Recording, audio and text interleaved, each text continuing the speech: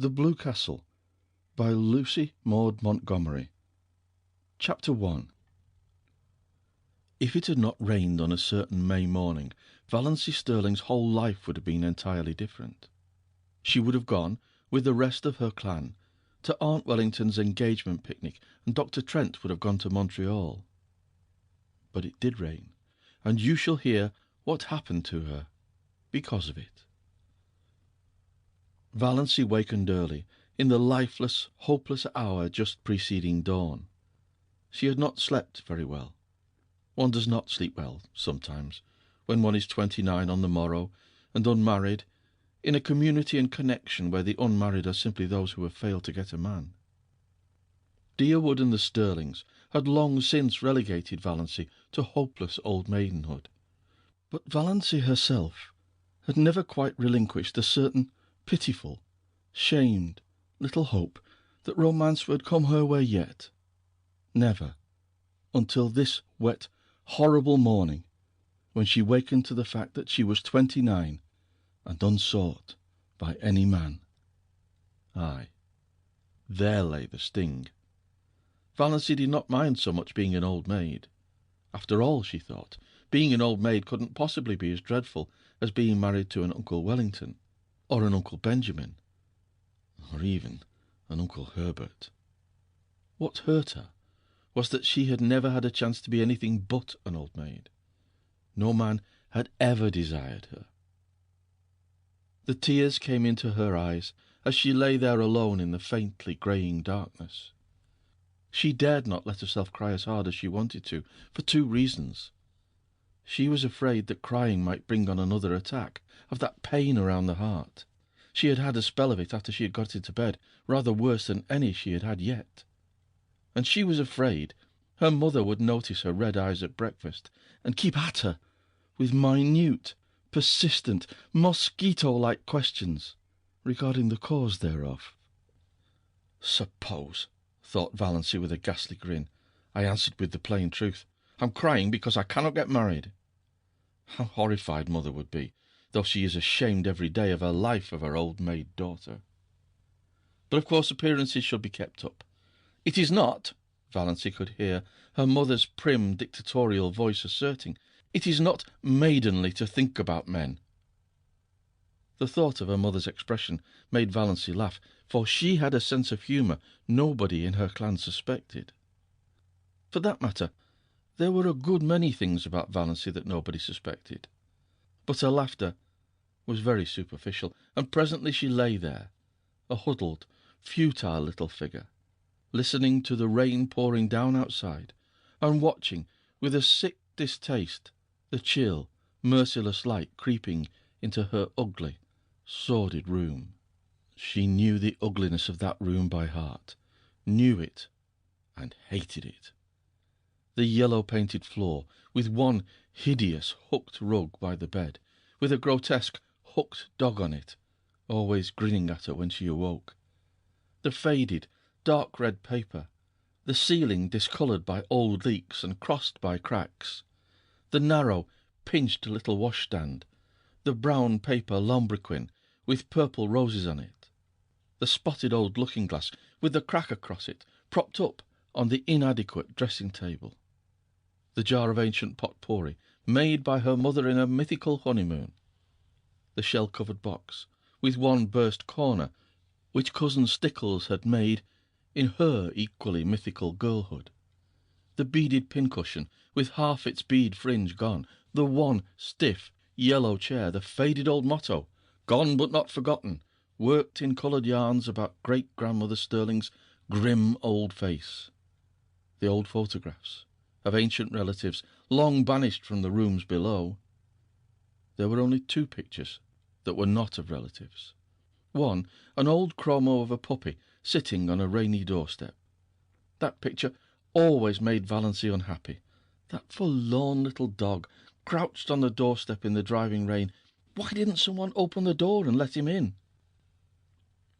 The other picture was a faded, passe-partouted engraving of Queen Louise coming down a stairway which Aunt Wellington had lavishly given her on her 10th birthday. For 19 years she had looked at it, and hated it. Beautiful, smug, self-satisfied Queen Louise. But she never dared destroy it or remove it. Mother and Cousin Stickles would have been aghast, or, as Valency irreverently expressed it in her thoughts, would have had a fit. Every room in the house was ugly, of course, but downstairs appearances were kept up somewhat. There was no money for rooms nobody ever saw. Valency sometimes felt that she could have done something for her room herself, even without money, if she were permitted. But her mother had negatived every timid suggestion, and Valency did not persist. Valency never persisted. She was afraid to. Her mother could not brook opposition. Mrs. Stirling would sulk for days if offended, with the airs of an insulted duchess. The only thing Valency liked about her room was that she could be alone there at night to cry if she wanted to. But, after all, what did it matter if a room which you used for nothing except sleeping and dressing in were ugly? Valency was never permitted to stay alone in her room for any other purpose.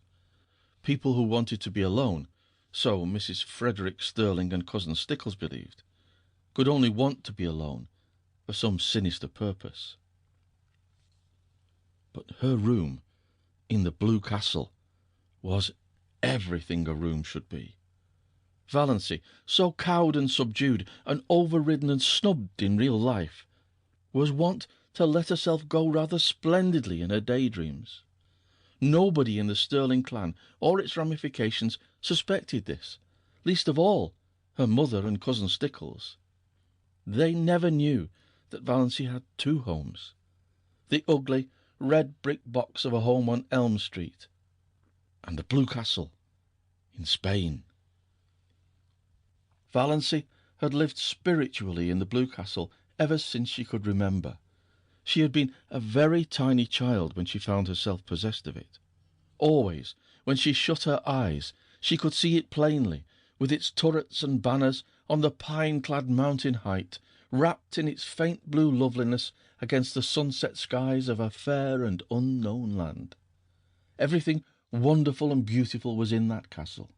Jewels that queens might have worn, robes of moonlight and fire, couches of roses and gold, long flights of shallow marble steps, with great white urns, and with slender, mist-clad maidens going up and down them, courts, marble-pillared, where shimmering fountains fell and nightingales sang among the myrtles, halls of mirrors that reflected only handsome knights and lovely women, herself the loveliest of all, for whose glance men died. All that supported her through the boredom of her days was the hope of going on a dream spree at night. Most, if not all, of the Stirlings would have died of horror if they had known half the things Valency did in her Blue Castle. For one thing, she had quite a few lovers in it. Oh, only one at a time.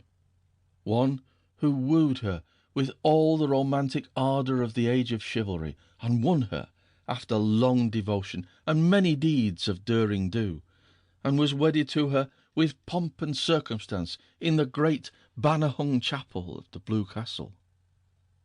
At 12, this lover was a fair lad with golden curls and heavenly blue eyes. At 15, he was tall and dark and pale, but still necessarily handsome. At 20, he was ascetic, dreamy, spiritual. At 25, he had a clean-cut jaw, slightly grim, and a face strong and rugged rather than handsome. Valency never grew older than 25 in her Blue Castle. But recently, very recently, her hero had had reddish, tawny hair, a twisted smile, and a mysterious past. I don't say Valency deliberately murdered these lovers as she outgrew them. One simply faded away as another came. Things are very convenient in this respect in Blue Castles. But on this morning of her day of fate, Valency could not find the key of her Blue Castle. Reality pressed on her too hardly, barking at her heels like a maddening little dog. She was 29, lonely, undesired, ill-favoured, the only homely girl in a handsome clan, with no past and no future. As far as she could look back, life was drab and colourless, with not one single crimson or purple spot anywhere. As far as she could look forward, it seemed certain to be just the same, until she was nothing but a solitary little withered leaf clinging to a wintry bough. The moment when a woman realises that she has nothing to live for, neither love, duty, purpose nor hope, holds for her the bitterness of death. And I just have to go on living because I can't stop. I may have to live 80 years, thought Valancy, in a kind of panic. We're all horribly long-lived.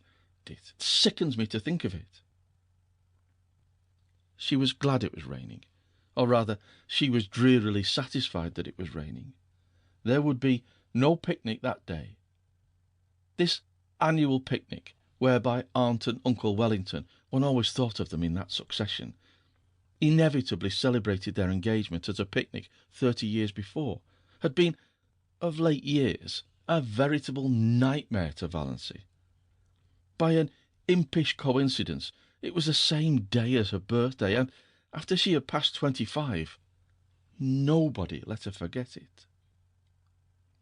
Much as she hated going to the picnic, it would never have occurred to her to rebel against it. There seemed to be nothing of the revolutionary in her nature, and she knew exactly what everyone would say to her at the picnic. Uncle Wellington, whom she disliked and despised even though he had fulfilled the highest sterling aspiration, marrying money, would say to her, in a pig's whisper, "Not thinking of getting married yet, my dear?" and then go off into the bellow of laughter with which he invariably concluded his dull remarks. Aunt Wellington, of whom Valancy stood in abject awe, would tell her about Olive's new chiffon dress and Cecil's last devoted letter. Valancy would have to look as pleased and interested as if the dress and letter had been hers, or else Aunt Wellington would be offended. And Valancy had long ago decided that she would rather offend God than Aunt Wellington, because God might forgive her, but Aunt Wellington never would. Aunt Alberta, enormously fat, with an amiable habit of always referring to her husband as he, as if he were the only male creature in the world who could never forget that she had been a great beauty in her youth, would condole with Valancy on her sallow skin. "I don't know why all the girls of today are so sunburned. When I was a girl, my skin was roses and cream. I was counted the prettiest girl in Canada, my dear." Perhaps Uncle Herbert wouldn't say anything, or perhaps he would remark jocularly, "How fat you're getting, Doss!" and then everybody would laugh over the excessively humorous idea of poor scrawny little Doss getting fat. Handsome, solemn Uncle James, whom Valancy disliked but respected because he was reputed to be very clever, and was therefore the clan oracle, brains being none too plentiful in the Stirling connection, would probably remark with the owl-like sarcasm that had won him his reputation, "I suppose you're busy with your hope chest these days." And Uncle Benjamin would ask some of his abominable conundrums between wheezy chuckles, and answer them himself. "What's the difference between Doss and a mouse? The mouse wishes to harm the cheese, and Doss wishes to charm the he's." Valancy had heard him ask that riddle 50 times, and every time she wanted to throw something at him, but she never did. In the first place, the Stirlings simply did not throw things. In the second place, Uncle Benjamin was a wealthy and childless old widower, and Valancy had been brought up in the fear and admonition of his money. If she offended him, he would cut her out of his will, supposing she were in it. Valancy did not want to be cut out of Uncle Benjamin's will. She had been poor all her life, and knew the galling bitterness of it. So she endured his riddles, and even smiled tortured little smiles over them. Aunt Isabel, downright and disagreeable as an east wind, would criticise her in some way, Valency could not predict just how, for Aunt Isabel never repeated a criticism. She found something new with which to jab you every time. Aunt Isabel prided herself on saying what she thought, but didn't like it so well when other people said what they thought to her. Valency never said what she thought. Cousin Georgiana, named after her great-great-grandmother, who had been named after George IV, would recount dolorously the names of all relatives and friends who had died since the last picnic, and wonder which of us will be the first to go next. Oppressively competent, Aunt Mildred would talk endlessly of her husband and her odious prodigies of babies to Valency, because Valency would be the only one she could find to put up with it. For the same reason, Cousin Gladys, really first Cousin Gladys, once removed, according to the strict way in which the Stirlings tabulated relationship, a tall, thin lady who admitted she had a sensitive disposition, would describe minutely the tortures of her neuritis, and Olive, the wonder girl of the whole Stirling clan, who had everything Valency had not, beauty, popularity, love, would show off her beauty, and presume on her popularity, and flaunt her diamond insignia of love in Valency's dazzled, envious eyes. There would be none of all this today, and there would be no packing up of teaspoons.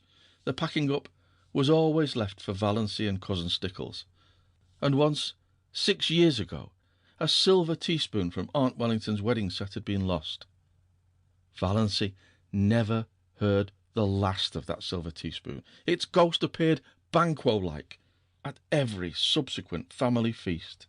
Oh yes, Valency knew exactly what the picnic would be like, and she blessed the rain that had saved her from it. There would be no picnic this year. If Aunt Wellington could not celebrate on the sacred day itself, she would have no celebration at all. Thank whatever gods there were for that. Since there would be no picnic, Valency made up her mind that, if the rain held up in the afternoon, she would go up to the library and get another of John Foster's books. Valency was never allowed to read novels, but John Foster's books were not novels.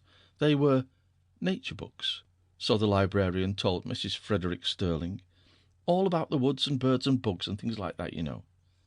So Valency was allowed to read them, under protest, for it was only too evident that she enjoyed them too much.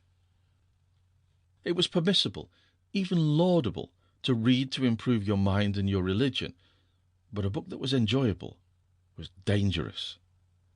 Valency did not know whether her mind was being improved or not, but she felt vaguely that if she had come across John Foster's books years ago, life might have been a different thing for her.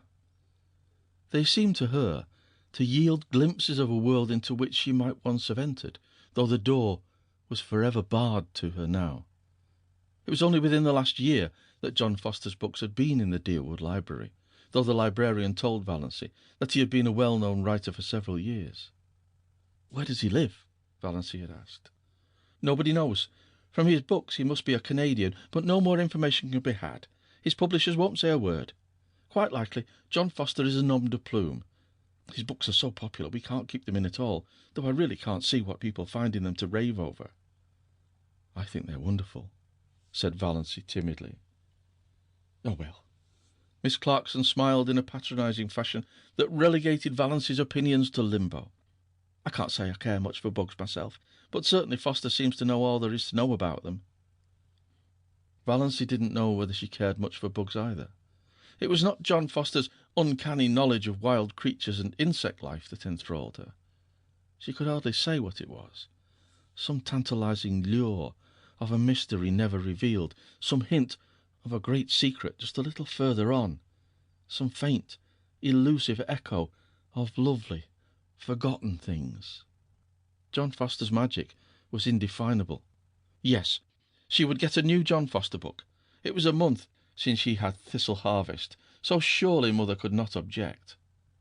Valency had read it 4 times. She knew whole passages off by heart, and she almost thought she would go and see Dr. Trent about that queer pain around the heart. It had come rather often lately, and the palpitations were becoming annoying, not to speak of an occasional dizzy moment and a queer shortness of breath. Could she go to see him without telling anyone? It was a most daring thought. None of the Stirlings ever consulted a doctor without holding a family council and getting Uncle James's approval. Then they went to Dr. Ambrose Marsh of Port Lawrence, who had married second cousin Adelaide Stirling. But Valency disliked Dr. Ambrose Marsh, and, besides, she could not get to Port Lawrence 15 miles away without being taken there. She did not want anyone to know about her heart. There would be such a fuss made, and every member of the family would come down and talk it over and advise her and caution her and warn her and tell her horrible tales of great aunts and cousins 40 times removed who had been just like that and dropped dead without a moment's warning, my dear. Aunt Isabel would remember that she had always said Doss looked like a girl who would have heart trouble, so pinched and peaked always, and Uncle Wellington would take it as a personal insult when no Stirling ever had heart disease before, and Georgiana would forebode in perfectly audible asides that poor dear little Doss isn't long for this world, I'm afraid. And Cousin Gladys would say, "Why, my heart's been like that for years," in a tone that implied no one else had any business even to have a heart. And Olive would merely look beautiful and superior and disgustingly healthy, as if to say, "Why all this fuss over a faded superfluity like Doss, when you can have me?" Valency felt she couldn't tell anybody unless she had to. She felt quite sure there was nothing at all seriously wrong with her heart, and no need of all the pother that would ensue if she mentioned it. She would just slip up quietly and see Dr. Trent that very day. As for his bill, she had the $200 that her father had put in the bank for her the day she was born. She was never allowed to use even the interest of this, but she would secretly take out enough to pay Dr. Trent. Dr. Trent was a gruff, outspoken, absent-minded old fellow, but he was a recognised authority on heart disease, even if he were only a general practitioner in out-of-the-world Deerwood. Dr. Trent was over 70, and there had been rumours that he meant to retire soon. None of the Stirling clan had ever gone to him since he had told Cousin Gladys 10 years before that her neuritis was all imaginary and that she enjoyed it. You couldn't patronise a doctor who insulted your first cousin once removed like that, not to mention that he was a Presbyterian, when all the Stirlings went to the Anglican church. But Valency, between the devil of disloyalty to clan and the deep sea of fuss and clatter and advice, thought she would take a chance with the devil. End of section 1. Chapter 2. When Cousin Stickles knocked at her door, Valency knew it was 7:30, and she must get up. As long as she could remember, Cousin Stickles had knocked at her door at 7:30.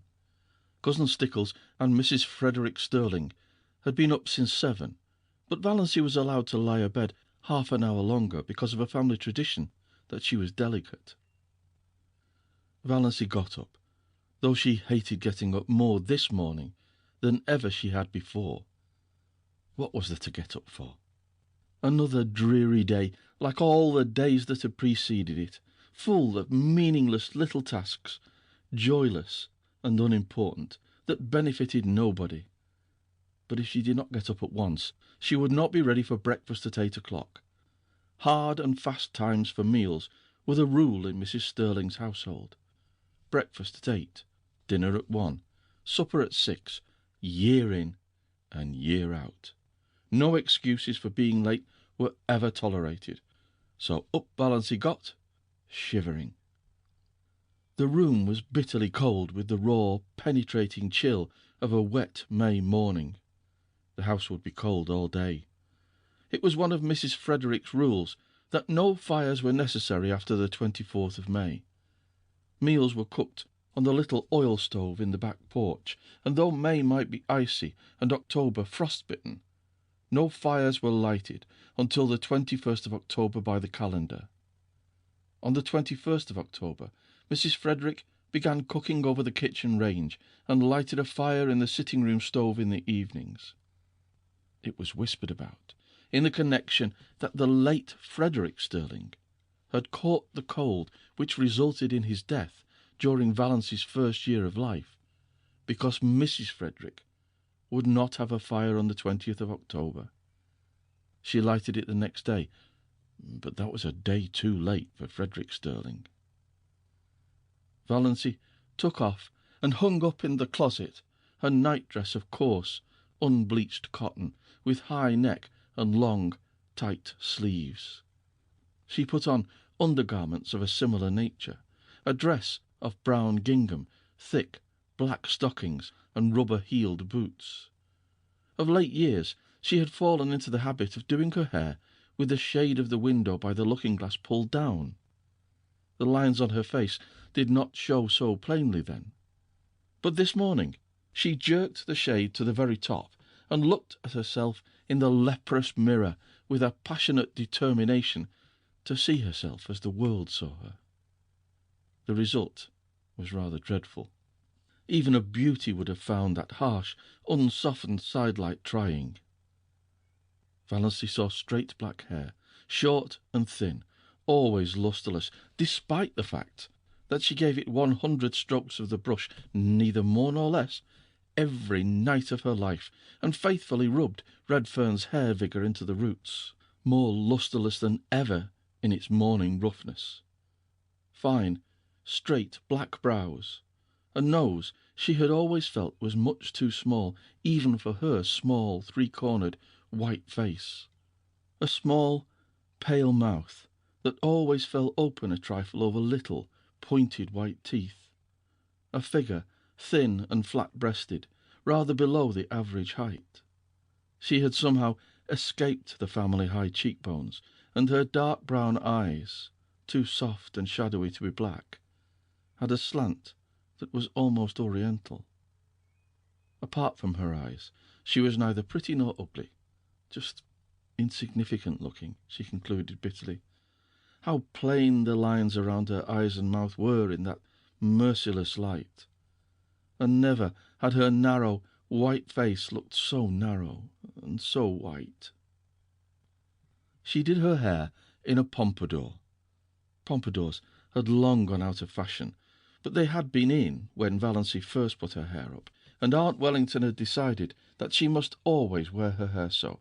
"It is the only way that becomes you. Your face is so small that you must add height to it by a pompadour effect," said Aunt Wellington, who always enunciated commonplaces as if uttering profound and important truths. Valency had hankered to do her hair pulled low on her forehead, with puffs above the ears, as Olive was wearing hers. But Aunt Wellington's dictum had such an effect on her that she never dared change her style of hairdressing again. But then there were so many things Valency never dared do. All her life she had been afraid of something, she thought bitterly. From the very dawn of recollection, when she had been so horribly afraid of the big black bear that lived, so Cousin Stickles told her, in the closet under the stairs. And I always will be. I know it. I can't help it. I don't know what it would be like not to be afraid of something. Afraid of her mother's sulky fits. Afraid of offending Uncle Benjamin. Afraid of becoming a target for Aunt Wellington's contempt. Afraid of Aunt Isabel's biting comments. Afraid of Uncle James's disapproval. Afraid of offending the whole clan's opinions and prejudices. Afraid of not keeping up appearances, afraid to say what she really thought of anything, afraid of poverty in her old age. Fear, fear, fear. She could never escape from it. It bound her and enmeshed her like a spider's web of steel. Only in her blue castle could she find temporary release. And this morning Valency could not believe she had a blue castle. She would never be able to find it again. 29, unmarried, undesired. What had she to do with the fairy-like chatelaine of the Blue Castle? She would cut such childish nonsense out of her life forever and face reality unflinchingly. She turned from her unfriendly mirror and looked out. The ugliness of the view always struck her like a blow. The ragged fence, the tumble-down old carriage shop in the next lot, plastered with crude, violently coloured advertisements, the grimy railway station beyond, with the awful derelicts that were always hanging around it, even at this early hour. In the pouring rain, everything looked worse than usual, especially the beastly advertisement, "Keep that schoolgirl complexion." Valancy had kept her schoolgirl complexion. That was just the trouble. There was not a gleam of beauty anywhere. Exactly like my life, thought Valancy drearily. Her brief bitterness had passed. She accepted facts as resignedly as she had always accepted them. She was one of the people whom life always passes by. There was no altering that fact. In this mood, Valancy went down to breakfast. Chapter 3. Breakfast was always the same. Oatmeal porridge, which Valancy loathed, toast and tea, and 1 teaspoonful of marmalade. Mrs. Frederick thought 2 teaspoonsful extravagant, but that did not matter to Valancy, who hated marmalade too. The chilly, gloomy little dining room was chillier and gloomier than usual. The rain streamed down outside the window. Departed sterlings, in atrocious gilt frames, wider than the pictures, glowered down from the walls. And yet Cousin Stickles wished Valancy many happy returns of the day. "Sit up straight, Doss," was all her mother said. Valancy sat up straight. She talked to her mother and Cousin Stickles of the things they always talked of. She never wondered what would happen if she tried to talk of something else. She knew. Therefore she never did it. Mrs. Frederick was offended with Providence for sending a rainy day when she wanted to go on a picnic, so she ate her breakfast in a sulky silence for which Valancy was rather grateful.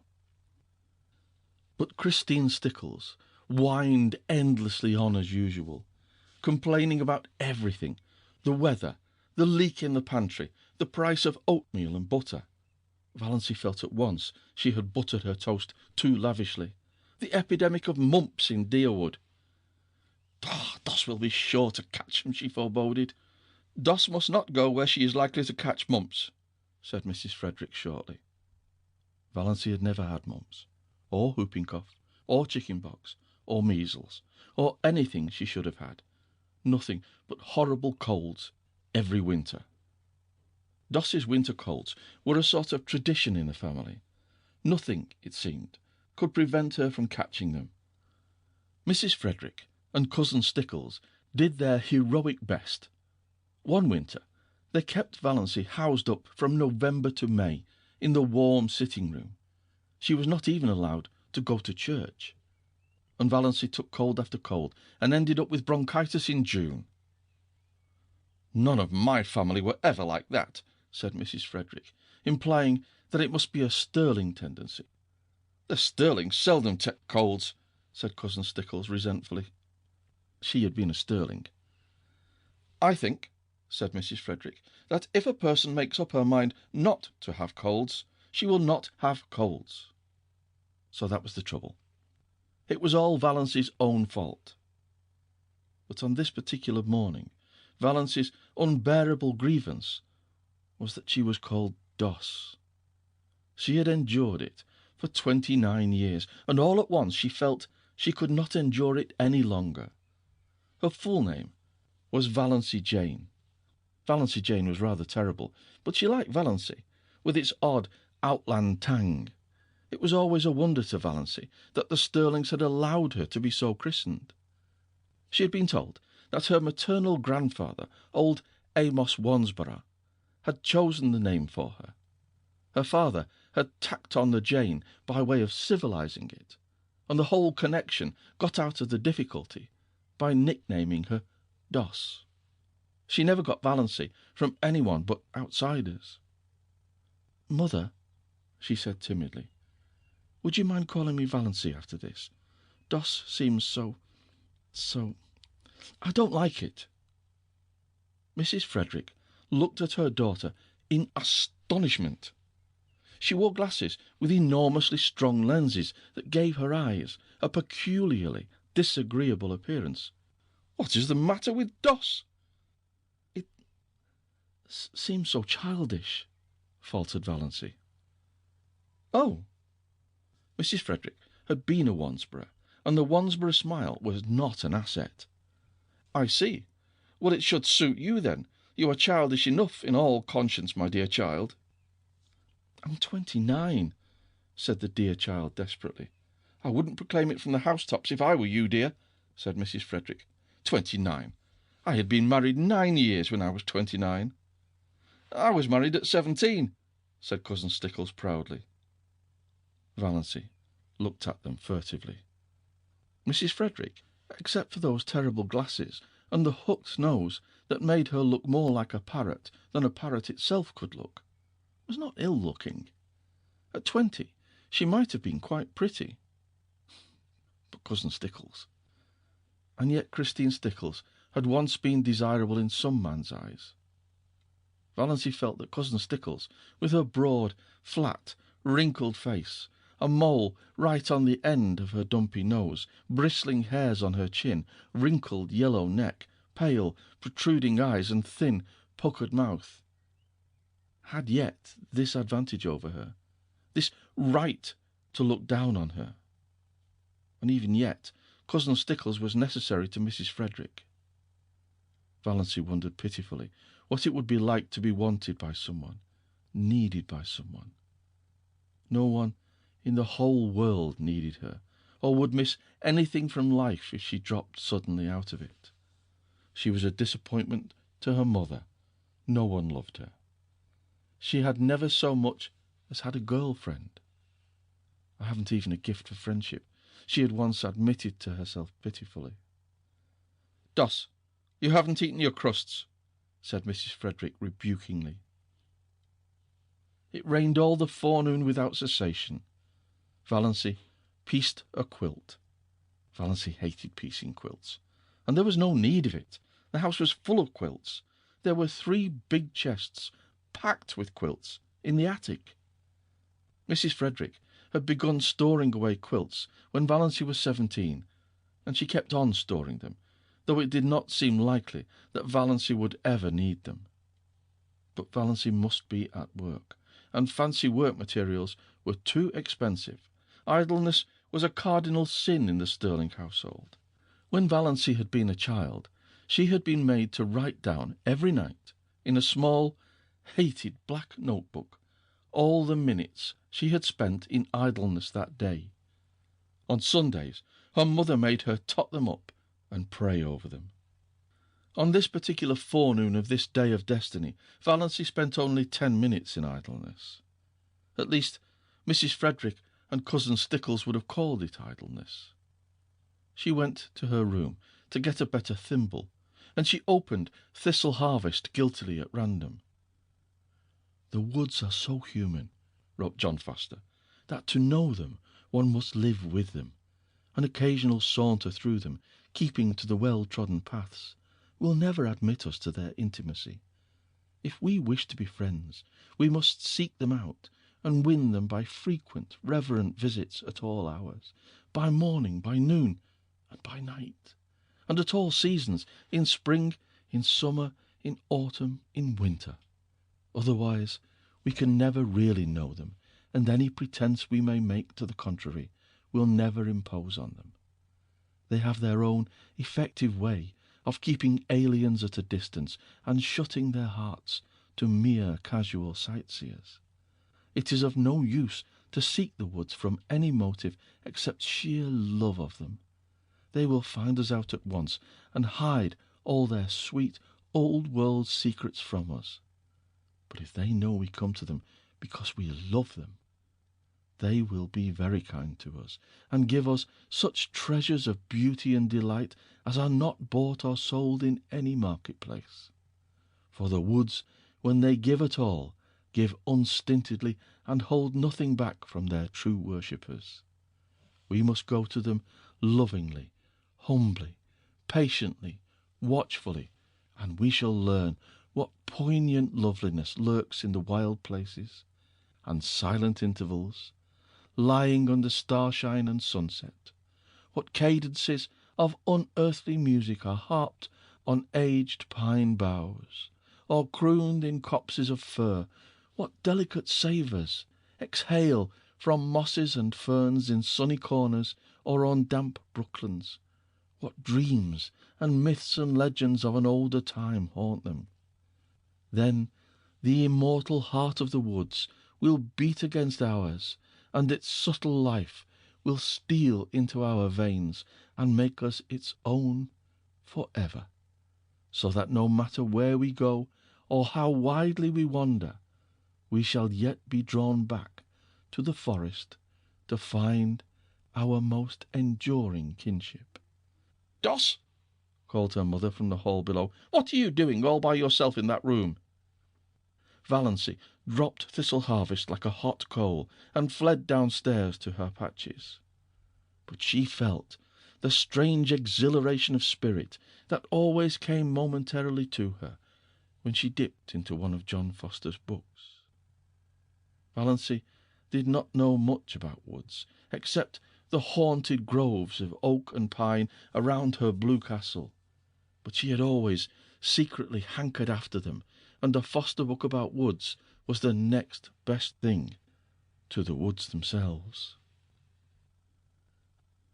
At noon it stopped raining, but the sun did not come out until 3. Then Valancy timidly said she thought she would go uptown. "What do you want to go uptown for?" demanded her mother. "I want to get a book from the library." "You got a book from the library only last week." "No, it was 4 weeks. 4 weeks? Nonsense." "Really it was, mother." "You are mistaken. It cannot possibly have been more than 2 weeks. I dislike contradiction, and I do not see what you want to get a book for anyhow. You waste too much time reading." "Of what value is my time?" asked Valancy bitterly. "Doss, don't speak in that tone to me." "We need some tea," said Cousin Stickles. "She might go and get that if she wants a walk, though this damp weather is bad for colds." They argued the matter for 10 minutes longer, and finally Mrs. Frederick agreed, rather grudgingly, that Valancy might go. End of section 2. Read by Bryn Roberts.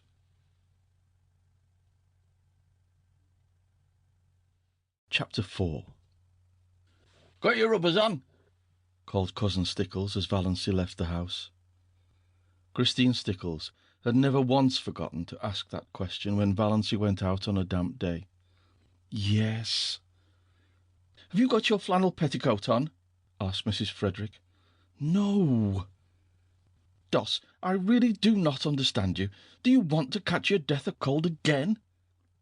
Her voice implied that Valancy had died of a cold several times already. "Go upstairs this minute and put it on." "Mother, I don't need a flannel petticoat. My sateen one is warm enough."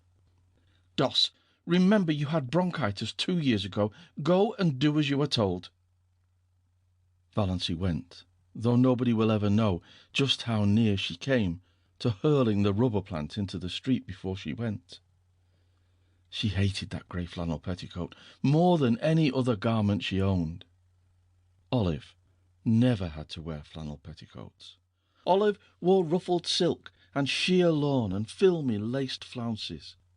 But Olive's father had married money, and Olive never had bronchitis. So there you were. "Are you sure you didn't leave the soap in the water?" demanded Mrs. Frederick. But Valancy was gone.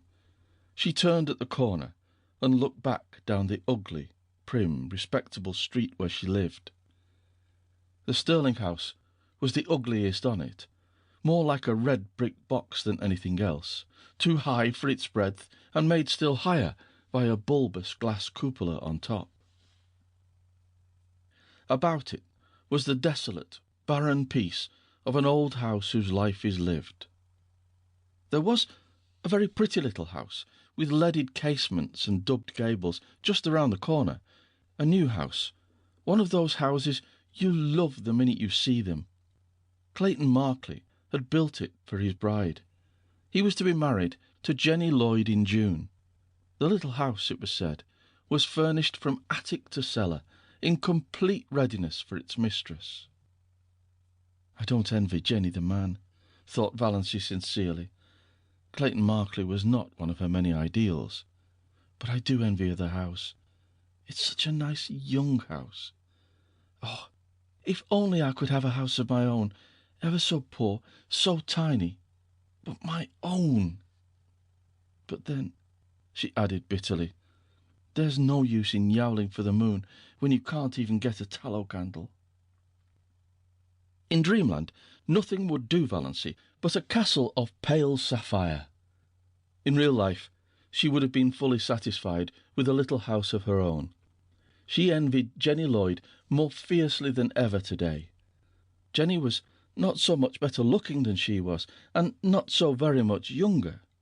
Yet she was to have this delightful house, and the nicest little Wedgwood teacups, Valancy had seen them, an open fireplace, and monogrammed linen, hem-stitched tablecloths, and china closets. Why did everything come to some girls and nothing to others? It wasn't fair. Valancy was once more seething with rebellion as she walked along, a prim, dowdy little figure, in her shabby raincoat and 3-year-old hat, splashed occasionally by the mud of a passing motor with its insulting shrieks. Motors were still rather a novelty in Deerwood, though they were common in Port Lawrence, and most of the summer residents up at Muskoka had them. In Deerwood, only some of the smart set had them, for even Deerwood was divided into sets. There was the smart set, the intellectual set, the old family set, of which the Stirlings were members, the common run, and a few pariahs. Not one of the Stirling clan had, as yet, condescended to a motor, though Olive was teasing her father to have one. Valancy had never even been in a motor car, but she did not hanker after this. In truth, she felt rather afraid of motor cars, especially at night. They seemed to be too much like big, purring beasts that might turn and crush you, or make some terrible, savage leap somewhere. On the steep mountain trails around her blue castle, only gaily caparisoned steeds might proudly pace. In real life, Valancy would have been quite contented to drive in a buggy behind a nice horse. She got a buggy drive only when some uncle or cousin remembered to fling her a chance, like a bone to a dog. Chapter 5. Of course, she must buy the tea in Uncle Benjamin's grocery store. To buy it anywhere else was unthinkable. Yet Valancy hated to go to Uncle Benjamin's store on her 29th birthday. There was no hope that he would not remember it. "Why," demanded Uncle Benjamin leeringly, as he tied up her tea, "are young ladies like bad grammarians?" Valancy, with Uncle Benjamin's will in the background of her mind, said meekly, "I don't know. Why?" "Because," chuckled Uncle Benjamin, "they can't decline matrimony." The two clerks, Joe Hammond and Claude Bertram, chuckled also, and Valancy disliked them a little more than ever. On the first day Claude Bertram had seen her in the store, she had heard him whisper to Joe, "Who is that?" And Joe had said, "Valancy Stirling, one of the Deerwood old maids." "Curable or incurable?" Claude had asked with a snicker, evidently thinking the question very clever. Valancy smarted anew with the sting of that old recollection. 29, Uncle Benjamin was saying. "Dear me, Doss, you're dangerously near the second corner and not even thinking of getting married yet. 29. Seems impossible." Then Uncle Benjamin said an original thing. Uncle Benjamin said, "How time does fly." "I think it crawls," said Valancy passionately. Passion was so alien to Uncle Benjamin's conception of Valancy that he didn't know what to make of her. To cover his confusion, he asked another conundrum as he tied up her beans. Cousin Stickles had remembered at the last moment that they must have beans. Beans were cheap and filling. "What two ages are apt to prove illusory?" asked Uncle Benjamin, and, not waiting for Valancy to give it up, he added, "Mirage and marriage." M-I-R-A-G-E is pronounced mirage, said Valancy shortly, picking up her tea and her beans. For the moment she did not care whether Uncle Benjamin cut her out of his will or not. She walked out of the store, while Uncle Benjamin stared after her, with his mouth open. Then he shook his head. "Poor Doss is taking it hard," he said. Valancy was sorry by the time she reached the next crossing. Why had she lost her patience like that? Uncle Benjamin would be annoyed, and would likely tell her mother that Doss had been impertinent to me, and her mother would lecture her for a week. "I've held my tongue for 20 years, thought Valancy. Why couldn't I have held it once more? Yes, it was just 20, Valancy reflected, since she had first been twitted with her loverless condition. She remembered the bitter moment perfectly. She was just 9 years old, and she was standing alone on the school playground while the other little girls of her class were playing a game in which you must be chosen by a boy as his partner before you could play. Nobody had chosen Valancy. Little, pale, black-haired Valancy, with her prim, long-sleeved apron and odd, slanted eyes. "Oh," said a pretty little girl to her, "I'm so sorry for you. You haven't got a beau." Valancy had said defiantly, as she continued to say for 20 years, "I don't want a beau." But this afternoon, Valancy once and for all stopped saying that. "I'm going to be honest with myself anyhow," she thought savagely. "Uncle Benjamin's riddles hurt me because they're true. I do want to be married. I want a house of my own. I want a husband of my own. I want sweet, fat little babies of my own." Valancy stopped suddenly, aghast at her own recklessness. She felt sure that Reverend Dr. Stalling, who passed her at this moment, read her thoughts and disapproved of them thoroughly. Valancy was afraid of Dr. Stalling, had been afraid of him ever since the Sunday 23 years before, when he had first come to St. Albans. Valancy had been too late for Sunday school that day, and she had gone into the church timidly and sat in their pew. No one else was in the church. Nobody except the new rector, Dr. Stalling. Dr. Stalling stood up in front of the choir door, beckoned to her, and said sternly, "Little boy, come up here." Valancy had stared around her. There was no little boy. There was no one in all the huge church but herself. This strange man with the blue glasses couldn't mean her. She was not a boy. "Little boy," repeated Dr. Stalling, more sternly still, shaking his forefinger fiercely at her. "Come up here at once." Valancy arose as if hypnotized and walked up the aisle. She was too terrified to do anything else. What dreadful thing was going to happen to her? What had happened to her? Had she actually turned into a boy? She came to a stop in front of Dr. Stalling. Dr. Stalling shook his forefinger, such a long, knuckly forefinger, at her and said, "Little boy, take off your hat." Valancy took off her hat. She had a scrawny little pigtail hanging down her back, but Dr. Stalling was short-sighted and did not perceive it. "Little boy, go back to your seat and always take off your hat in church. Remember." Valancy went back to her seat, carrying her hat like an automaton. Presently her mother came in. "Doss," said Mrs. Stirling, "what do you mean by taking off your hat? Put it on instantly." Valancy put it on instantly. She was cold with fear, lest Dr. Stalling should immediately summon her up front again. She would have to go, of course. It never occurred to her that one could disobey the rector, and the church was full of people now. Oh, what would she do if that horrible, stabbing forefinger was shaken at her again before all those people. Valency sat through the whole service in an agony of dread and was sick for a week afterwards. Nobody knew why. Mrs. Frederick again bemoaned herself of her delicate child.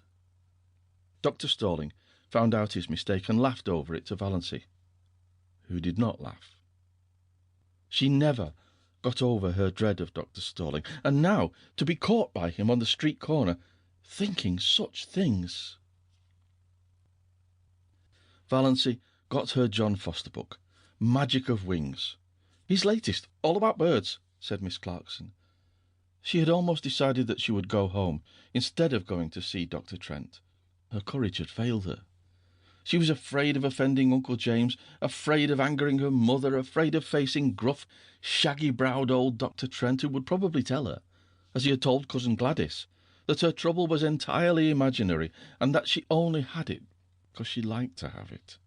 No, she would not go. She would get a bottle of Redfern's purple pills instead. Redfern's purple pills were the standard medicine of the Stirling clan. Had they not cured second cousin Geraldine when 5 doctors had given her up? Valency always felt very sceptical concerning the virtues of the purple pills, but there might be something in them, and it was easier to take them than to face Dr. Trent alone. She would glance over the magazines in the reading room a few minutes and then go home. Valency tried to read a story, but it made her furious. On every page was a picture of the heroine surrounded by adoring men, and here was she, Valency Stirling, who could not get a solitary beau. Valency slammed the magazine shut. She opened Magic of Wings. Her eyes fell on the paragraph that changed her life. Fear is the original sin, wrote John Foster. Almost all the evil in the world has its origin in the fact that someone is afraid of something. It is a cold, slimy serpent coiling about you. It is horrible to live with fear, and it is of all things degrading. Valency shut Magic of Wings and stood up. She would go and see Dr. Trent. End of section 3. Read by Bryn Roberts.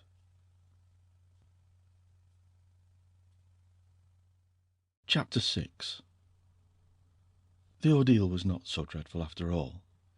Dr. Trent was as gruff and abrupt as usual, but he did not tell her her ailment was imaginary.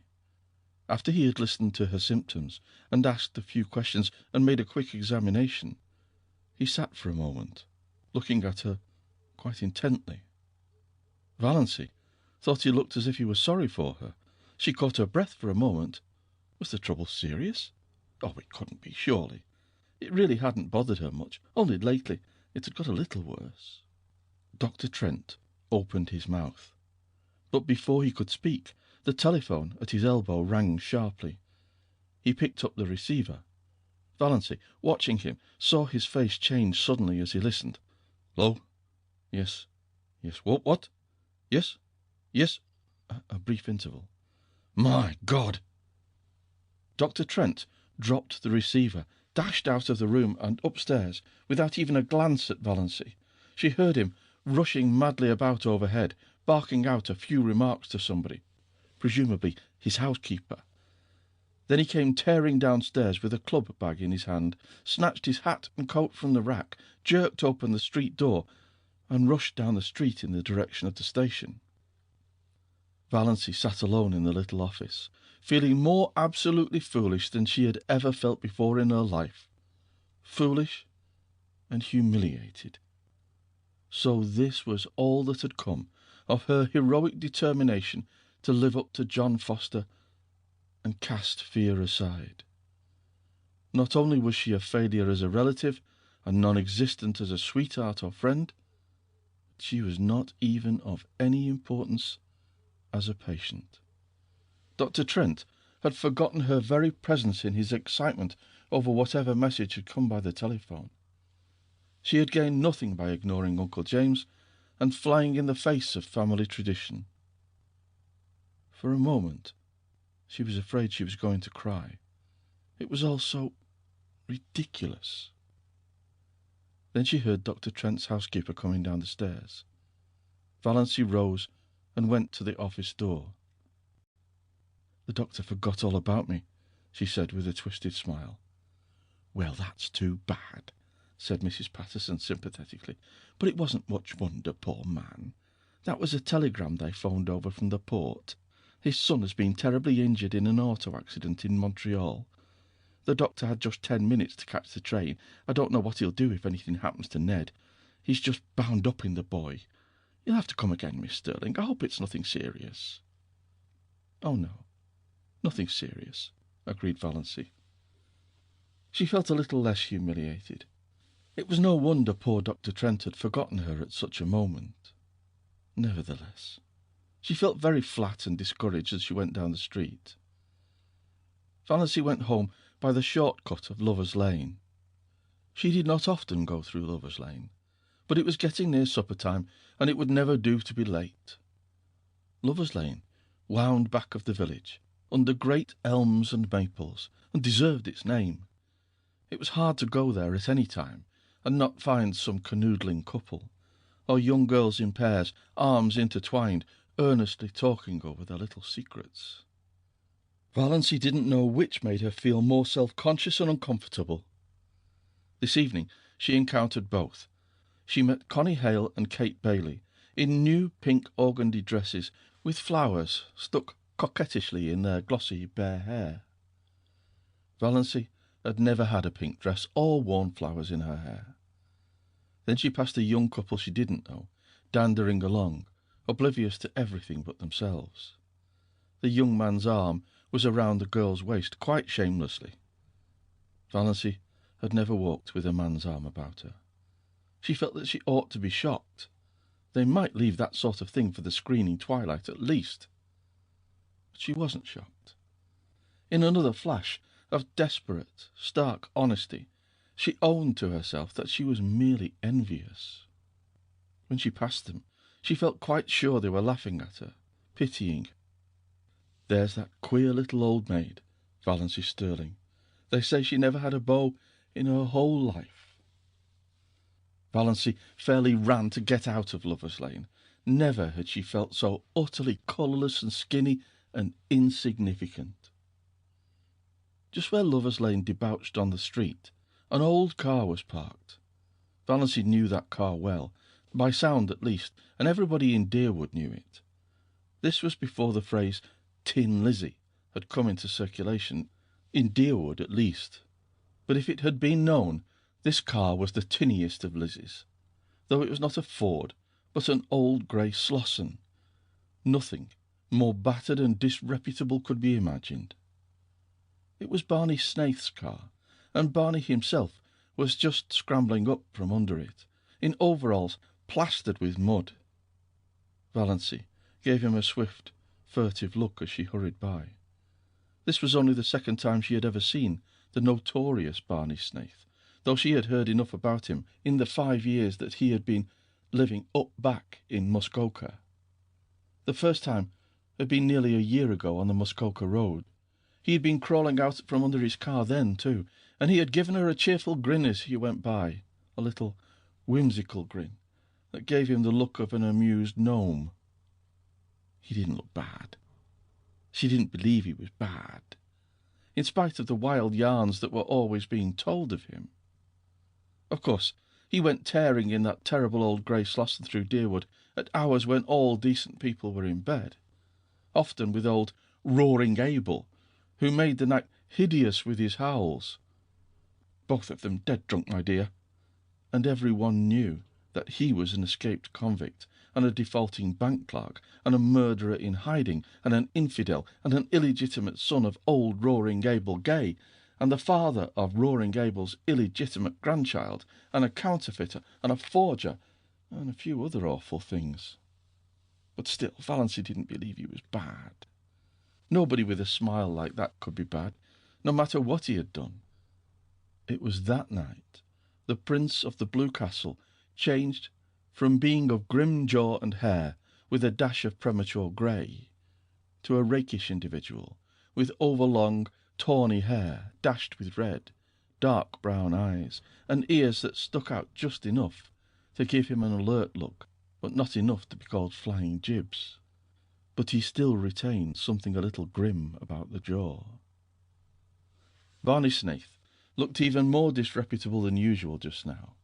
It was very evident that he hadn't shaved for days, and his hands and arms, bare to the shoulders, were black with grease.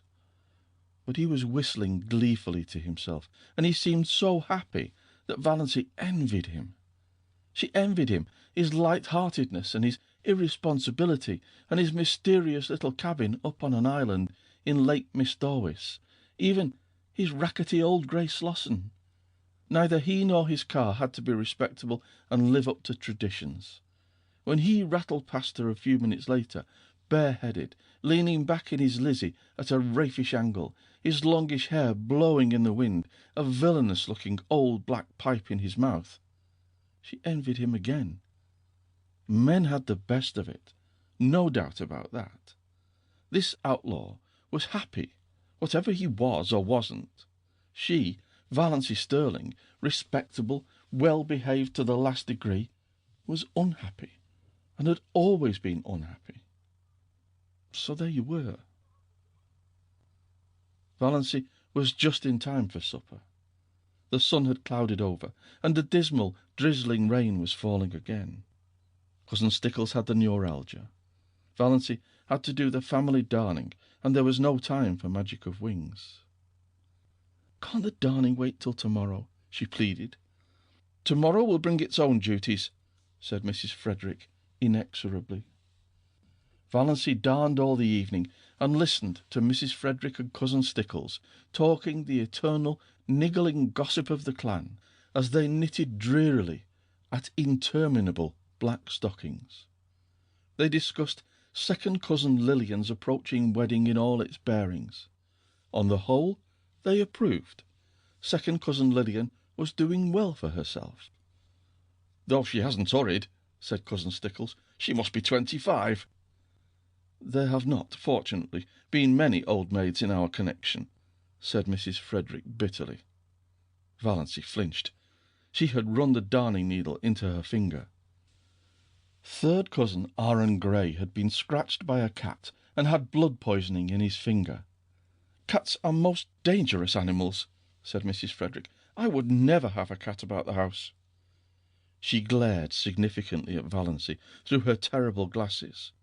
Once, 5 years ago, Valancy had asked if she might have a cat. She had never referred to it since, but Mrs. Frederick still suspected her of harbouring the unlawful desire in her heart of hearts. Once Valancy sneezed. Now, in the Sterling Code, it was very bad form to sneeze in public. "You can always repress a sneeze by pressing your finger on your upper lip," said Mrs. Frederick rebukingly. 9:30 o'clock, and so, as Mr. Pepys would say, to bed. But first Cousin Stickles' neuralgic back must be rubbed with Redfern's liniment. Valancy did that. Valancy always had to do it. She hated the smell of Redfern's liniment. She hated the smug, beaming, portly, bewhiskered, bespectacled picture of Dr. Redfern on the bottle. Her fingers smelled of the horrible stuff after she got into bed, in spite of all the scrubbing she gave them. Valancy's day of destiny had come and gone. She ended it as she had begun it, in tears. Chapter 7. There was a rosebush on the little Sterling lawn, growing beside the gate. It was called Doss's rosebush. Cousin Georgiana had given it to Valancy 5 years ago, and Valancy had planted it joyfully. She loved roses, but, of course, the rosebush never bloomed. That was her luck. Valancy did everything she could think of, and took the advice of everybody in the clan, but still the rosebush would not bloom. It throve, and grew luxuriantly, with great leafy branches untouched of rust or spider, but not even a bud had ever appeared on it. Valancy, looking at it 2 days after her birthday, was filled with a sudden, overwhelming hatred for it. The thing wouldn't bloom. Very well then, she would cut it down. She marched to the tool room in the barn for her garden knife, and she went at the rosebush viciously. A few minutes later, horrified Mrs. Frederick came out to the veranda and beheld her daughter slashing insanely among the rosebush boughs. Half of them were already strewn on the walk. The bush looked sadly dismantled.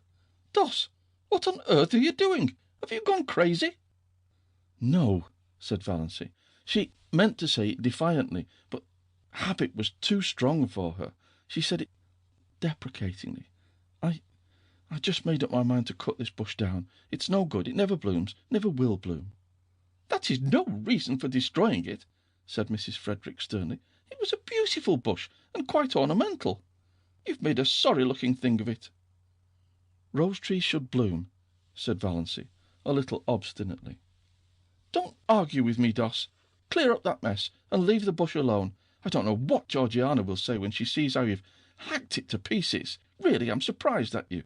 And to do it without consulting me." "The bush is mine," muttered Valancy. "What's that? What did you say, Doss?" "I only said the bush was mine," repeated Valancy humbly. Mrs. Frederick turned without a word and marched back into the house. The mischief was done now.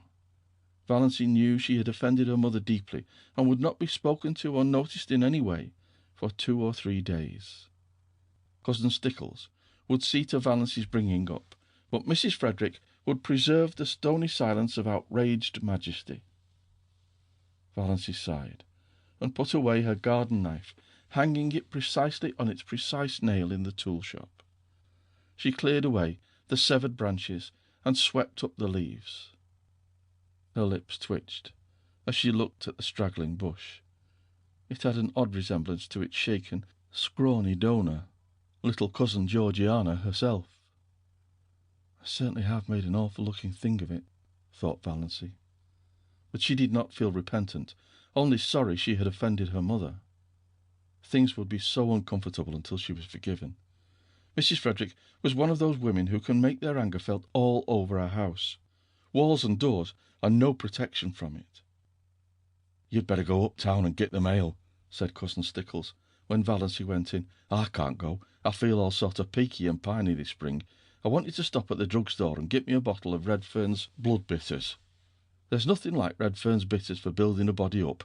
Cousin James says the purple pills are best, but I know better. My poor dear husband took Redfern's bitters right up to the day he died. Don't let them charge you more than 90 cents. I can get it for that at the port. And what have you been saying to your poor mother? Do you ever stop to think, Doss, that you can only have one mother?"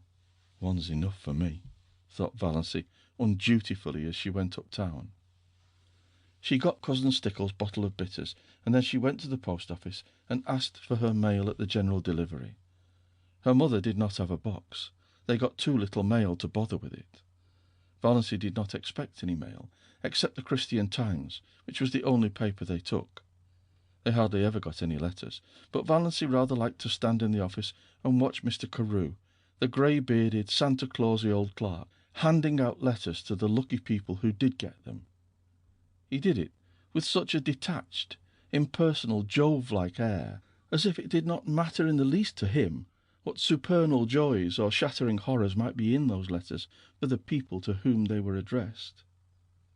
Letters had a fascination for Valancy, perhaps because she so seldom got any. In her Blue Castle, exciting epistles, bound with silk and sealed with crimson, were always being brought to her by pages in livery of gold and blue. But in real life, her only letters were occasional perfunctory notes from relatives or an advertising circular. Consequently, she was immensely surprised when Mr. Carew, looking even more Jovian than usual, poked a letter out to her. Yes, it was addressed to her plainly, in a fierce black hand. Miss Valancy Sterling, Elm Street, Deerwood, and the postmark was Montreal. Valancy picked it up with a little quickening of her breath. Montreal! It must be from Dr. Trent. He had remembered her, after all. Valancy met Uncle Benjamin coming in as she was going out, and was glad the letter was safely in her bag. "What," said Uncle Benjamin, "is the difference between a donkey and a postage stamp." "I don't know. What?" answered Valancy dutifully. "One you lick with a stick, and the other you stick with a lick." Uncle Benjamin passed in, tremendously pleased with himself. Cousin Stickles pounced on the Times when Valancy got home, but it did not occur to her to ask if there were any letters. Mrs. Frederick would have asked it, but Mrs. Frederick's lips at present were sealed. Valancy was glad of this. If her mother had asked if there were any letters, Valancy would have had to admit there was. Then she would have had to let her mother and Cousin Stickles read the letter, and all would be discovered. Her heart acted strangely on the way upstairs, and she sat down by her window for a few minutes before opening her letter. She felt very guilty and deceitful. She had never before kept a letter secret from her mother. Every letter she had ever written or received had been read by Mrs. Frederick. That had never mattered. Valancy had never had anything to hide. But this did matter. She could not have anyone see this letter. But her fingers trembled with a consciousness of wickedness and unfilial conduct as she opened it. Trembled a little, too, perhaps with apprehension. She felt quite sure there was nothing seriously wrong with her heart, but one never knew. Dr. Trent's letter was like himself, blunt, abrupt, concise, wasting no words. Dr. Trent never beat about the bush. "Dear Miss Sterling," and then a page of black, positive writing. Valancy seemed to read it at a glance. She dropped it on her lap, her face ghost white. Dr. Trent told her that she had a very dangerous and fatal form of heart disease, angina pectoris, evidently complicated with an aneurysm, whatever that was, and in the last stages. He said, without mincing matters, that nothing could be done for her. If she took great care of herself, she might live a year. But she might also die at any moment. Dr. Trent never troubled himself about euphemisms. She must be careful to avoid all excitement and all severe muscular efforts. She must eat and drink moderately. She must never run. She must go upstairs and uphill with great care. Any sudden jolt or shock might be fatal. She was to get the prescription he enclosed filled and carry it with her always, taking a dose whenever her attacks came on. And he was hers truly, H.B. Trent. Valancy sat for a long while by her window. Outside was a world drowned in the light of a spring afternoon, skies entrancingly blue, winds perfumed and free, lovely, soft blue hazes at the end of every street. Over at the railway station, a group of young girls was waiting for a train. She heard their gay laughter as they chattered and joked. The train roared in and roared out again. But none of these things had any reality. Nothing had any reality except the fact that she had only another year to live. When she was tired of sitting at the window, she went over and lay down on her bed, staring at the cracked, discoloured ceiling. The curious numbness that follows on a staggering blow possessed her. She did not feel anything except a boundless surprise and incredulity, behind which was the conviction that Dr. Trent knew his business, and that she, Valancy Sterling, who had never lived, was about to die. When the gong rang for supper, Valancy got up and went downstairs mechanically, from force of habit. She wondered that she had been let alone so long, but of course her mother would not pay any attention to her just now. Valancy was thankful for this. She thought the quarrel over the rosebush had been really, as Mrs. Frederick herself might have said, providential. She could not eat anything, but both Mrs. Frederick and Cousin Stickles thought this was because she was deservedly unhappy over her mother's attitude, and her lack of appetite was not commented on. Valancy forced herself to swallow a cup of tea, and then sat and watched the others eat, with an odd feeling that years had passed since she had sat with them at the dinner table. She found herself smiling inwardly, To think what a commotion she could make if she chose. Let her merely tell them what was in Dr. Trent's letter, and there would be as much fuss made as if— Valancy thought bitterly— they really cared 2 straws about her. Dr. Trent's housekeeper got word from him today, said Cousin Stickles, so suddenly that Valancy jumped guiltily. Was there anything in thought waves? Mrs. Judd was talking to her uptown. They think his son will recover, but Dr. Trent wrote that if he did, he was going to take him abroad as soon as he was able to travel, and wouldn't be back here for a year at least. That will not matter much to us, said Mrs. Frederick majestically. He is not our doctor. I would not— Here she looked, or seemed to look, accusingly right through Valancy. Have him to doctor a sick cat. May I go upstairs and lie down? Said Valancy faintly. I have a headache. What's given you a headache? Asked Cousin Stickles, since Mrs. Frederick would not. The question had to be asked. Valancy could not be allowed to have headaches without interference.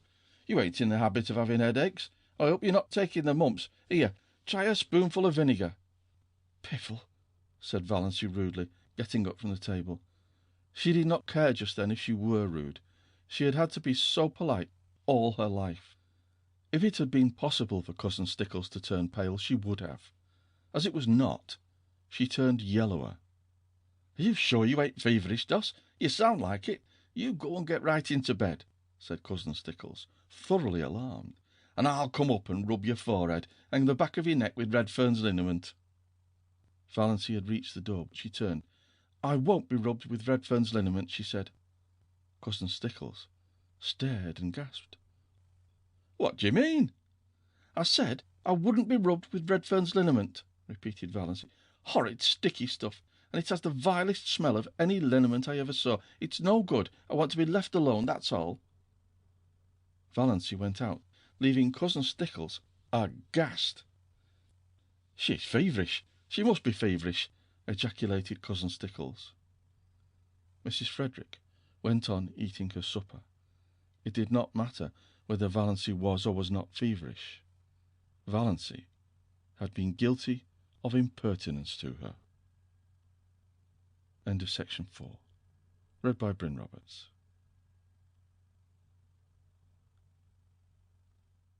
Chapter 8. Valancy did not sleep that night. She lay awake all through the long dark hours, thinking. She made a discovery that surprised her. She, who had been afraid of almost everything in life, was not afraid of death. It did not seem in the least terrible to her, and she need not now be afraid of anything else. Why had she been afraid of things? Because of life. Afraid of Uncle Benjamin because of the menace of poverty in old age. Now she would never be old, neglected, tolerated. Afraid of being an old maid all her life, but now she would not be an old maid very long. Afraid of offending her mother and her clan because she had to live with and among them and couldn't live peaceably. She didn't give in to them. But now she hadn't. Valancy felt a curious freedom. But she was still horribly afraid of one thing. The fuss the whole jamfrey of them would make when she told them. Valancy shuddered at the thought of it. She couldn't endure it. Oh, she knew so well how it would be. First there would be indignation, yes, indignation on the part of Uncle James, because she had gone to a doctor, any doctor, without consulting him. Indignation on the part of her mother for being so sly and deceitful. To your own mother, Doss. Indignation on the part of the whole clan because she had not gone to Dr. Marsh. Then would come the solicitude. She would be taken to Dr. Marsh, and when Dr. Marsh confirmed Dr. Trent's diagnosis, she would be taken to specialists in Toronto and Montreal. Uncle Benjamin would foot the bill with a splendid gesture of munificence in thus assisting the widow and orphan, and talk for ever after of the shocking fees specialists charged for looking wise and saying they couldn't do anything. And when the specialists could do nothing for her, Uncle James would insist on her taking purple pills. I've known them to effect a cure when all the doctors had given up. And her mother would insist on Redfern's blood bitters, and Cousin Stickles would insist on rubbing her over the heart every night with Redfern's liniment, on the grounds that it might do good and couldn't do harm. And everybody else would have some pet dope for her to take. Dr. Stalling would come to her and say solemnly, "You are very ill. Are you prepared for what may be before you?" Almost as if he were going to shake his forefinger at her, the forefinger that had not grown any shorter or less knobbly with age. And she would be watched and checked like a baby, and never let do anything or go anywhere alone. Perhaps she would not even be allowed to sleep alone, lest she die in her sleep.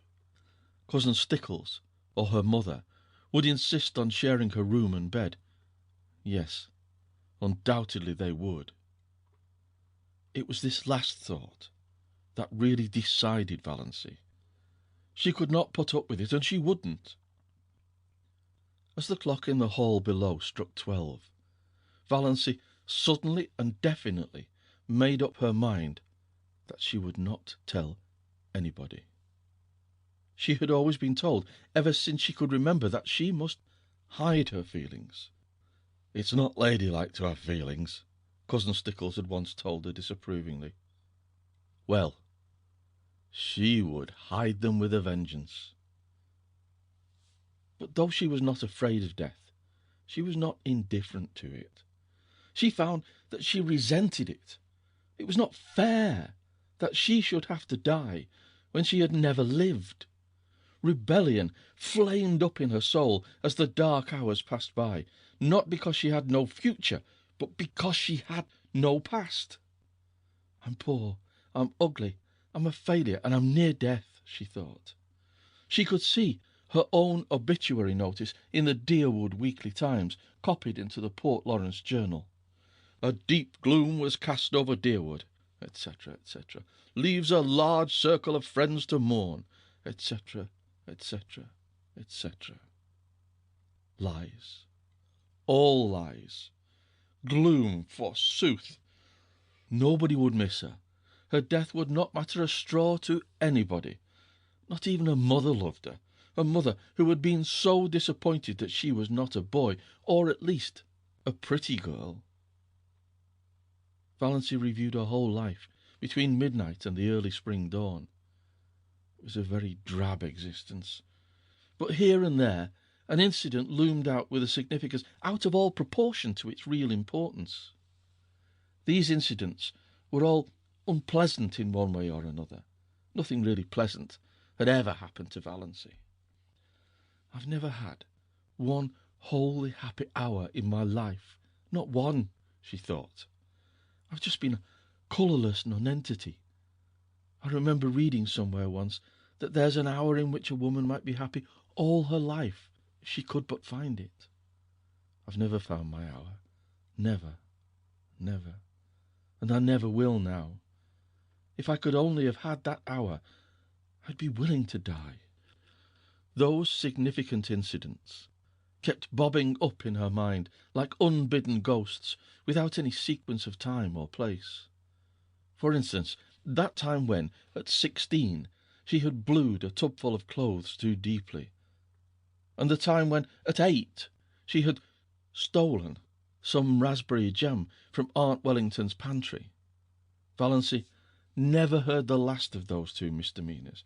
At almost every clan gathering they were raked up against her as jokes. Uncle Benjamin hardly ever missed retelling the raspberry jam incident. He had been the one to catch her, her face all stained and streaked. "I've really done so few bad things that they have to keep harping on the old ones," thought Valancy. "Why, I've never even had a quarrel with anyone. I haven't an enemy. What a spineless thing I must be not to have even one enemy." There was that incident of the dust pile at school when she was 7. Valancy always recalled it when Dr. Stalling referred to the text, "To him that hath shall be given, and from him that hath not shall be taken even that which he hath." Other people might puzzle over that text, but it never puzzled Valancy. The whole relationship between herself and Olive, dating from the day of the dust pile, was a commentary on it. She'd been going to school a year, but Olive, who was a year younger, had just begun, and had about her all the glamour of a new girl, and an exceedingly pretty girl at that. It was at recess, and all the girls, big and little, were out on the road in front of the school making dust piles. The aim of each girl was to have the biggest pile. Valancy was good at making dust piles. There was an art in it, and she had secret hopes of leading. But Olive, working off by herself, was suddenly discovered to have a larger dust pile than anybody. Valancy felt no jealousy. Her dust pile was quite big enough to please her. Then one of the older girls had an inspiration. "Let's put all our dust on Olive's pile and make a tremendous one," she exclaimed. A frenzy seemed to seize the girls. They swooped down on the dust piles with pails and shovels, and in a few seconds Olive's pile was a veritable pyramid. In vain Valancy, with scrawny, outstretched little arms, tried to protect hers. She was ruthlessly swept aside, her dust pile scooped up and poured on Olive's. Valancy turned away resolutely and began building another dust pile. Again a bigger girl pounced on it. Valancy stood before it, flushed, indignant, arms outspread. "Don't take it," she pleaded. "Please don't take it." "But why?" demanded the older girl. "Why won't you help to build Olive's bigger?" "I want my own little dust pile," said Valancy piteously. Her plea went unheeded. While she argued with one girl, another scraped up her dust pile. Valancy turned away, her heart swelling, her eyes full of tears. "Jealous! You're jealous!" said the girls mockingly. "You were very selfish," said her mother coldly, when Valancy told her about it at night. That was the first and last time Valancy had ever taken any of her troubles to her mother. Valancy was neither jealous nor selfish. It was only that she wanted a dust pile of her own. Small or big mattered not. A team of horses came down the street. Olive's dust pile was scattered over the roadway. The bell rang. The girls trooped into school and had forgotten the whole affair before they reached their seats. Valancy never forgot it. To this day she resented it in her secret soul. But was it not symbolical of her life? "I've never been able to have my own dust pile," thought Valancy. The enormous red moon she had seen rising right at the end of the street one autumn evening of her 6th year. She had been sick and cold with the awful, uncanny horror of it. So near to her, so big. She had run in trembling to her mother, and her mother had laughed at her. She had gone to bed and hidden her face under the clothes in terror, lest she might look at the window and see that horrible moon glaring in at her through it. The boy who had tried to kiss her at a party when she was 15. She had not let him. She had evaded him and run. He was the only boy who had ever tried to kiss her. Now, 14 years later, Valancy found herself wishing that she had let him. The time she had been made to apologize to Olive for something she hadn't done. Olive had said that Valancy had pushed her into the mud and spoiled her new shoes on purpose. Valancy knew she hadn't. It had been an accident, and even that wasn't her fault. But nobody would believe her. She had to apologize and kiss Olive to make up. The injustice of it burned in her soul tonight. That summer, when Olive had the most beautiful hat, trimmed with creamy yellow net, with a wreath of red roses and little ribbon bows under the chin, Valancy had wanted a hat like that more than she had ever wanted anything. She pleaded for one and had been laughed at. All summer she had to wear a horrid little brown sailor with elastic that cut behind her ears. None of the girls would go around with her because she was so shabby. Nobody but Olive. People had thought Olive so sweet and unselfish. I was an excellent foil for her, thought Valancy. Even then she knew that. Valancy had tried to win a prize for attendance in Sunday school once, but Olive won it. There were so many Sundays Valancy had to stay home because she had colds. She had once tried to say a piece in school one Friday afternoon and had broken down in it. Olive was a good reciter and never got stuck. The night she had spent in Port Lawrence with Aunt Isabel when she was 10. Byron Sterling was there, from Montreal, 12 years old, conceited, clever. At family prayers in the morning, Byron had reached across and given Valancy's thin arm such a savage pinch that she screamed out with pain. After prayers were over, she was summoned to Aunt Isabel's bar of judgment. But when she said Byron had pinched her, Byron denied it.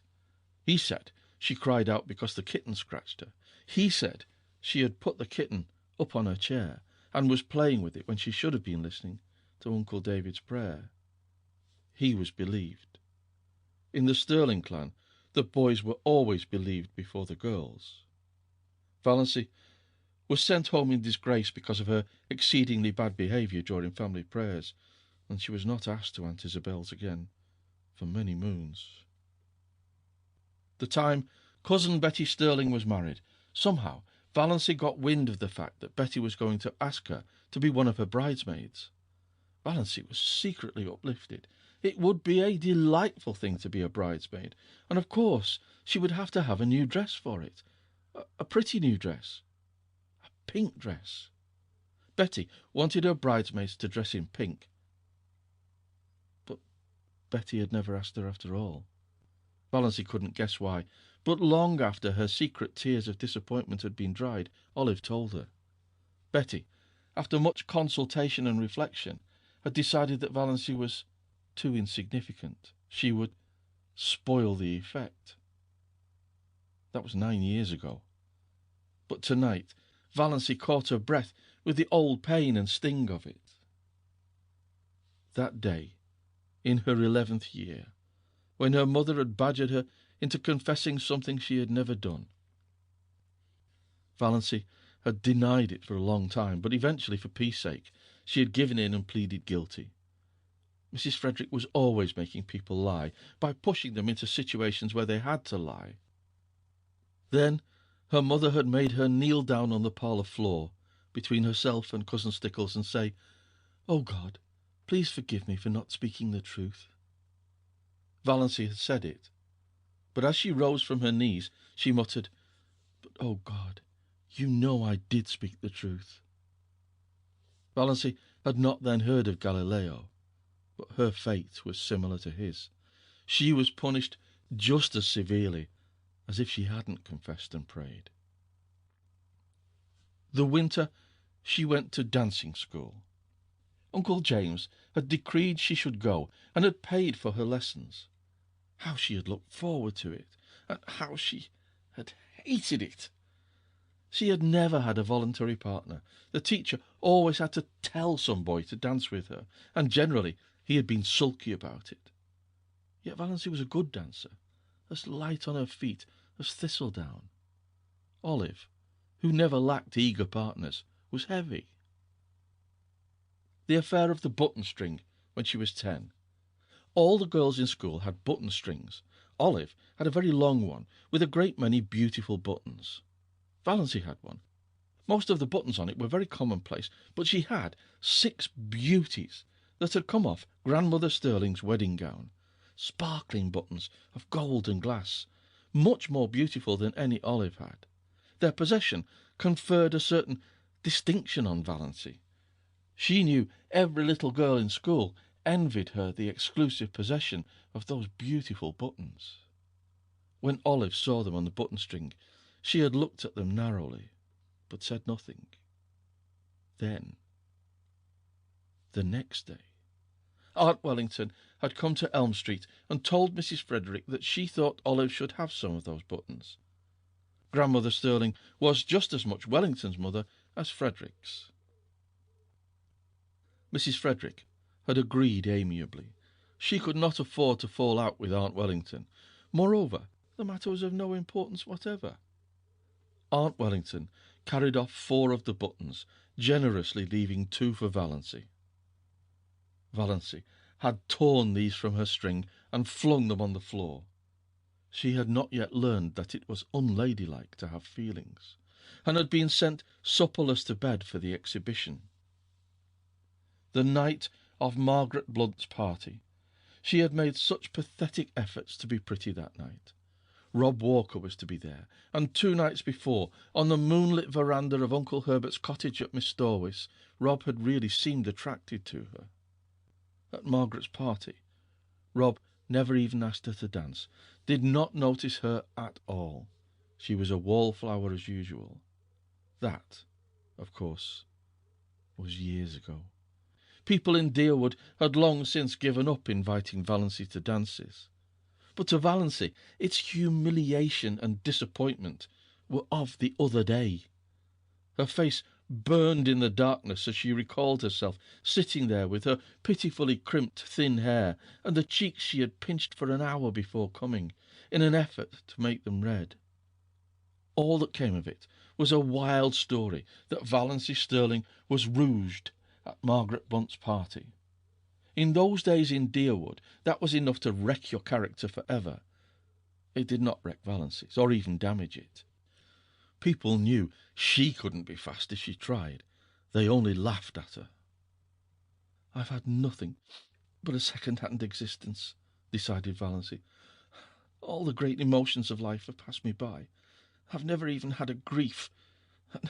Have I ever really loved anybody? Do I really love Mother? No, I don't. That's the truth. Whether it's disgraceful or not, I don't love her. I've never loved her.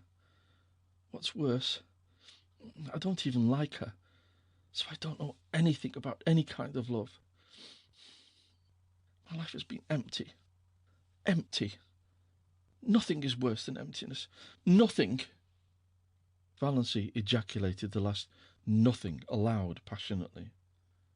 Then she moaned and stopped thinking about anything for a while. One of her attacks of pain had come on. When it was over, something had happened to Valancy. Perhaps the culmination of the process that had been going on in her mind ever since she had read Dr. Trent's letter. It was 3 o'clock in the morning, the wisest and most accursed hour of the clock. But sometimes it sets us free. I've been trying to please other people all my life, and failed," she said. "After this, I shall please myself. I shall never pretend anything again. I've breathed an atmosphere of fibs and pretences and evasions all my life. What a luxury it will be to tell the truth. I may not be able to do much that I want to do, but I won't do another thing that I don't want to do. Mother can pout for weeks. I shan't worry over it. Despair is a free man. Hope is a slave." Valancy got up and dressed, with a deepening of that curious sense of freedom. When she had finished with her hair, she opened the window and hurled the jar of potpourri over into the next lot. It smashed gloriously against the schoolgirl complexion on the old carriage shop. "I'm sick of the fragrance of dead things," said Valancy. End of section 5. Read by Bryn Roberts.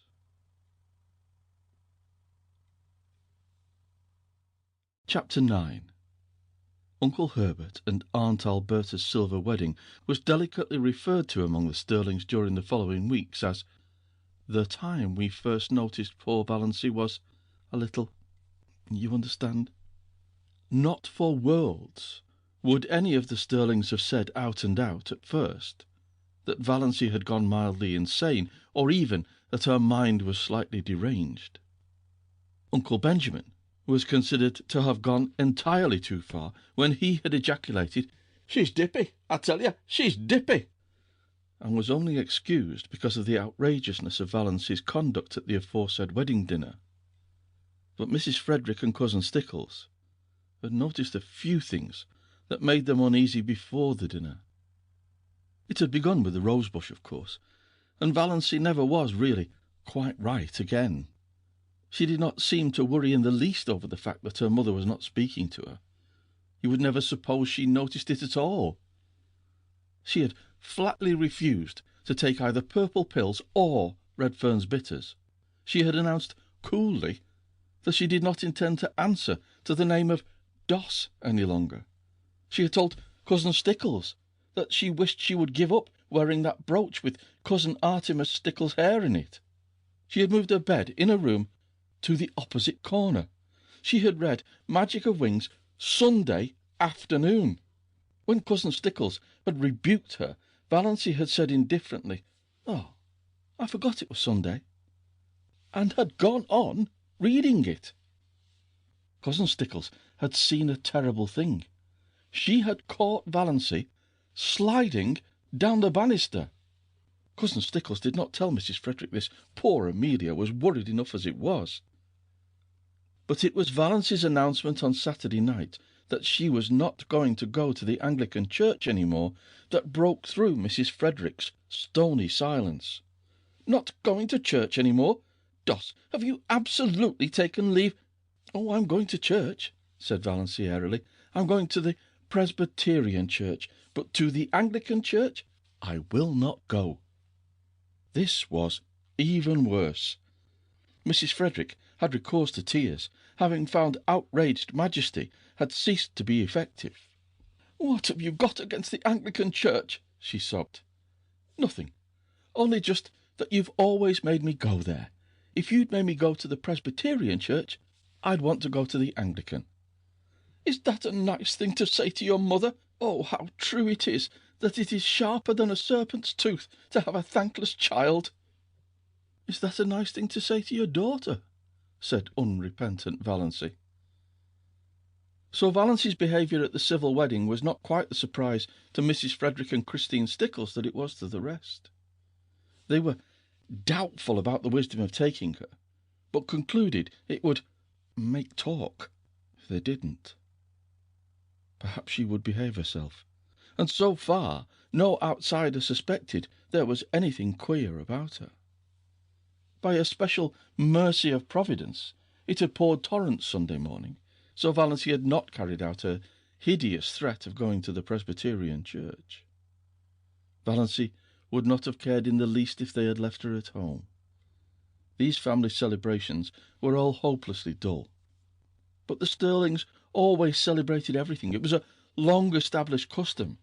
Even Mrs. Frederick gave a dinner party on her wedding anniversary, and Cousin Stickles had friends in to supper on her birthday. Valancy hated these entertainments because they had to pinch and save and contrive for weeks afterwards to pay for them. But she wanted to go to the silver wedding. It would hurt Uncle Herbert's feelings if she stayed away, and she rather liked Uncle Herbert. Besides, she wanted to look over all her relatives from her new angle. It would be an excellent place to make public her Declaration of Independence if occasion offered. "Put on your brown silk dress," said Mrs. Stirling. As if there were anything else to put on. Valancy had only the one festive dress, that snuffy brown silk Aunt Isabel had given her. Aunt Isabel had decreed that Valancy should never wear colours. They did not become her. When she was young, they allowed her to wear white, but that had been tacitly dropped for some years. Valancy put on the brown silk. It had a high collar and long sleeves. She had never had a dress with low neck and elbow sleeves, although they had been worn even in Deerwood for over a year. But she did not do her hair pompadour. She knotted it on her neck and pulled it out over her ears. She thought it became her, only the little knot was so absurdly small. Mrs. Frederick resented the hair, but decided it was wisest to say nothing on the eve of the party. It was so important that Valancy should be kept in good humour, if possible, until it was over. Mrs. Frederick did not reflect that this was the first time in her life that she had thought it necessary to consider Valancy's humours. But then Valancy had never been queer before. On their way to Uncle Herbert's, Mrs. Frederick and Cousin Stickles walking in front, Valancy trotting meekly along behind, Roaring Abel drove past them, drunk as usual, but not in the roaring stage, just drunk enough to be excessively polite. He raised his disreputable old tartan cap with the air of a monarch saluting his subjects, and swept them a grand bow. Mrs. Frederick and Cousin Stickles dared not cut Roaring Abel altogether. He was the only person in Deerwood who could be got to do odd jobs of carpentering and repairing when they needed to be done, so it would not do to offend him. But they responded with only the stiffest, slightest of bows. Roaring Abel must be kept in his place. Valancy, behind them, did a thing they were fortunately spared seeing. She smiled gaily and waved her hand to Roaring Abel. Why not? She had always liked the old sinner.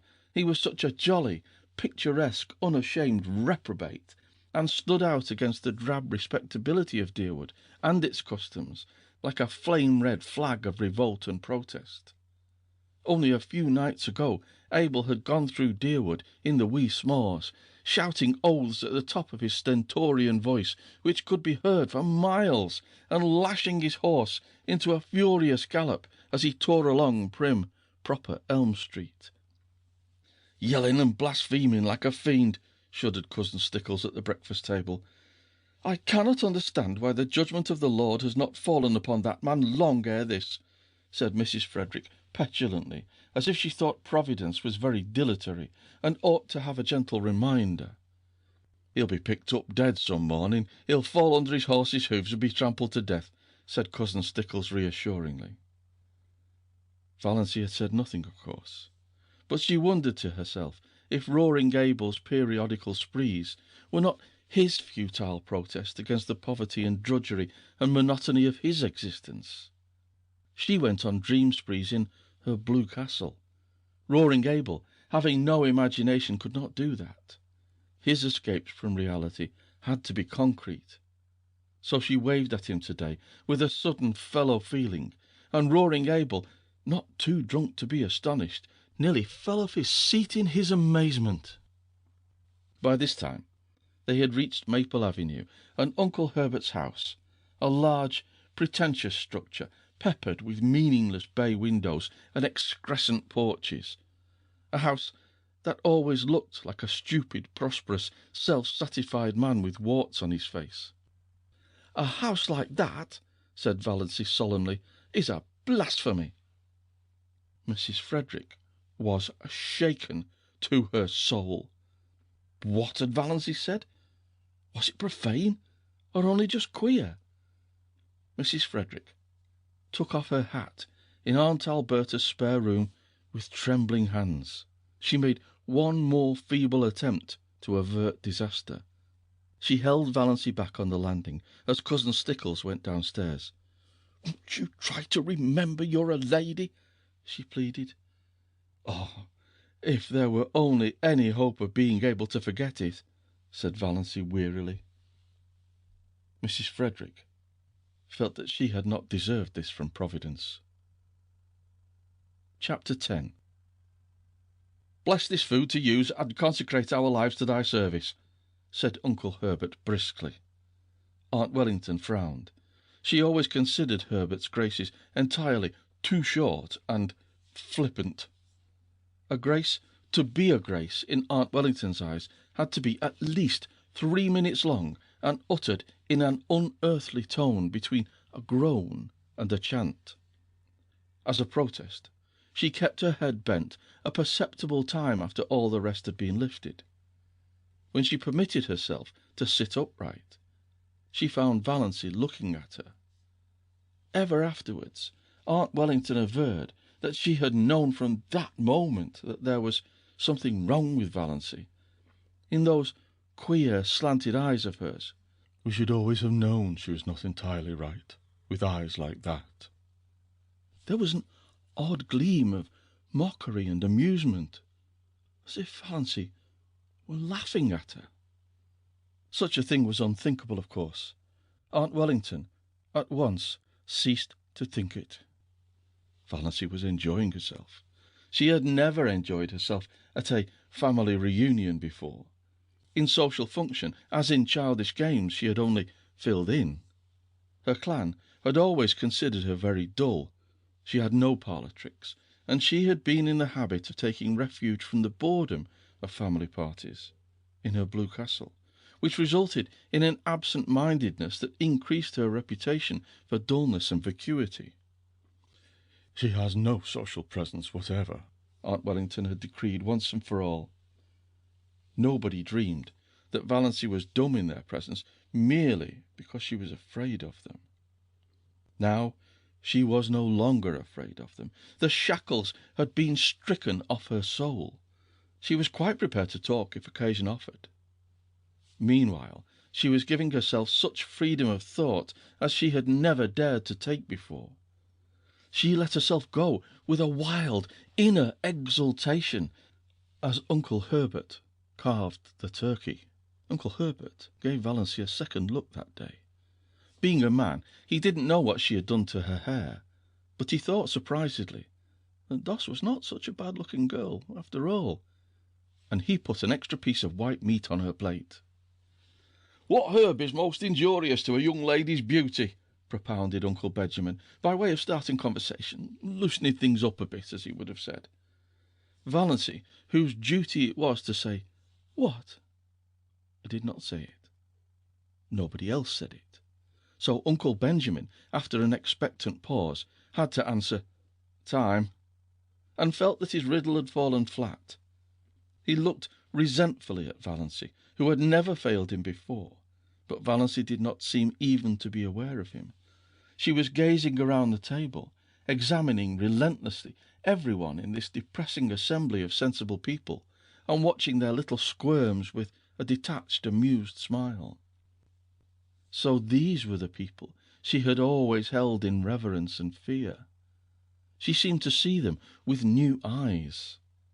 Big, capable, patronizing, voluble Aunt Mildred, who thought herself the cleverest woman in the clan, her husband a little lower than the angels, and her children wonders.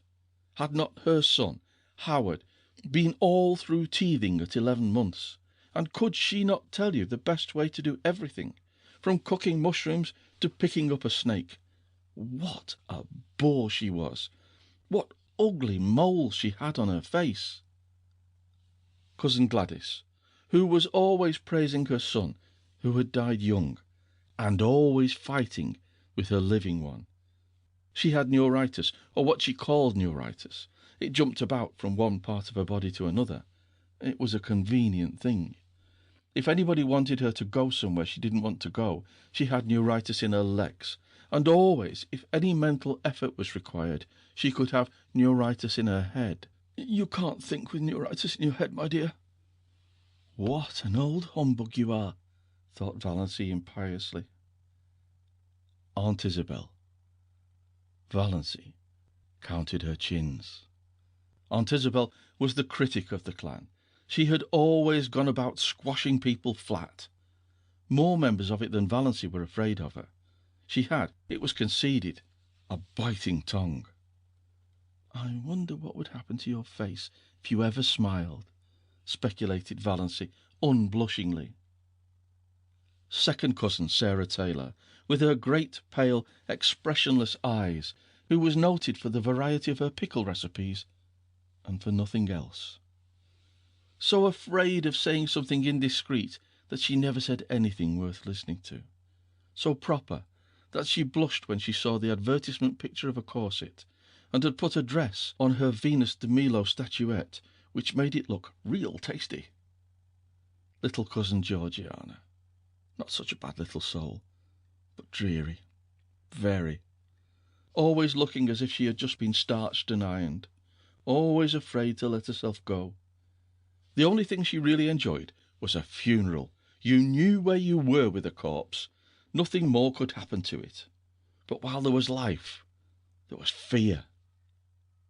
Uncle James, handsome, black, with his sarcastic, trap-like mouth and iron-grey sideburns, whose favourite amusement was to write controversial letters to the Christian Times, attacking modernism.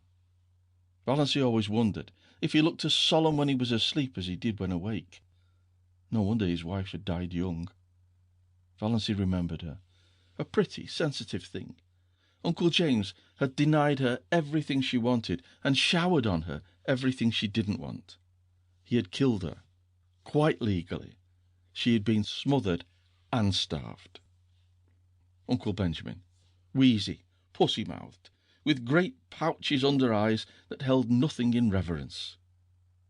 Uncle Wellington, long, pallid face, thin, pale yellow hair, one of the fair Sterlings, thin, stooping body, abominably high forehead, with such ugly wrinkles, and eyes about as intelligent as a fish's, thought Valancy. Looks like a cartoon of himself. Aunt Wellington, named Mary, but called by her husband's name to distinguish her from Great Aunt Mary. A massive, dignified, permanent lady, splendidly arranged iron grey hair, rich, fashionable, beaded dress, had her moles removed by electrolysis, which Aunt Mildred thought was a wicked evasion of the purposes of God. Uncle Herbert, with his spiky grey hair, Aunt Alberta, who twisted her mouth so unpleasantly in talking, and had a great reputation for unselfishness because she was always giving up a lot of things she didn't want. Valancy let them off easily in her judgment, because she liked them, even if they were, in Milton's expressive phrase, stupidly good.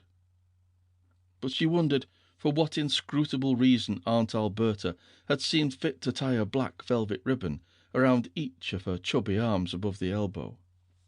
Then she looked across the table at Olive. Olive, who had been held up to her as a paragon of beauty, behaviour, and success as long as she could remember. "Why can't you hold yourself like Olive does? Why can't you stand correctly like Olive does? Why can't you speak prettily like Olive does? Why can't you make an effort, does?" Valancy's elfin eyes lost their mocking glitter and became pensive and sorrowful. You could not ignore or disdain Olive. It was quite impossible to deny that she was beautiful and defective, and sometimes she was a little intelligent. Her mouth might be a trifle heavy. She might show her fine, white, regular teeth rather too lavishly when she smiled. But when all was said and done, Olive justified Uncle Benjamin's summing up. A stunning girl. Yes, Valancy agreed in her heart. Olive was stunning. Rich, golden brown hair, elaborately dressed, with a sparkling bandeau holding its glossy puffs in place. Large, brilliant blue eyes and thick, silken lashes, face of rose and bare neck of snow rising above her gown. Great pearl bubbles in her ears, the blue-white diamond flame on her long, smooth, waxen finger with its rosy, pointed nail. Arms of marble, gleaming through green chiffon and shadow lace. Valancy felt suddenly thankful that her own scrawny arms were decently swathed in brown silk. Then she resumed her tabulation of Olive's charms. Tall, queenly, confident, everything that Valancy was not. Dimples, too, in cheeks and chin. A woman with dimples always gets her own way, thought Valancy, in a recurring spasm of bitterness at the fate which had denied her even one dimple. Olive was only a year younger than Valancy, though a stranger would have thought that there was at least 10 years between them. But nobody ever dreaded old maidenhood for her. Olive had been surrounded by a crowd of eager beaux since her early teens, just as her mirror was always surrounded by a fringe of cards, photographs, programmes and invitations.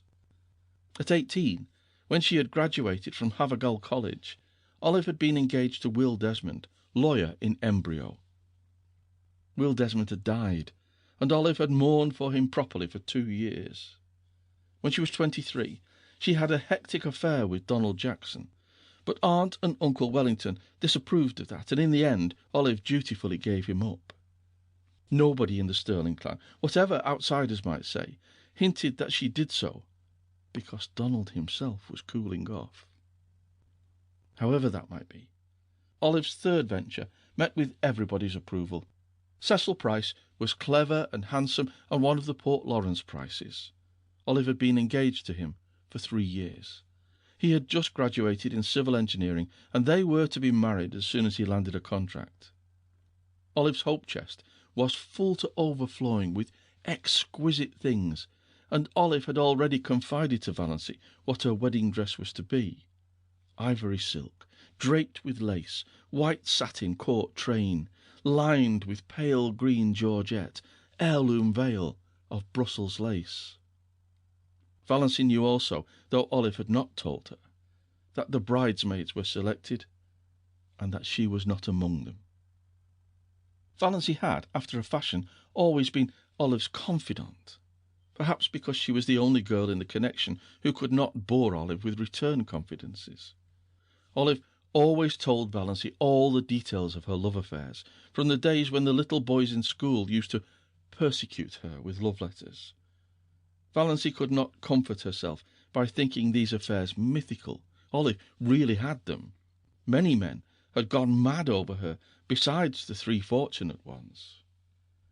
"I don't know what the poor idiots see in me that drives them to make such double idiots of themselves," Olive was wont to say.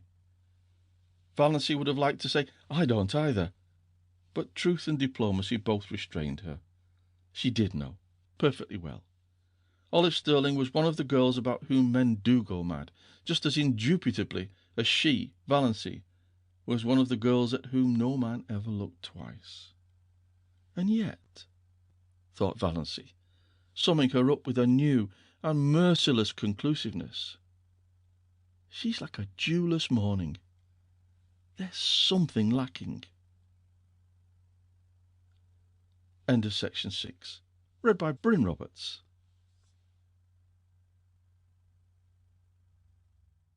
Chapter 11. Meanwhile, the dinner in its earlier stages was dragging its slow length along true to Stirling form. The room was chilly, in spite of the calendar, and Aunt Alberta had the gas logs lighted. Everybody in the clan envied her those gas logs except Valancy. Glorious open fires blazed in every room of her blue castle when autumnal nights were cool, but she would have frozen to death in it before she would have committed the sacrilege of a gas log. Uncle Herbert made his hardy perennial joke when he helped Aunt Wellington to the cold meat. "Mary, will you have a little lamb?" Aunt Mildred told the same old story of once finding a lost ring in a turkey's crop. Uncle Benjamin told his favourite prosy tale of how he had once chased and punished a now famous man for stealing apples. Second cousin Jane described all her sufferings with an ulcerating tooth. Aunt Wellington admired the pattern of Aunt Alberta's silver teaspoons, and lamented the fact that one of her own had been lost. "It spoiled the set. I could never get it matched, and it was my wedding present from dear old Aunt Matilda." Aunt Isabel thought the seasons were changing and couldn't imagine what had become of our good, old-fashioned springs.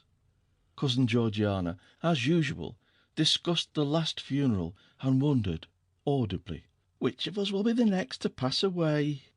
Cousin Georgiana could never say anything as blunt as "die." Valancy thought she could tell her, but didn't. Cousin Gladys, likewise as usual, had a grievance. Her visiting nephews had nipped all the buds off her houseplants and chivied her brood of fancy chickens. "Squeezed some of them actually to death, my dear." "Boys will be boys," reminded Uncle Herbert tolerantly. "But they needn't be rampageous animals," retorted Cousin Gladys, looking round the table for appreciation of her wit. Everybody smiled except Valancy. Cousin Gladys remembered that. A few minutes later, when Ellen Hamilton was being discussed, Cousin Gladys spoke of her as one of those shy, playing girls who can't get husbands, and glanced significantly at Valancy. Uncle James thought the conversation was sagging to a rather low plane of personal gossip. He tried to elevate it by starting an abstract discussion on the greatest happiness. Everybody was asked to state his or her idea of the greatest happiness. Aunt Mildred thought the greatest happiness for a woman was to be a loving and beloved wife and mother. Aunt Wellington thought it would be to travel in Europe. Olive thought it would be to be a great singer like Tetrazzini. Cousin Gladys remarked mournfully that her greatest happiness would be to be free, absolutely free, from new writers. Cousin Georgiana's greatest happiness would be to have her dear dead brother Richard back. Aunt Alberta remarked vaguely that the greatest happiness was to be found in the poetry of life, and hastily gave some directions to her maid to prevent anyone asking her what she meant. Mrs. Frederick said the greatest happiness was to spend your life in loving service for others, and Cousin Stickles and Aunt Isabel agreed with her, Aunt Isabel with a resentful air, as if she thought Mrs. Frederick had taken the wind out of her sails by saying it first. "We are all too prone," continued Mrs. Frederick, determined not to lose so good an opportunity, "to live in selfishness, worldliness, and sin." The other women all felt rebuked for their low ideals, and Uncle James had a conviction that the conversation had been uplifted with a vengeance. "The greatest happiness," said Valancy suddenly and distinctly, "is to sneeze when you want to." Everybody stared. Nobody felt it safe to say anything. Was Valancy trying to be funny? It was incredible. Mrs. Frederick, who had been breathing easier since the dinner had progressed so far without any outbreak on the part of Valancy, began to tremble again. But she deemed it the part of prudence to say nothing. Uncle Benjamin was not so prudent. He rashly rushed in where Mrs. Frederick feared to tread. "Doss," he chuckled, "what's the difference between a young girl and an old maid?" "One is happy and careless, and the other is cappy and hairless," said Valancy. "You have asked that riddle at least 50 times in my recollection, Uncle Ben. Why don't you hunt up some new riddles if riddle you must? It's such a fatal mistake to try to be funny if you don't succeed." Uncle Benjamin stared foolishly. Never in his life had he, Benjamin Sterling, of Sterling and Frost, been spoken to so, and by Valancy, of all people. He looked feebly around the table to see what the others thought of it. Everybody was looking rather blank. Poor Mrs. Frederick had shut her eyes, and her lips moved tremblingly as if she were praying. Perhaps she was. The situation was so unprecedented that nobody knew how to meet it. Valancy went on calmly eating her salad, as if nothing out of the usual had occurred. Aunt Alberta, to save her dinner, plunged into an account of how a dog had bitten her recently. Uncle James, to back her up, asked where the dog had bitten her. "Just a little below the Catholic Church," said Aunt Alberta. At that point, Valancy laughed. Nobody else laughed. What was there to laugh at? "Is that a vital part?" asked Valancy. "What do you mean?" said bewildered Aunt Alberta, and Mrs. Frederick was almost driven to believe that she had served God all her years for naught. Aunt Isabel concluded that it was up to her to suppress Valancy. "Doss, you are horribly thin," she said. "You're all corners. Do you ever try to fatten up a little?" "No." Valancy was not asking quarter or giving it. "But I can tell you where you'll find a beauty parlour in Port Lawrence where they can reduce the number of your chins." "Valancy!" The protest was wrung from Mrs. Frederick. She meant her tone to be stately and majestic as usual, but it sounded more like an imploring whine, and she did not say "Doss." "She's feverish," said Cousin Stickles to Uncle Benjamin in an agonized whisper. "We've thought she seemed feverish for several days." "She's gone dippy, in my opinion," growled Uncle Benjamin. "If not, she ought to be spanked. Yes, spanked." "You can't spank her." Cousin Stickles was much agitated. "She's 29 years old." "So there is that advantage at least in being 29, said Valancy, whose ears had caught this aside. Doss, said Uncle Benjamin, when I am dead, you may say what you please. As long as I am alive, I demand to be treated with respect. Oh, but you know we're all dead, said Valancy, the whole Sterling clan. Some of us are buried, and some aren't yet. That is the only difference. Doss, said Uncle Benjamin, thinking it might cow Valancy, do you remember the time you stole the raspberry jam? Valancy flushed scarlet. With suppressed laughter, not shame. She had been sure Uncle Benjamin would drag that jam in somehow. "Of course I do," she said. "It was good jam. I've always been sorry I hadn't time to eat more of it before you found me. Oh, look at Aunt Isabel's profile on the wall. Did you ever see anything so funny?" Everybody looked, including Aunt Isabel herself, which of course destroyed it. But Uncle Herbert said kindly, I wouldn't eat any more if I were you, Doss. It isn't that I grudge it, but don't you think it would be better for yourself? Your stomach seems a little out of order." "Don't worry about my stomach, old dear," said Valancy. "It's all right. I'm going to keep right on eating. It's so seldom I get the chance of a satisfying meal." It was the first time anyone had been called "old dear" in Deerwood. The Sterlings thought Valancy had invented the phrase, and they were afraid of her from that moment. There was something so uncanny about such an expression. But in poor Mrs. Frederick's opinion, the reference to a satisfying meal was the worst thing Valancy had said yet.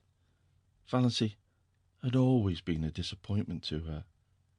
Now she was a disgrace. She thought she would have to get up and go away from the table. Yet she dared not leave Valancy there.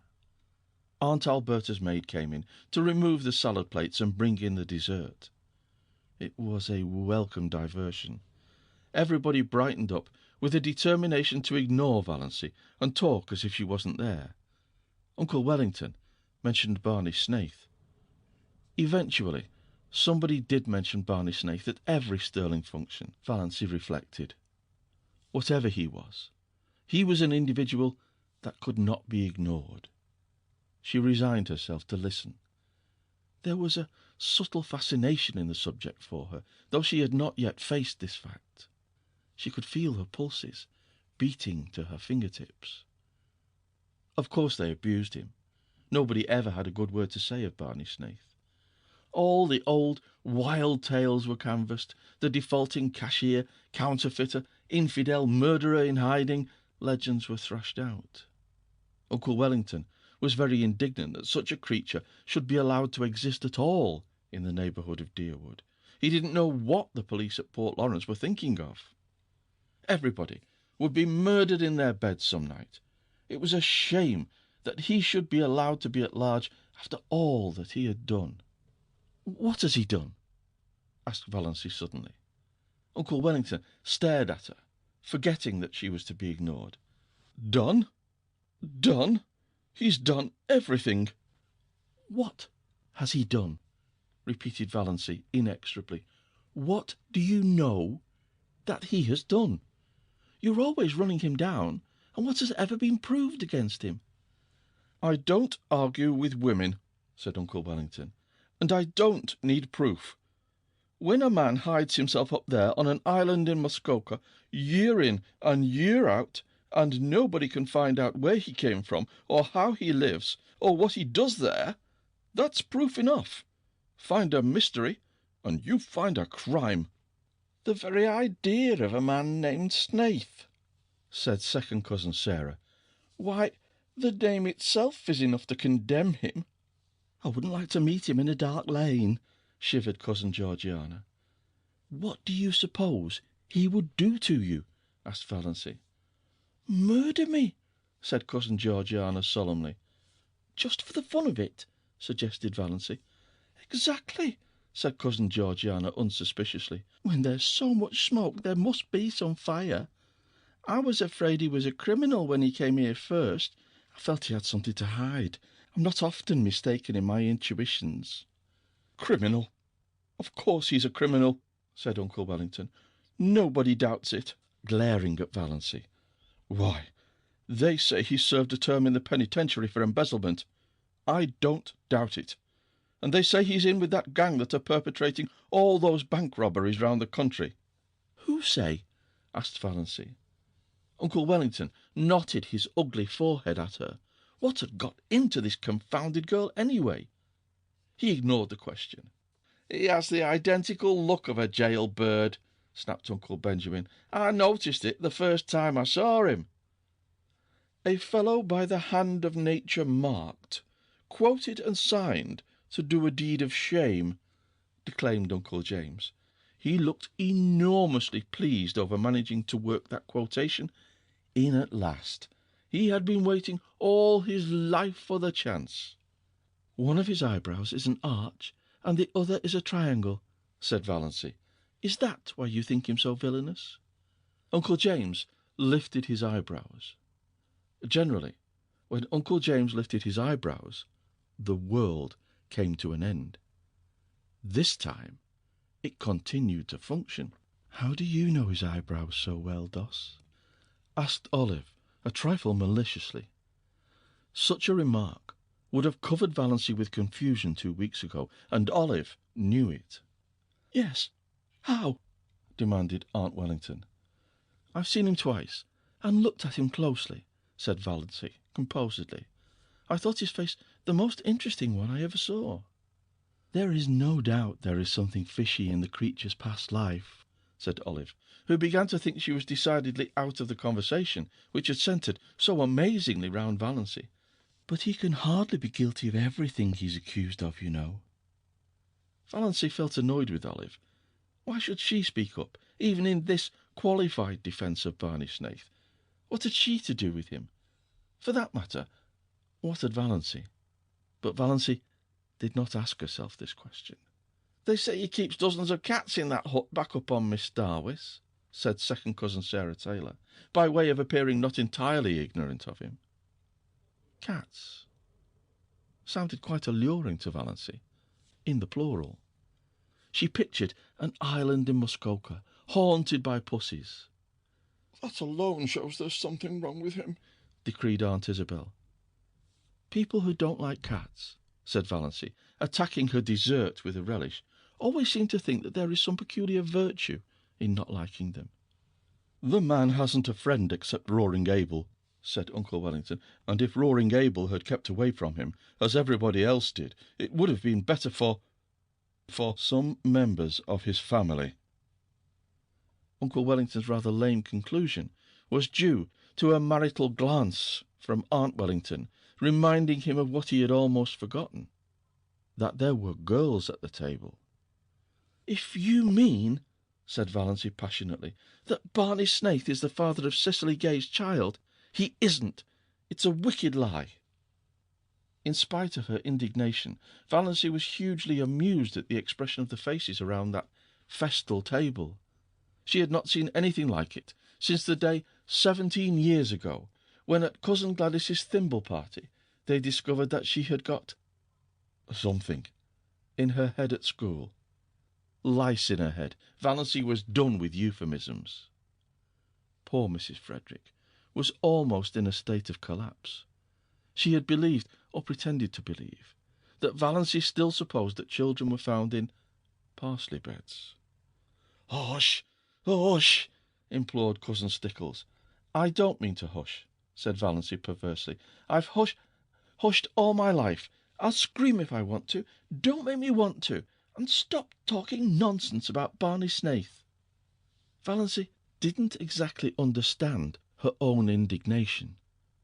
What did Barney Snaith's imputed crimes and misdemeanours matter to her? And why, out of them all, did it seem most intolerable that he should have been poor, pitiful little Cecily Gay's false lover? For it did seem intolerable to her.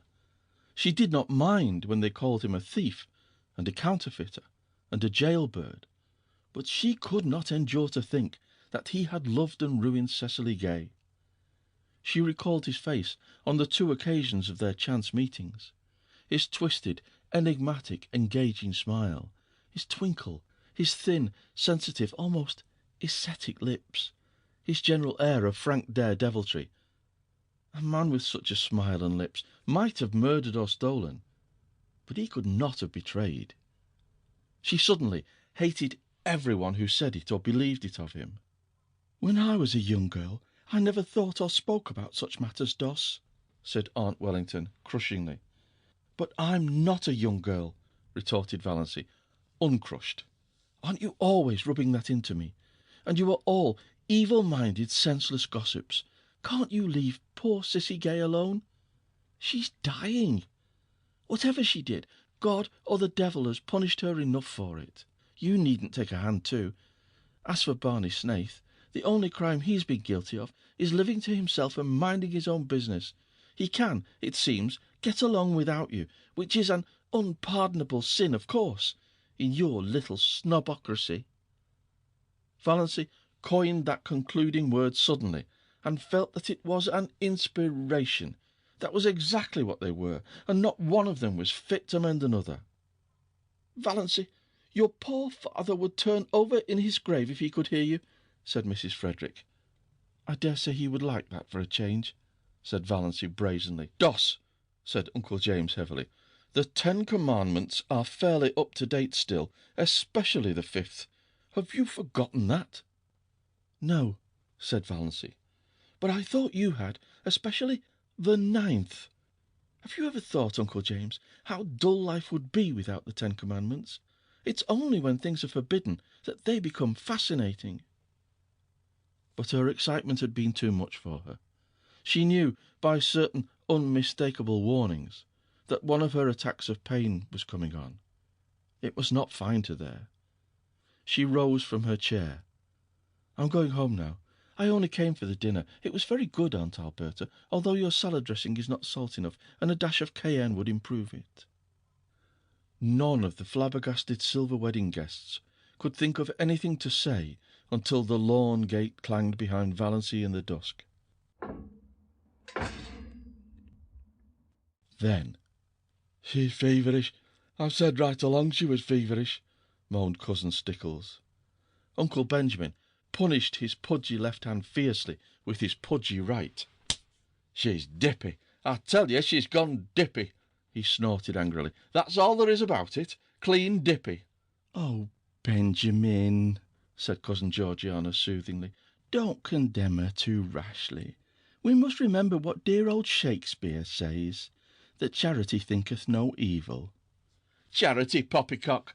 snorted Uncle Benjamin. "I never heard a young woman talk such stuff in my life as she just did, talking about things she ought to be ashamed to think of, much less mention, blaspheming, insulting us. What she wants is a generous dose of spankweed, and I'd like to be the one to administer it." Uncle Benjamin gulped down the half of a scalding cup of coffee. "Do you suppose that the mumps could work on a person that way?" wailed Cousin Stickles. "I opened an umbrella in the house yesterday," sniffed Cousin Georgiana. "I knew it betokened some misfortune." "Have you tried to find out if she has a temperature?" asked Cousin Mildred. "She wouldn't let Amelia put the thermometer under her tongue," whimpered Cousin Stickles.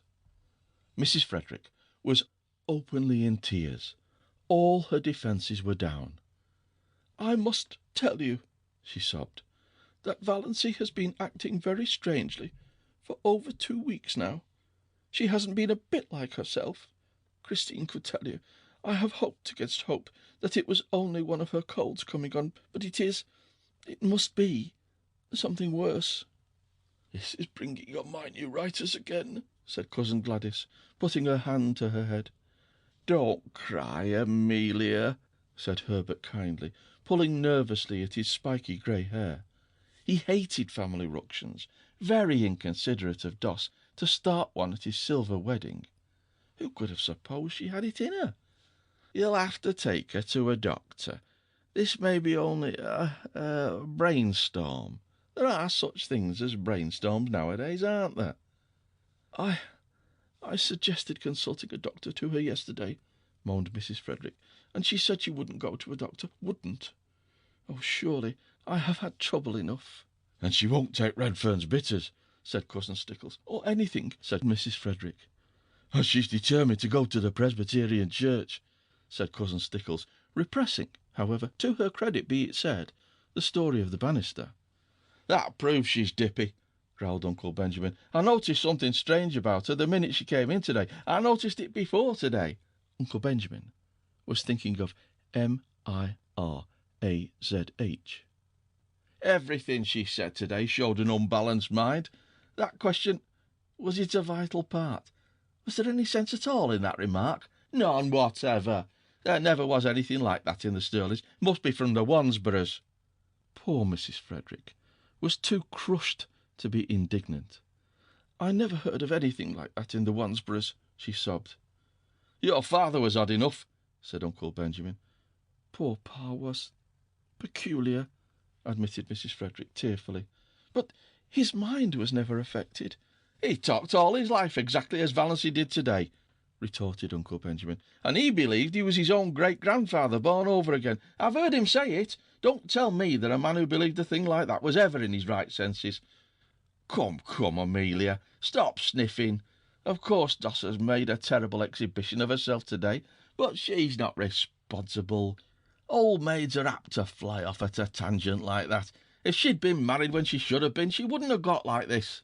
"Nobody wanted to marry her," said Mrs. Frederick, who felt that, somehow, Uncle Benjamin was blaming her. "Well, fortunately there's no outsider here," snapped Uncle Benjamin. "We may keep it in the family yet. I'll take her over to see Dr. Marsh tomorrow. I know how to deal with pig-headed people. Won't that be best, James?" "We must have medical advice, certainly," agreed Uncle James. "Well, that's settled. In the meantime, Amelia, act as if nothing had happened and keep an eye on her. Don't let her be alone. Above all, don't let her sleep alone." Renewed whimpers from Mrs. Frederick. "I can't help it. Night before last I suggested she'd better have Christine sleep with her. She positively refused and locked her door. Oh, you don't know how she's changed. She won't work. At least, she won't sew. She does her usual housework, of course, but she wouldn't sweep the parlour yesterday morning, though we always sweep it on Thursdays. She said she'd wait till it was dirty. 'Would you rather sweep a dirty room than a clean one?' I asked her. She said, 'Of course, I'd see something for my labour then.' Think of it." Uncle Benjamin thought of it. "The jar of potpourri," Cousin Stickles pronounced it as spelled, "has disappeared from her room. I found the pieces in the next lot. She won't tell us what happened to it." "I should never have dreamed it of Doss," said Uncle Herbert. "She's always seemed such a quiet, sensible girl. A bit backward, but sensible." "The only thing you can be sure of in this world is the multiplication table," said Uncle James, feeling cleverer than ever. "Well, let's cheer up," suggested Uncle Benjamin. "Why are chorus girls like fine stock raisers?" "Why?" asked Cousin Stickles, since it had to be asked, and Valency wasn't there to ask it. "Like to exhibit calves," chuckled Uncle Benjamin. Cousin Stickles thought Uncle Benjamin a little indelicate, before Olive too, but then he was a man. Uncle Herbert was thinking that things were rather dull now that Doss had gone. End of section 7. Read by Bryn Roberts.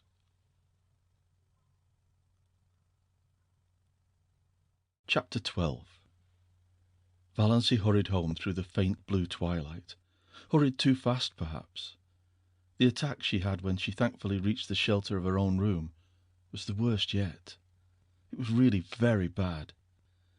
She might die in one of those spells. It would be dreadful to die in such pain. Perhaps this was death. Valency felt pitifully alone.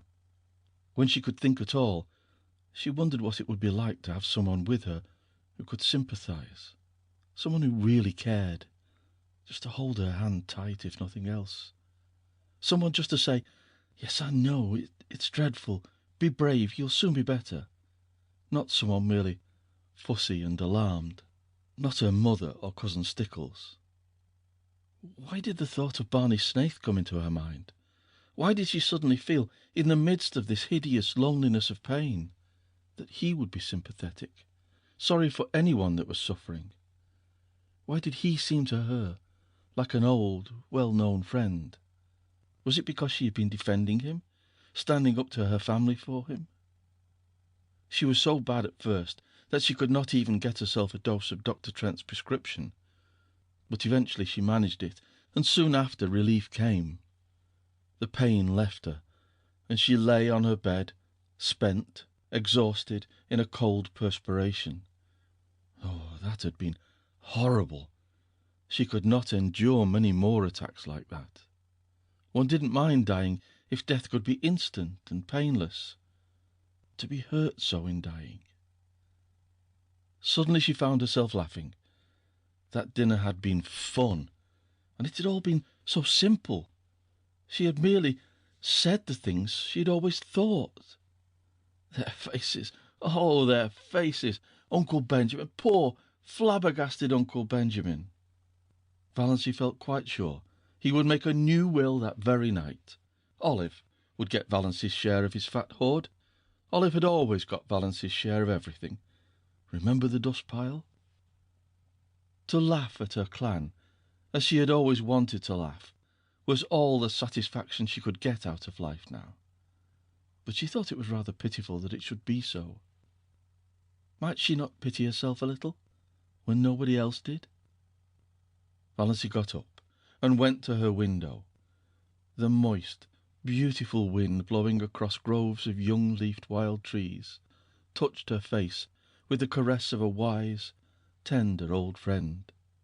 The Lombardys, in Mrs. Treadgold's lawn off to the left, Valancy could just see them between the stable and the old carriage shop, were in dark purple silhouette against a clear sky, and there was a milk-white pulsating star just over one of them, like a living pearl on the silver-green lake. Far beyond the station were the shadowy, purple-hooded woods around Lake Mistorwis. A white, filmy mist hung over them, and just above it was a faint young crescent. Valancy looked at it over her thin left shoulder.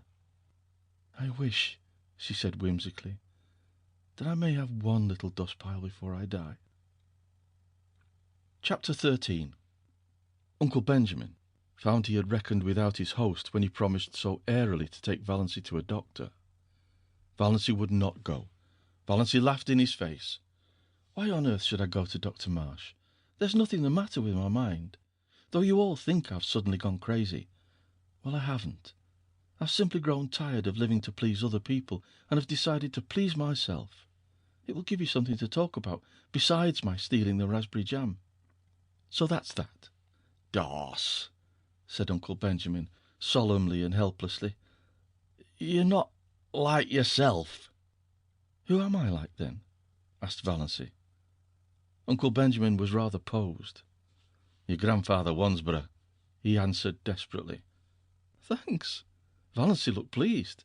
"That's a real compliment. I remember Grandfather Wansborough. He was one of the few human beings I've known, almost the only one. Now, it's of no use to scold or entreat or command Uncle Benjamin, or exchange anguished glances with Mother and Cousin Stickles. I am not going to any doctor, and if you bring any doctor here, I won't see him. So what are you going to do about it?" What indeed? It was not seemly, or even possible, to hale Valancy doctorwards by physical force, and in no other way could it be done, seemingly. Her mother's tears and imploring entreaties availed not. "Don't worry, Mother," said Valancy, lightly but quite respectfully. "It isn't likely I'll do anything very terrible, but I mean to have a little fun." "Fun?" Mrs. Frederick uttered the word as if Valancy had said she was going to have a little tuberculosis. Olive, sent by her mother to see if she had any influence over Valancy, came away with flushed cheeks and angry eyes. She told her mother that nothing could be done with Valancy, after she, Olive, had talked to her just like a sister, tenderly and wisely. All Valancy had said, narrowing her funny eyes to mere slips, was, "I don't show my gums when I laugh," more as if she was talking to herself than me. Indeed, Mother, all the time I was talking to her, she gave me the impression of not really listening, and that wasn't all. When I finally decided that what I was saying had no influence over her, I begged her, when Cecil came next week, not to say anything queer before him, at least. Mother, what do you think she said?" "I'm sure I can't imagine," groaned Aunt Wellington, prepared for anything. "She said, 'I rather like to shock Cecil. His mouth is too red for a man's.' Mother, I can never feel the same to Valancy again." "Her mind is affected, Olive," said Aunt Wellington solemnly. "You must not hold her responsible for what she says." When Aunt Wellington told Mrs. Frederick what Valancy had said to Olive, Mrs. Frederick wanted Valancy to apologise. "You made me apologise to Olive 15 years ago for something I didn't do," said Valancy. "That old apology will do for now." Another solemn family conclave was held. They were all there except Cousin Gladys, who had been suffering such tortures of neuritis in her head ever since poor Doss went queer that she couldn't undertake any responsibility. They decided, that is, they accepted a fact that was thrust in their faces, that the wisest thing was to leave Valancy alone for a while. "Give her a head," as Uncle Benjamin expressed it. "Keep a careful eye on her, but let her pretty much alone." The term of watchful waiting had not been invented then, but that was practically the policy Valancy's distracted relatives decided to follow. "We must be guided by developments," said Uncle Benjamin. "It is," solemnly, "easier to scramble eggs than unscramble them. Of course, if she becomes violent—" Uncle James consulted Dr. Ambrose Marsh. Dr. Ambrose Marsh approved their decision. He pointed out to irate Uncle James, who would have liked to lock Valancy up somewhere out of hand, that Valancy had not, as yet, really done or said anything that could be construed as proof of lunacy, and without proof you cannot lock people up in this degenerate age. Nothing that Uncle James had reported seemed very alarming to Dr. Marsh, who put up his hand to conceal a smile several times. But then he himself was not a Sterling, and he knew very little about the old Valancy. Uncle James stalked out and drove back to Deerwood, thinking that Ambrose Marsh wasn't much of a doctor after all, and that Adelaide Sterling might have done better for herself. Chapter 14. Life cannot stop because tragedy enters it. Meals must be made ready though a son dies, and porches must be repaired even if your only daughter is going out of her mind. Mrs. Frederick, in her systematic way, had long ago appointed the second week in June for the repairing of the front porch, the roof of which was sagging dangerously. Roaring Abel had been engaged to do it many moons before, and Roaring Abel promptly appeared on the morning of the first day of the second week and fell to work. Of course he was drunk. Roaring Abel was never anything but drunk, but he was only in the first stage, which made him talkative and genial. The odour of whisky on his breath nearly drove Mrs. Frederick and Cousin Stickles wild at dinner. Even Valancy, with all her emancipation, did not like it.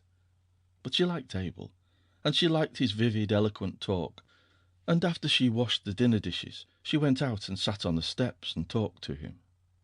Mrs. Frederick and Cousin Stickles thought it a terrible proceeding, but what could they do?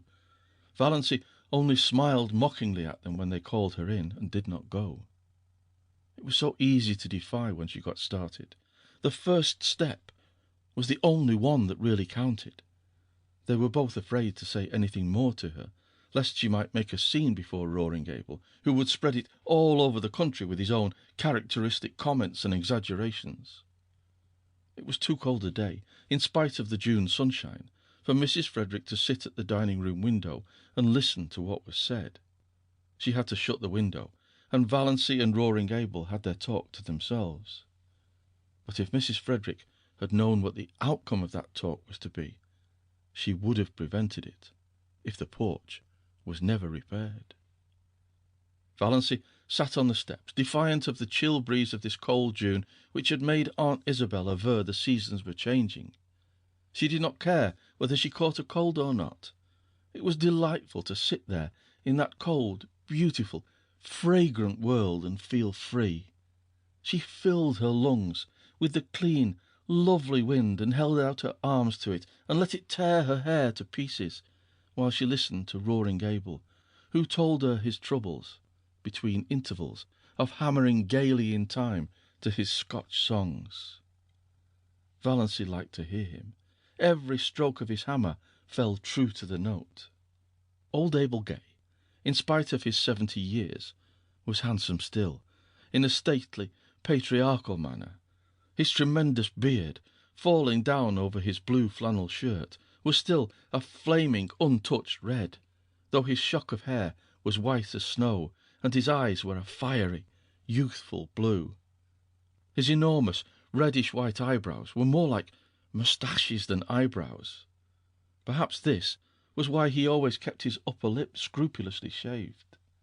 His cheeks were red, and his nose ought to have been, but wasn't. It was a fine, upstanding, aquiline nose, such as the noblest Roman of them all might have rejoiced in. Abel was 6'2" in his stockings, broad-shouldered, lean-hipped. In his youth he had been a famous lover, finding all women too charming to bind himself to one. His years had been a wild, colourful panorama of follies and adventures, gallantries, fortunes and misfortunes. He had been 45 before he married, a pretty slip of a girl whom his goings-on killed in a few years. Abel was piously drunk at her funeral and insisted on repeating the 55th chapter of Isaiah. Abel knew most of the Bible and all the Psalms by heart, while the minister, whom he disliked, prayed, or tried to pray. Thereafter, his house was run by an untidy old cousin who cooked his meals and kept things going after a fashion. In this unpromising environment, little Cecilia Gay had grown up. Valancy had known Cissy Gay fairly well in the democracy of the public school, though Cissy had been 3 years younger than she. After they left school, their paths diverged, and she had seen nothing of her. Old Abel was a Presbyterian.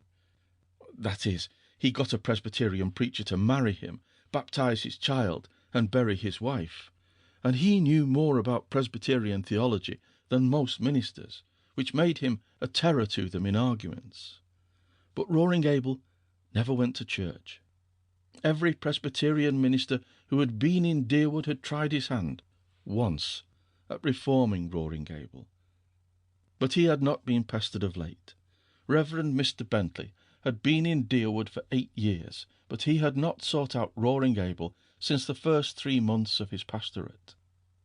He had called on Roaring Abel then, and found him in the theological stage of drunkenness, which always followed the sentimental maudlin one, and preceded the roaring blasphemous one. The eloquently prayerful one, in which he realized himself temporarily and intensely as a sinner in the hands of an angry God, was the final one.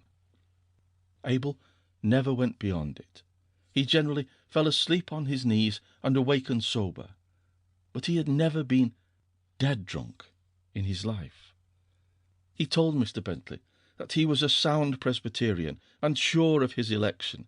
He had no sins that he knew of to repent of.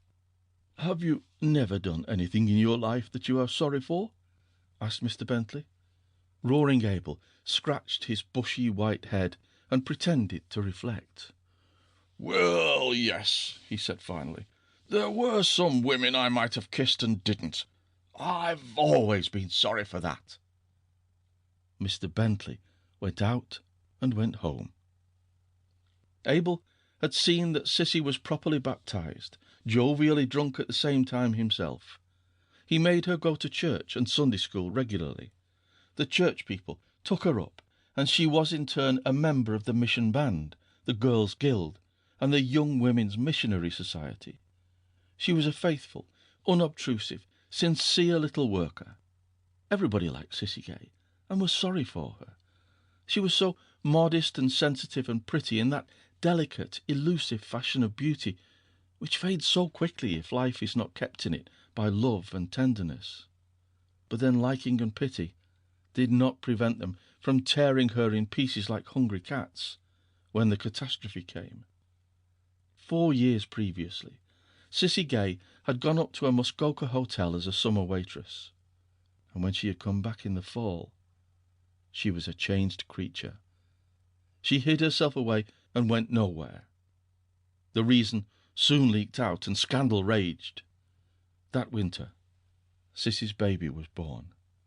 Nobody ever knew who the father was. Cecily kept her poor pale lips tightly locked on her sorry secret. Nobody dared ask Roaring Abel any questions about it. Rumour and surmise laid the guilt at Barney Snaith's door, because diligent inquiry among the other maids at the hotel revealed the fact that nobody there had ever seen Sissy Gay with a fellow. She had kept herself to herself, they said, rather resentfully. Too good for our dances. And now look. The baby had lived for a year. After its death, Sissy faded away. 2 years ago, Dr. Marsh had given her only 6 months to live. Her lungs were hopelessly diseased. But she was still alive. Nobody went to see her. Women would not go to Roaring Abel's house. Mr. Bentley had gone once when he knew Abel was away, but the dreadful old creature who was scrubbing the kitchen floor told him Sissy wouldn't see anyone. The old cousin had died, and Roaring Abel had had 2 or 3 disreputable housekeepers, the only kind who could be prevailed on to go to a house where a girl was dying of consumption. But the last one had left, and Roaring Abel had now no one to wait on Sissy and do for him. This was the burden of his plaint to Valency, and he condemned the hypocrites of Deerwood and its surrounding communities with some rich, meaty oaths that happened to reach Cousin Stickle's ears as she passed through the hall and nearly finished the poor lady. Was Valency listening to that? Valency hardly noticed the profanity. Her attention was focused on the horrible thought of poor, unhappy, disgraced little Sissy Gay, ill and helpless in that forlorn old house out on the Mistorwish road, without a soul to help or comfort her. And this in a nominally Christian community, in the year of grace 19 and some odd. Do you mean to say that Sissy is all alone there now, with nobody to do anything for her? Nobody? Oh, she can move about a bit and get a bite and sup when she wants it, but she can't work. It's damned hard for a man to work hard all day and go home at night tired and hungry and cook his own meals. Sometimes I'm sorry I kicked old Rachel Edwards out. Abel described Rachel picturesquely. Her face looked as if it had wore out 100 bodies, and she moped. Talk about temper. Temper's nothing to moping. She was too slow to catch worms, and dirty, damn dirty. I ain't unreasonable. I know a man has to eat his peck before he dies, but she went over the limit. What do you suppose I saw that lady do? She made some pumpkin jam, had it on the table in glass jars with the tops off. The dog got up on the table and stuck his paw into one of them. What did she do? She just took hold of the dog and wrung the syrup off his paw back into the jar, then screwed the top on and set it in the pantry. I sets open the door and says to her, "Go!"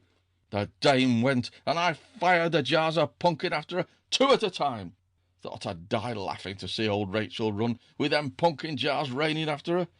She's told everywhere I'm crazy, so nobody'll come for love nor money. But Sissy must have someone to look after her, insisted Valency, whose mind was centred on this aspect of the case. She did not care whether Roaring Abel had anyone to cook for him or not, but her heart was wrung for Cecilia Gay. Oh, she gets on. Barney Snaith always drops in when he's passing and does anything she wants done, brings her oranges and flowers and things. There's a Christian for you.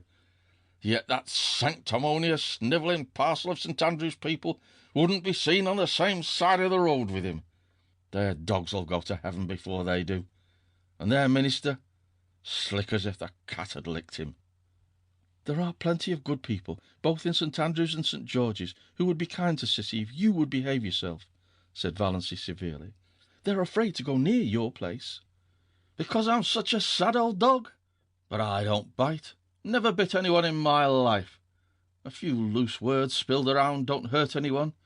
And I'm not asking people to come. Don't want 'em poking and prying about.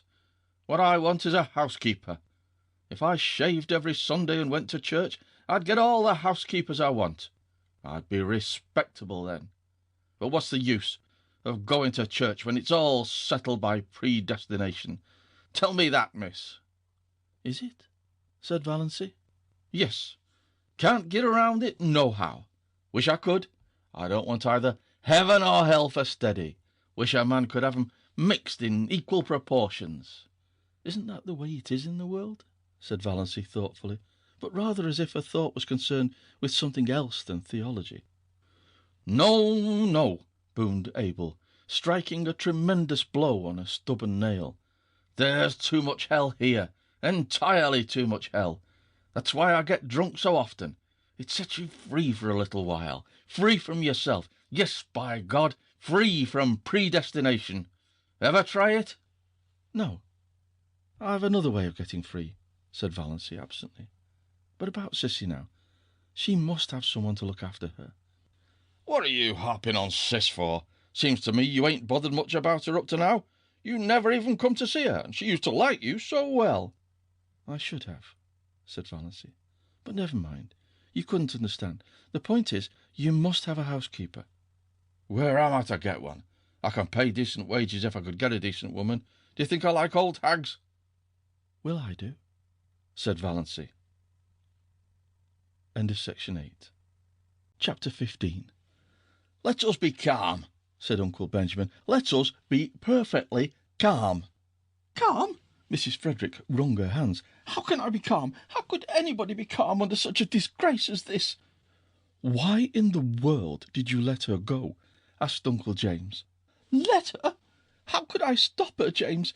It seems she packed the big valise and sent it away with Roaring Abel when he went home after supper, while Christine and I were out in the kitchen. Then Doss herself came down with her little satchel, dressed in her green serge suit. I felt a terrible premonition. I can't tell you how it was, but I seemed to know that Doss was going to do something dreadful." "It's a pity you couldn't have had your premonition a little sooner," said Uncle Benjamin dryly. "I said, 'Doss, where are you going?' And she said, 'I'm going to look for my blue castle.'" "Wouldn't you think that would convince Marsh that her mind is affected?" interjected Uncle James. "And I said, 'Valency, what do you mean?' And she said, 'I am going to keep house for Roaring Abel and nurse Sissy. He will pay me $30 a month.' I wonder I didn't drop dead on the spot." "You shouldn't have let her go. You shouldn't have let her out of the house," said Uncle James. "You should have locked the door. Anything." "She was between me and the front door, and you can't realize how determined she was. She was like a rock. That's the strangest thing of all about her. She used to be so good and obedient, and now she's neither to hold nor bind. But I said everything I could think of to bring her to her senses. I asked her if she had no regard for her reputation. I said to her solemnly, 'Doss, when a woman's reputation is once smirched, nothing can ever make it spotless again. Your character will be gone for ever if you go to Roaring Abel's to wait on a bad girl like Sis Gay.'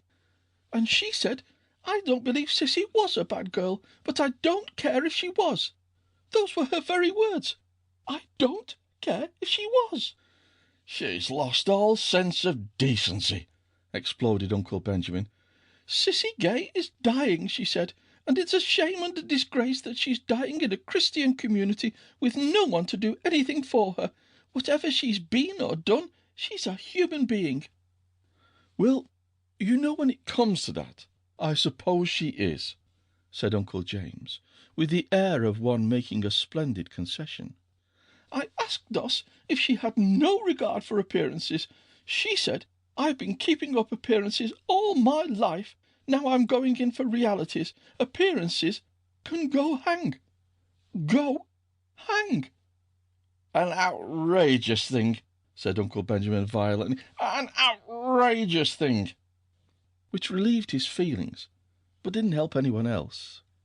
Mrs. Frederick wept. Cousin Stickles took up the refrain between her moans of despair. "I told her, we both told her, that Roaring Abel had certainly killed his wife in one of his drunken rages and would kill her. She laughed and said, I'm not afraid of Roaring Abel. He won't kill me, and he's too old for me to be afraid of his gallantries." "What does she mean? What are gallantries?" Mrs. Frederick saw that she must stop crying if she wanted to regain control of the conversation. "I said to her, 'Valency, if you have no regard for your own reputation and your family's standing, have you none for my feelings?' She said, 'None.' Just like that. None." "Insane people never do have any regard for other people's feelings," said Uncle Benjamin. "That's one of the symptoms." I broke out in tears then, and she said, 'Come now, mother, be a good sport. I'm going to do an act of Christian charity, and as for the damage it will do my reputation, why, you know I haven't any matrimonial chances anyhow, so what does it matter?' And with that, she turned and went out." "The last words I said to her," said Cousin Stickles, pathetically, "were, 'Who will rub my back at nights now?' And she said, but no, I cannot repeat it." "Nonsense," said Uncle Benjamin. "Out with it. This is no time to be squeamish." "She said," Cousin Stickles' voice was little more than a whisper, "she said, 'Oh, darn!'" "To think I should have lived to hear my daughter swearing," sobbed Mrs. Frederick. It was only imitation swearing," faltered Cousin Stickles, desirous of smoothing things over now that the worst was out. But she had never told about the banister. "It will only be a step from that to real swearing," said Uncle James sternly. "The worst of this," Mrs. Frederick hunted for a dry spot on her handkerchief, "is that everyone will know now that she's deranged. We can't keep it a secret any longer. Oh, I cannot bear it." "You should have been stricter with her when she was young," said Uncle Benjamin. "I don't see how I could have been," said Mrs. Frederick, truthfully enough. "The worst feature of the case is that Snaith scoundrel is always hanging around Roaring Gables," said Uncle James. "I shall be thankful if nothing worse comes of this mad freak than a few weeks at Roaring Gables. Sissy Gay can't live much longer."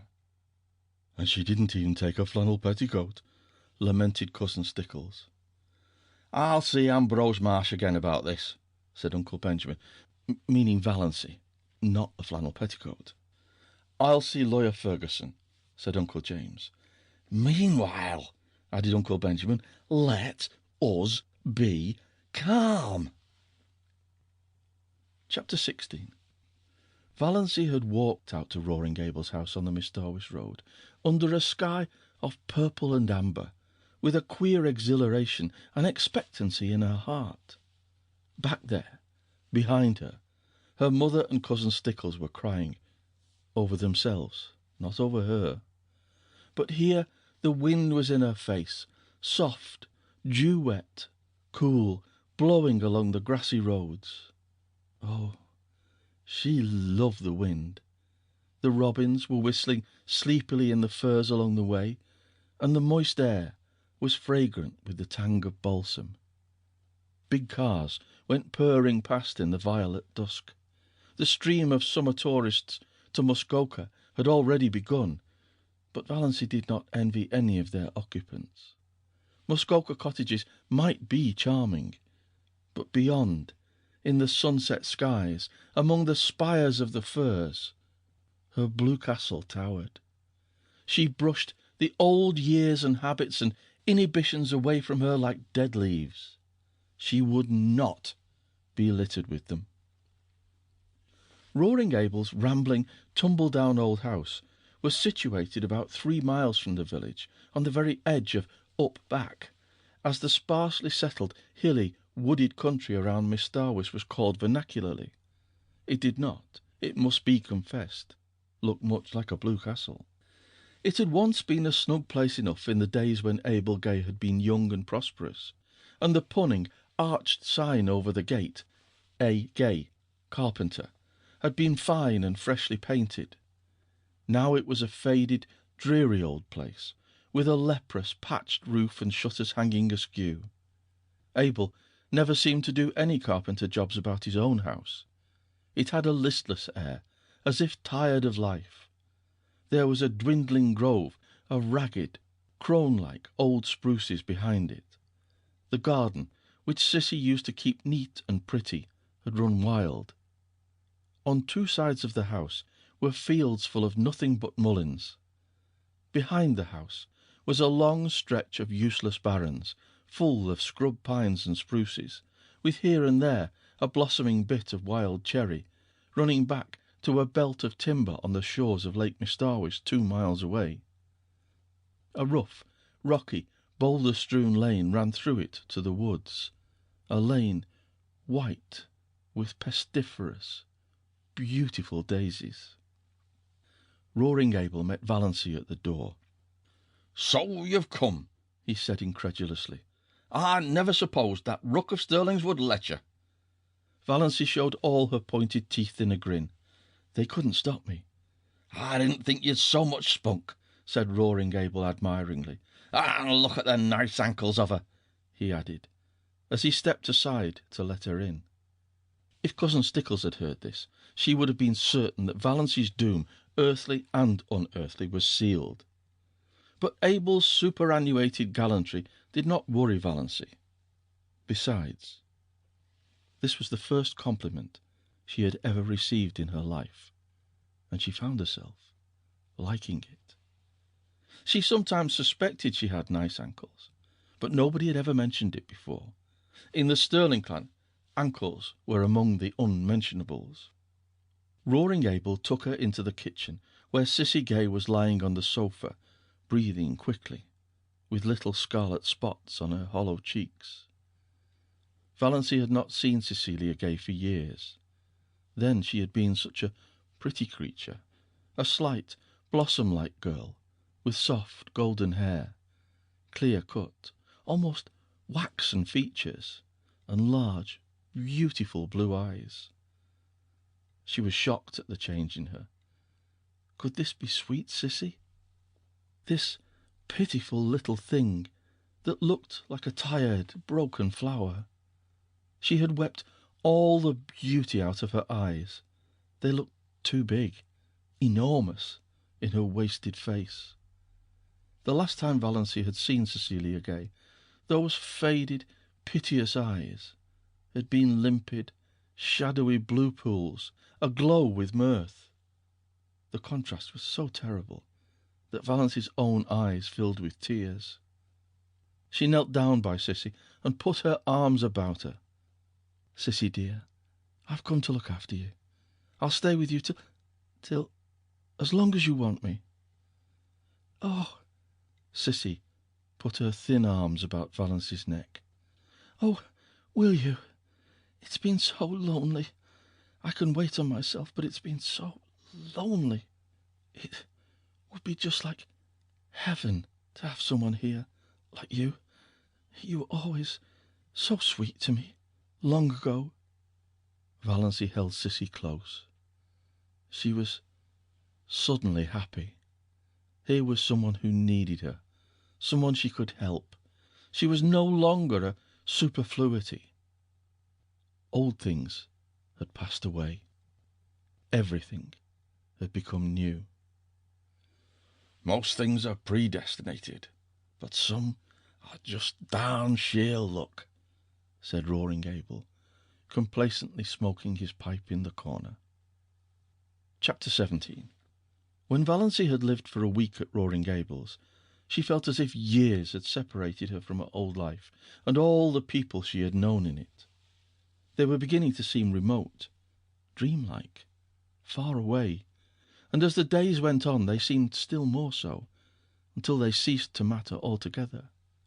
She was happy. Nobody ever bothered her with conundrums, or insisted on giving her purple pills. Nobody called her Doss or worried her about catching cold. There were no quilts to piece, no abominable rubber plant to water, no ice-cold maternal tantrums to endure. She could be alone whenever she liked, go to bed when she liked, sneeze when she liked. In the long, wondrous northern twilights, when Sissy was asleep and Roaring Abel away, she could sit for hours on the shaky back veranda steps, looking out over the barrens to the hills beyond, covered with their fine purple bloom, listening to the friendly wind singing wild, sweet melodies in the little spruces, and drinking in the aroma of the sunned grasses, until darkness flowed over the landscape like a cool, welcome wave. Sometimes of an afternoon, when Sissy was strong enough, the two girls went into the barrens and looked at the woodflowers, but they did not pick any. Valancy had read to Sissy the gospel thereof according to John Foster. It is a pity to gather woodflowers. They lose half their witchery away from the green and the flicker. The way to enjoy woodflowers is to track them down to their remote haunts, gloat over them, and then leave them with backward glances, taking with us only the beguiling memory of their grace and fragrance. Valancy was in the midst of realities after a lifetime of unrealities, and busy, very busy. The house had to be cleaned. Not for nothing had Valancy been brought up in the sterling habits of neatness and cleanliness. If she found satisfaction in cleaning dirty rooms, she got her fill of it there. Roaring Abel thought she was foolish to bother doing so much more than she was asked to do, but he did not interfere with her. He was very well satisfied with his bargain. Valancy was a good cook. Abel said she got a flavour into things. The only fault he found with her was that she did not sing at her work. "Folks should always sing at their work," he insisted. "Sounds cheerful like." "Not always," retorted Valancy. "Fancy a butcher singing at his work, or an undertaker." Abel burst into his great broad laugh. "There's no getting the better of you. You've got an answer every time. I should think the Sterlings would be glad to be rid of you. They don't like being sassed back." During the day, Abel was generally away from home, if not working, then shooting or fishing with Barney Snaith. He generally came home at nights, always very late, and often very drunk. The first night they heard him come howling into the yard, Sissy had told Valancy not to be afraid. "Father never does anything. He just makes a noise." Valancy, lying on the sofa in Sissy's room where she had elected to sleep, lest Sissy should need attention in the night, Sissy would never have called her, was not at all afraid, and said so. By the time Abel had got his horses put away, the roaring stage had passed, and he was in his room at the end of the hall, crying and praying. Valancy could still hear his dismal moans when she went calmly to sleep. For the most part, Abel was a good-natured creature, but occasionally he had a temper. Once Valancy asked him coolly, "What is the use of getting in a rage?" "It's such a damn relief," said Abel. They both burst out laughing together. "You're a great little sport," said Abel admiringly. "Don't mind my bad French. I don't mean a thing by it, just habit. Say, I like a woman that ain't afraid to speak to me. Sis there was always too meek. Too meek. That's why she got adrift. I like you." "All the same," said Valancy determinedly, "there is no use in sending things to hell, as you're always doing, and I'm not going to have you tracking mud all over a floor I've just scrubbed. You must use the scraper, whether you consign it to perdition or not." Sissy loved the cleanness and neatness. She had kept it so too, until her strength failed. She was very pitifully happy because she had Valancy with her. It had been so terrible. The long, lonely nights and days with no companionship, save those dreadful old women who came to work. Sissy had hated and feared them. She clung to Valancy like a child. There was no doubt that Sissy was dying. Yet at no time did she seem alarmingly ill. She did not even cough a great deal. Most days she was able to get up and dress, sometimes even to work about in the garden or the barrens for an hour or two. For a few weeks after Valancy's coming, she seemed so much better that Valancy began to hope she might get well. But Sissy shook her head. "No, I can't get well. My lungs are almost gone, and I don't want to. I'm so tired, Valancy. Only dying can rest me. But it's lovely to have you here. You'll never know how much it means to me. But, Valancy, you work too hard. You don't need to. Father only wants his meals cooked. I don't think you're strong yourself. You turn so pale sometimes. And those drops you take. Are you well, dear?" "I'm all right," said Valency lightly. She would not have Sissy worried. "And I'm not working hard. I'm glad to have some work to do, something that really wants to be done." "Then," Sissy slipped her hand wistfully into Valency's, "don't let's talk any more about my being sick. Let's just forget it. Let's pretend I'm a little girl again, and you've come here to play with me. I used to wish that long ago. Wish that you would come. I knew you couldn't, of course, but how I did wish it. You always seemed so different from the other girls, so kind and sweet, and as if you had something in yourself nobody knew about, some dear, pretty secret. Had you, Valency?" "I had my blue castle," said Valency, laughing a little. She was pleased that Sissy had thought of her like this. She had never suspected that anybody liked or admired or wondered about her. She told Sissy all about her blue castle. She had never told anyone about it before. "Everyone has a blue castle, I think," said Sissy softly. "Only everyone has a different name for it. I had mine once." She put her two thin little hands over her face. She did not tell Valency then who had destroyed her blue castle. But Valency knew that, whoever it was not Barney Snaith. End of section 9. Read by Bryn Roberts.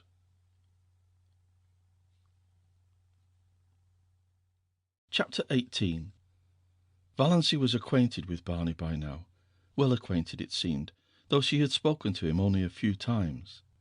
But then she had felt just as well acquainted with him the first time they had met. She had been in the garden at twilight, hunting for a few stalks of white narcissus for Sissy's room, when she heard the terrible old grey Slosson coming down through the woods from Miss Dorwis. One could hear it miles away. Valency did not look up as it drew near, thumping over the rocks in that crazy lane. She had never looked up, though Barney had gone racketing past every evening since she had been at Roaring Gables. This time he did not racket past. The old grey Slosson stopped with even more terrible noises than it made going. Valency was conscious that Barney had sprung from it and was leaning over the ramshackle gate. She suddenly straightened up and looked into his face. Their eyes met. Valency was suddenly conscious of a delicious weakness. Was one of her heart attacks coming on? But this was a new symptom. His eyes, which she had always thought brown, now seen close, were deep violet, translucent and intense. Neither of his eyebrows looked like the other. He was thin, too thin. She wished she could feed him up a bit. She wished she could sew the buttons on his coat and make him cut his hair and shave every day. There was something in his face. One hardly knew what it was. Tiredness? Sadness? Disillusionment? He had dimples in his thin cheeks when he smiled. All these thoughts flashed through Valency's mind in that one moment, while his eyes looked into hers. "Good evening, Miss Sterling." Nothing could be more commonplace and conventional. Anyone might have said it. But Barney Snaith had a way of saying things that gave them poignancy. When he said good evening, you felt that it was a good evening, and that it was partly his doing that it was. Also, you felt that some of the credit was yours. Valency felt all this vaguely, but she couldn't imagine why she was trembling from head to foot. It must be her heart. If only he didn't notice it. "I'm going over to the port," Barney was saying. "Can I acquire merit by getting or doing anything there for you or Sissy?" "Will you get some salt codfish for us?" said Valency. It was the only thing she could think of. Roaring Abel had expressed the desire that day for a dinner of boiled salt codfish. When her knights came riding to the Blue Castle, Valency had sent them on many a quest, but she had never asked any of them to get a salt codfish. Certainly You're sure there's nothing else? Lots of room in Lady Jane Grey's Slossen, and she always gets back sometime, does Lady Jane." "I don't think there's anything more," said Valancy. She knew he would bring oranges for Cissy anyhow. He always did. Barney did not turn away at once. He was silent for a little. Then he said, slowly and whimsically, "Miss Sterling, you're a brick. You're a whole cartload of bricks. To come here and look after Cissy under the circumstances." "There's nothing so bricky about that," said Valancy. "I'd nothing else to do, and I like it here. I don't feel as if I'd done anything specially meritorious. Mr. Gay is paying me fair wages. I never earned any money before, and I like it." It seemed so easy to talk to Barney Snaith, some way, this terrible Barney Snaith of the lurid tales and mysterious past, as easy and natural as if talking to herself. "All the money in the world couldn't buy what you're doing for Cissy Gay," said Barney. "It's splendid and fine of you, and if there's anything I can do to help you in any way, you have only to let me know. If Roaring Abel ever tries to annoy you—" "He doesn't. He's lovely to me. I like Roaring Abel," said Valancy frankly. "So do I. But there's one stage of his drunkenness, perhaps you haven't encountered it yet, when he sings ribald songs." "Oh, yes. He came home last night like that. Cissy and I just went to our room and shut ourselves in where we couldn't hear him. He apologized this morning. I'm not afraid of any of Roaring Abel's stages." "Well, I'm sure he'll be decent to you, apart from his inebriated yowls," said Barney. "And I've told him he's got to stop damning things when you're around." "Why?" asked Valancy slyly, with one of her odd, slanted glances and a sudden flake of pink on each cheek, born of the thought that Barney Snaith had actually done so much for her. "I often feel like damning things myself." For a moment Barney stared. Was this elfin girl the little old maidish creature who had stood there 2 minutes ago? Surely there was magic and devilry going on in that shabby, weedy old garden. Then he laughed. "It will be a relief to have someone to do it for you, then. So you don't want anything but salt codfish?" "Not tonight. But I dare say I'll have some errands for you very often when you go to Port Lawrence. I can't trust Mr. Gay to remember to bring all the things I want." Barney had gone away then, in his Lady Jane, and Valancy stood in the garden for a long time. Since then he had called several times, walking down through the barrens whistling. How that whistle of his echoed through the spruces on those June twilights! Valancy caught herself listening for it every evening, rebuked herself, then let herself go. Why shouldn't she listen for it? He always brought Cissy fruit and flowers. Once he brought Valancy a box of candy, the first box of candy she had ever been given. It seemed sacrilege to eat it. She found herself thinking of him in season and out of season. She wanted to know if he ever thought about her when she wasn't before his eyes, and, if so, what? She wanted to see that mysterious house of his back on the Mistowis Island. Cissy had never seen it. Cissy, though she talked freely of Barney and had known him for 5 years, really knew little more of him than Valancy herself. "But he isn't bad," said Cissy.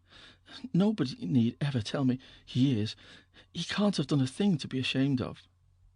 "Then why does he live as he does?" asked Valancy. "To hear somebody defend him." "I don't know. He's a mystery, and of course there's something behind it. But I know it isn't disgrace. Barney Snaith simply couldn't do anything disgraceful, Valancy." Valancy was not so sure. Barney must have done something sometime. He was a man of education and intelligence. She had soon discovered that in listening to his conversation and wrangles with Roaring Abel, who was surprisingly well read and could discuss any subject under the sun when sober. Such a man wouldn't bury himself for 5 years in Muskoka and live and look like a tramp if there were not too good or bad a reason for it. But it didn't matter. All that mattered was that she was sure now that he had never been Cissy Gay's lover. There was nothing like that between them, though he was very fond of Cissy and she of him, as anyone could see. But it was a fondness that didn't worry Valancy. "You don't know what Barney has been to me these past 2 years," Cissy had said simply. "Everything would have been unbearable without him." "Cissy Gay is the sweetest girl I ever knew, and there's a man somewhere I'd like to shoot if I could find him," Barney had said savagely. Barney was an interesting talker, with a knack of telling a great deal about his adventures, and nothing at all about himself. There was one glorious rainy day when Barney and Abel swapped yarns all the afternoon while Valancy mended tablecloths and listened. Barney told weird tales of his adventures with shacks on trains while hoboing it across the continent. Valancy thought she ought to think his stealing rides quite dreadful, but didn't. The story of his working his way to England on a cattle ship sounded more legitimate, and his yarns of the Yukon enthralled her, especially the one of the night he was lost on the divide between the Gold Run and Sulphur Valley. He had spent 2 years out there. Where in all this was there room for the penitentiary and the other things, if he were telling the truth? But Valancy knew he was. "Found no gold," he said. "Came away poorer than when I went. But such a place to live. Those silences at the back of the north wind got me. I've never belonged to myself since." Yet he was not a great talker. He told a great deal in a few well-chosen words. How well chosen, Valancy did not realize. And he had a knack of saying things without opening his mouth at all. "I like a man whose eyes say more than his lips," thought Valancy. But then she liked everything about him. His tawny hair, his whimsical smiles, the little glints of fun in his eyes, his loyal affection for that unspeakable Lady Jane, his habit of sitting with his hands in his pockets, his chin sunk on his breast, looking up from under his mismated eyebrows. She liked his nice voice, which sounded as if it might become caressing or wooing with very little provocation. She was at times almost afraid to let herself think these thoughts. They were so vivid that she felt as if the others must know what she was thinking. "I've been watching a woodpecker all day," he said one evening on the shaky old back veranda. His account of the woodpecker's doings was satisfying.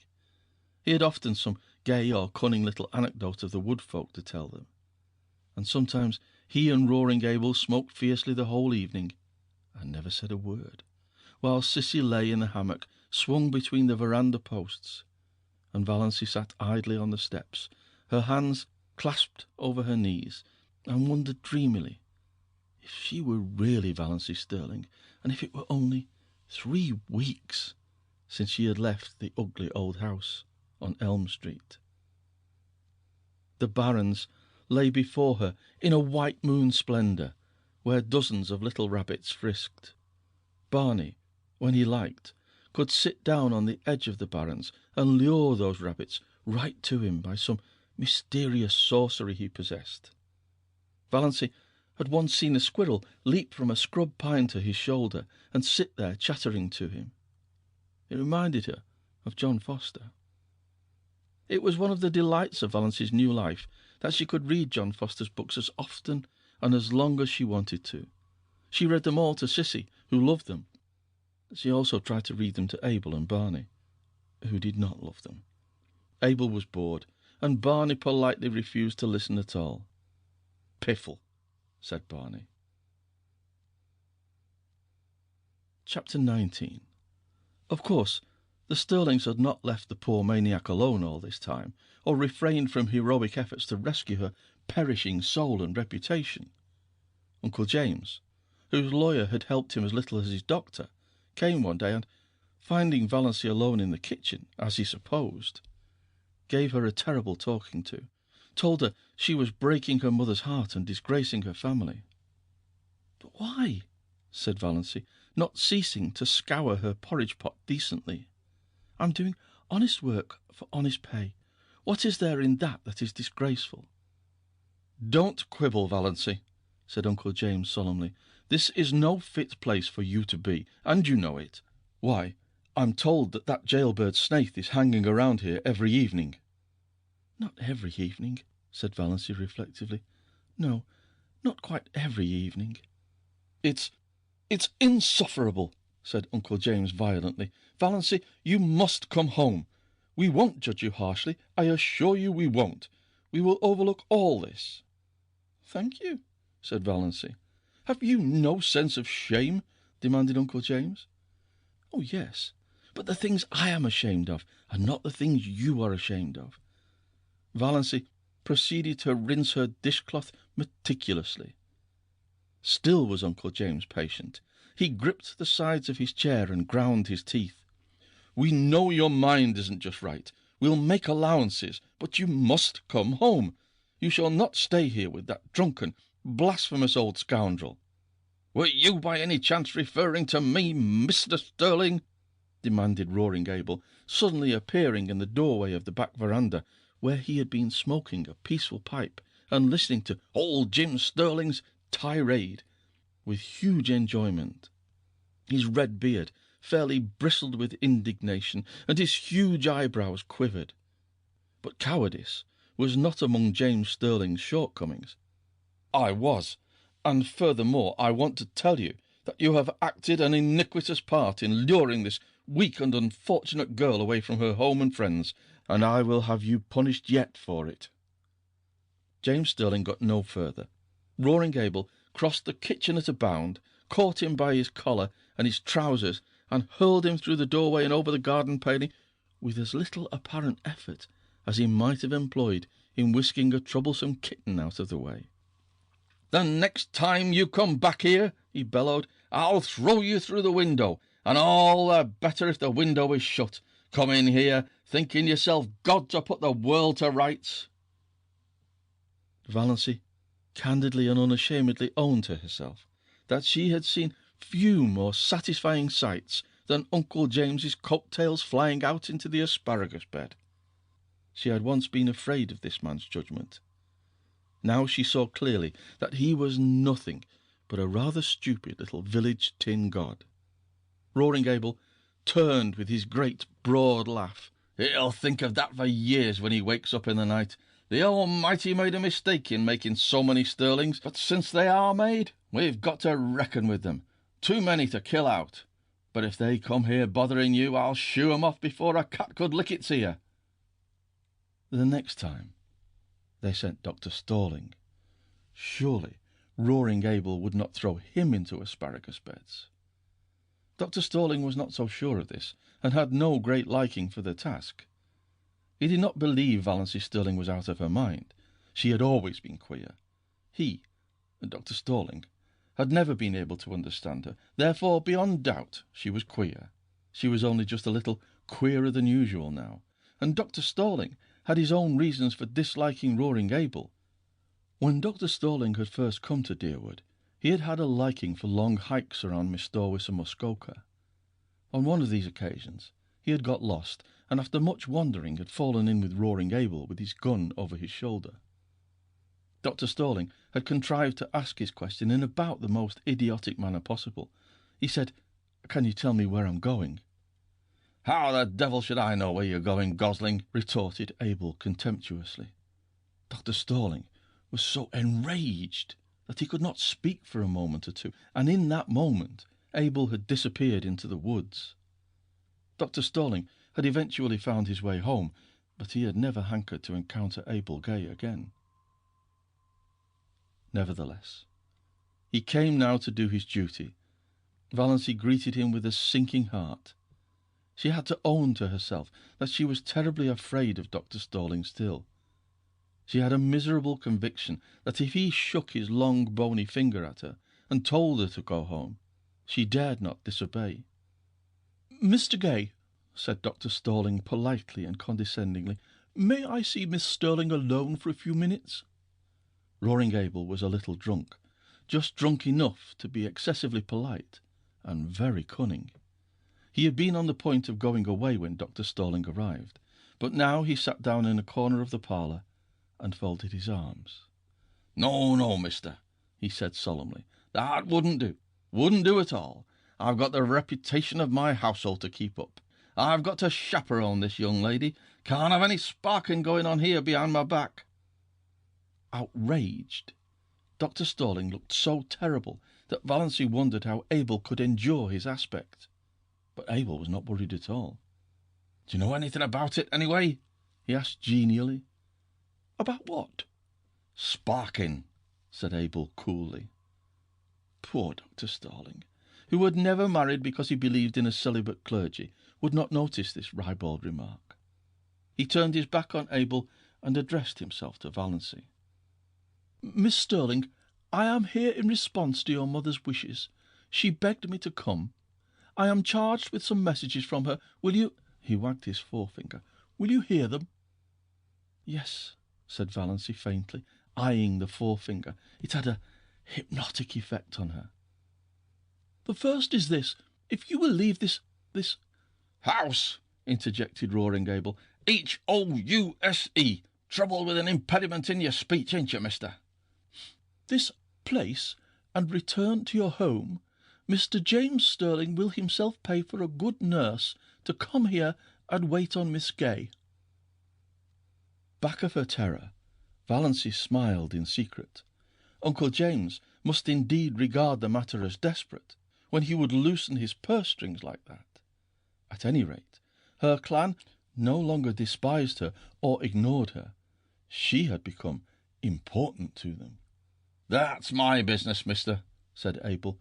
"Miss Stirling can go if she pleases, or stay if she pleases. I made a fair bargain with her, and she's free to conclude it when she likes. She gives me meals that stick to my ribs. She don't forget to put salt in the porridge. She never slams doors, and when she has nothing to say, she don't talk. That's uncanny in a woman, you know, mister. I'm satisfied. If she isn't, she's free to go. But no woman comes here in Jim Stirling's pay. If anyone does—" Abel's voice was uncannily bland and polite. "I'll spatter the road with her brains. Tell him that, with A. Gay's compliments." "Dr. Stalling, a nurse is not what Sissy needs," said Valancy earnestly. "She isn't so ill as that yet.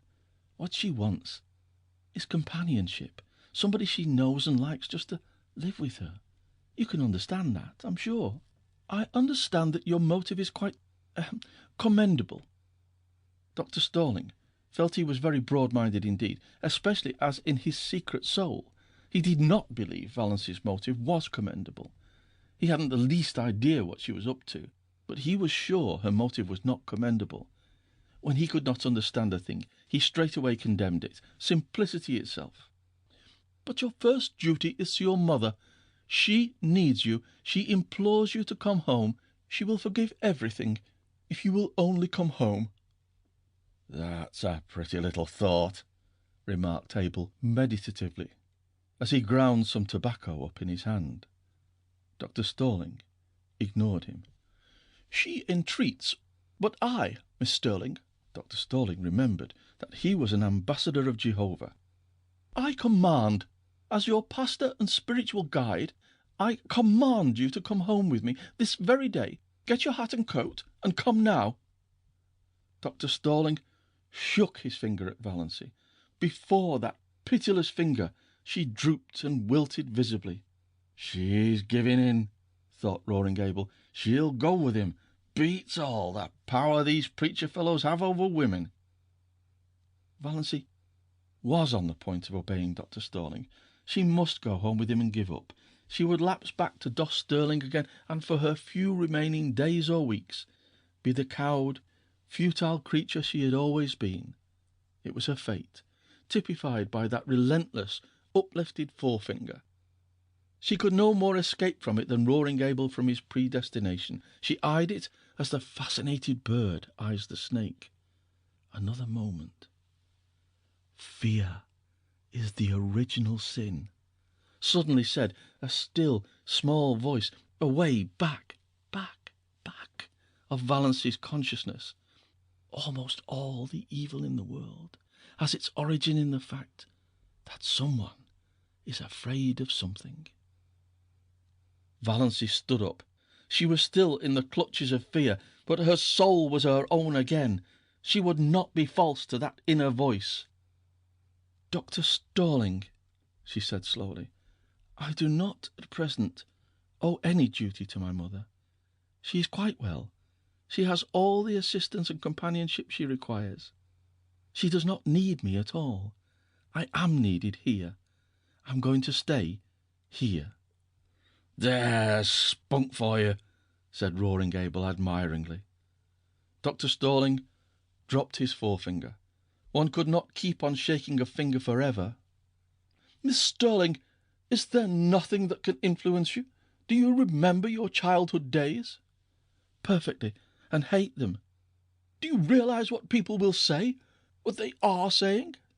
"I can imagine it," said Valency, with a shrug of her shoulders. She was suddenly free of fear again. "I haven't listened to the gossip of Deerwood tea parties and sewing circles 20 years for nothing. But, Dr. Stalling, it doesn't matter in the least to me what they say, not in the least." Dr. Stalling went away then. A girl who cared nothing for public opinion, over whom sacred family ties had no restraining influence, who hated her childhood memories. Then Cousin Georgiana came, on her own initiative, for nobody would have thought it worth while to send her.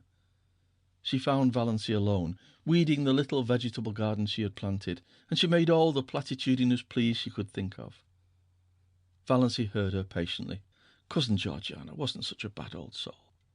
Then she said, "And now that you've got all that out of your system, Cousin Georgiana, can you tell me how to make creamed codfish so that it will not be as thick as porridge and as salt as the Dead Sea?"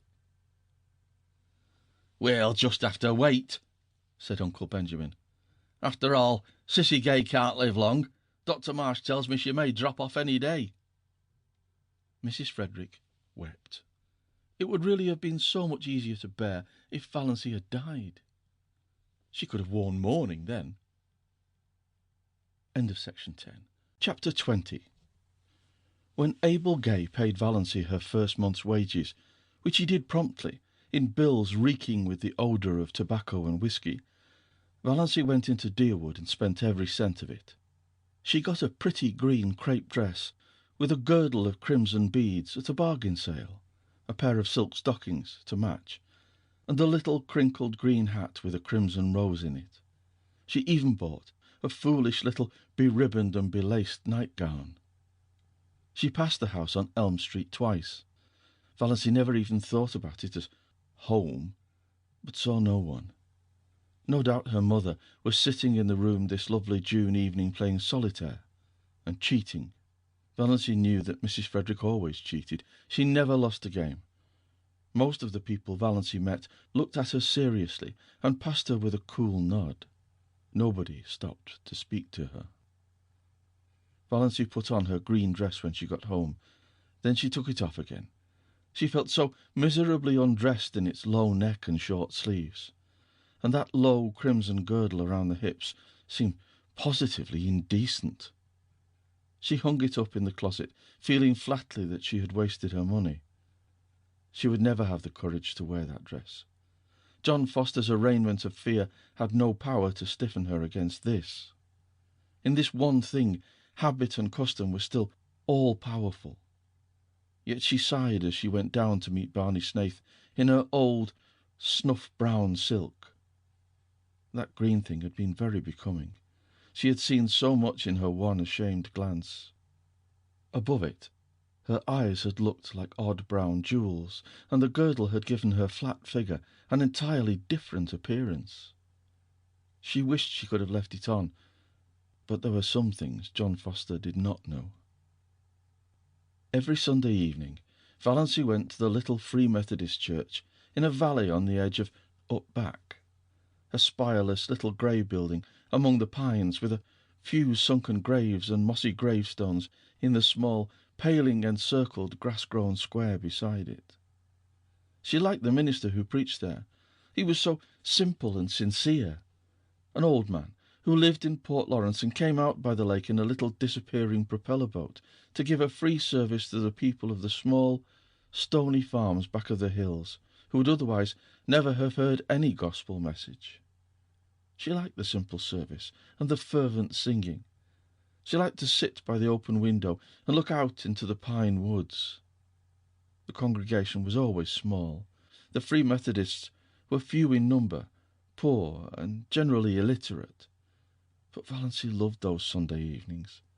For the first time in her life, she liked going to church.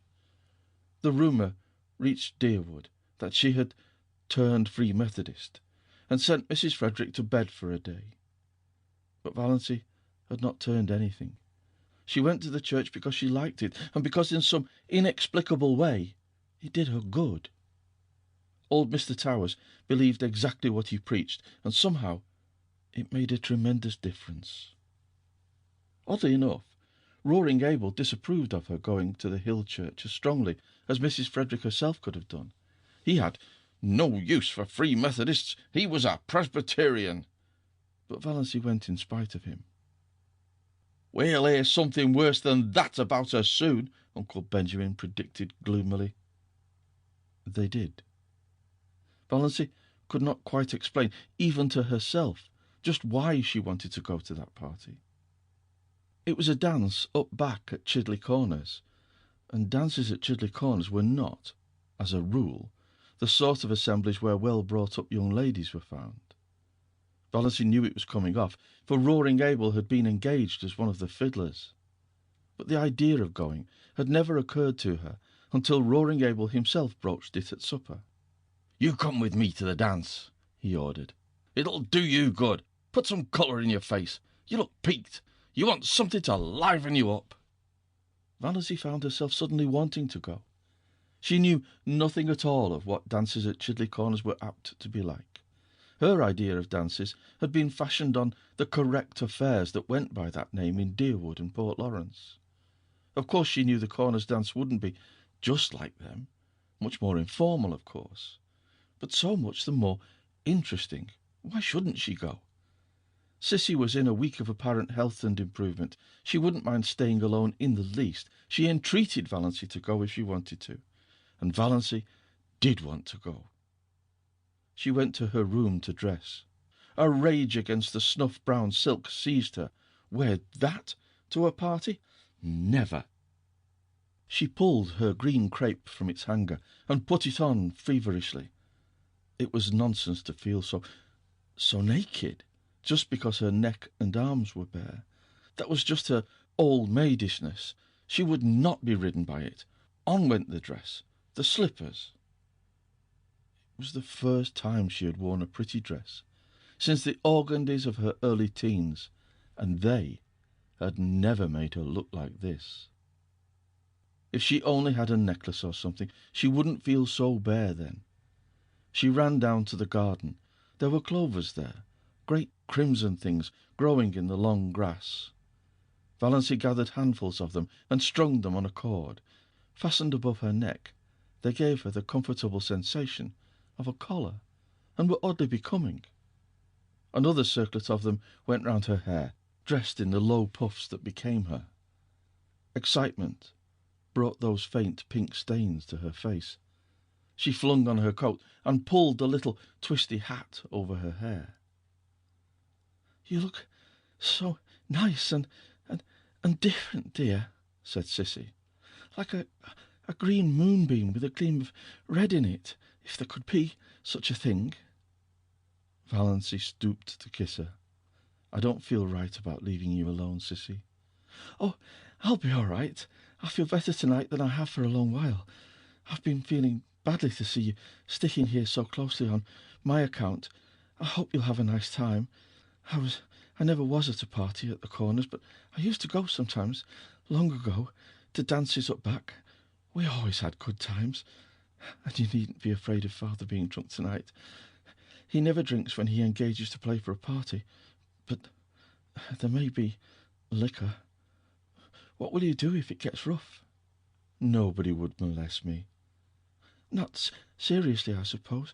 Father would see to that, but it might be noisy and unpleasant." "I won't mind. I'm only going as a looker-on. I don't expect to dance. I just want to see what a party up back is like. I've never seen anything except decorous deerwood." Sissy smiled rather dubiously. She knew much better than Valency what a party up back might be like if there should be liquor. But again, there mightn't be. "I hope you'll enjoy it, dear," she repeated.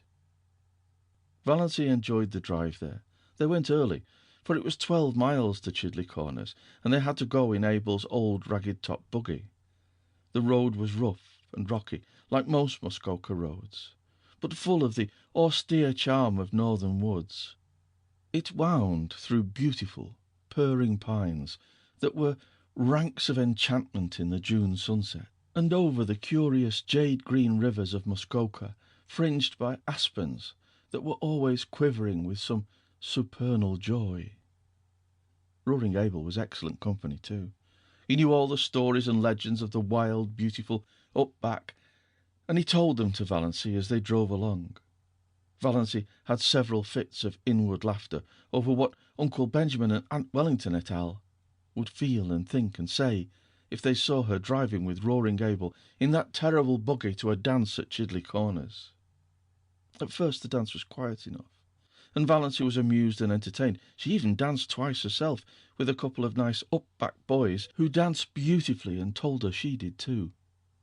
Another compliment came her way, not a very subtle one perhaps, but Valency had had too few compliments in her life to be over-nice on that point. She overheard 2 of the up-back young men talking about her in the dark lean-to behind her. "Know who that girl in green is?" "Nope.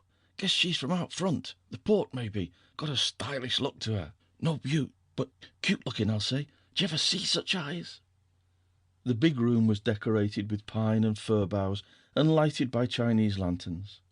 The floor was waxed, and Roaring Abel's fiddle, purring under his skilled touch, worked magic. The up-back girls were pretty and prettily dressed. Valency thought it the nicest party she had ever attended.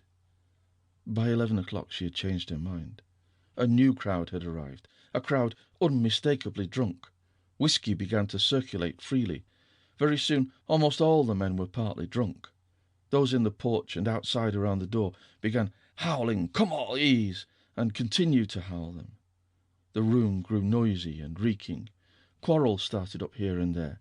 Bad language and obscene songs were heard. The girls, swung rudely in the dances, became dishevelled and tawdry. Valency, alone in her corner, was feeling disgusted and repentant. Why had she ever come to such a place? Freedom and independence were all very well, but one should not be a little fool. She might have known what it would be like. She might have taken warning from Sissy's guarded sentences. Her head was aching. She was sick of the whole thing, but what could she do?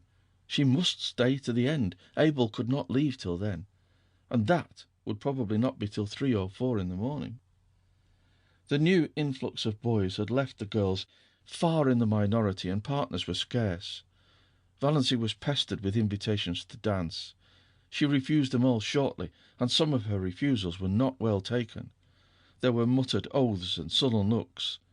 Across the room she saw a group of the strangers talking together and glancing meaningly at her. What were they plotting?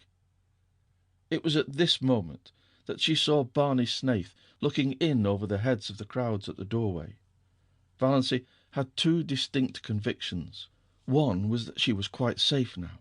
The other was that this was why she had wanted to come to the dance. It had been such an absurd hope that she had not recognized it before. But now she knew she had come because of the possibility that Barney might be there too. She thought that perhaps she ought to be ashamed for this, but she wasn't. After her feeling of relief, her next feeling was one of annoyance with Barney for coming there unshaved. Surely he might have enough self-respect to groom himself up decently when he went to a party. There he was, bareheaded, bristly-chinned, in his old trousers and his blue homespun shirt. Not even a coat. Valency could have shaken him in her anger. No wonder people believed everything bad of him. But she was not afraid any longer. One of the whispering group left his comrades and came across the room to her, through the whirling couples that now filled it uncomfortably. He was a tall, broad-shouldered fellow, not ill-dressed or ill-looking, but unmistakably half drunk. He asked Valancy to dance. Valancy declined civilly.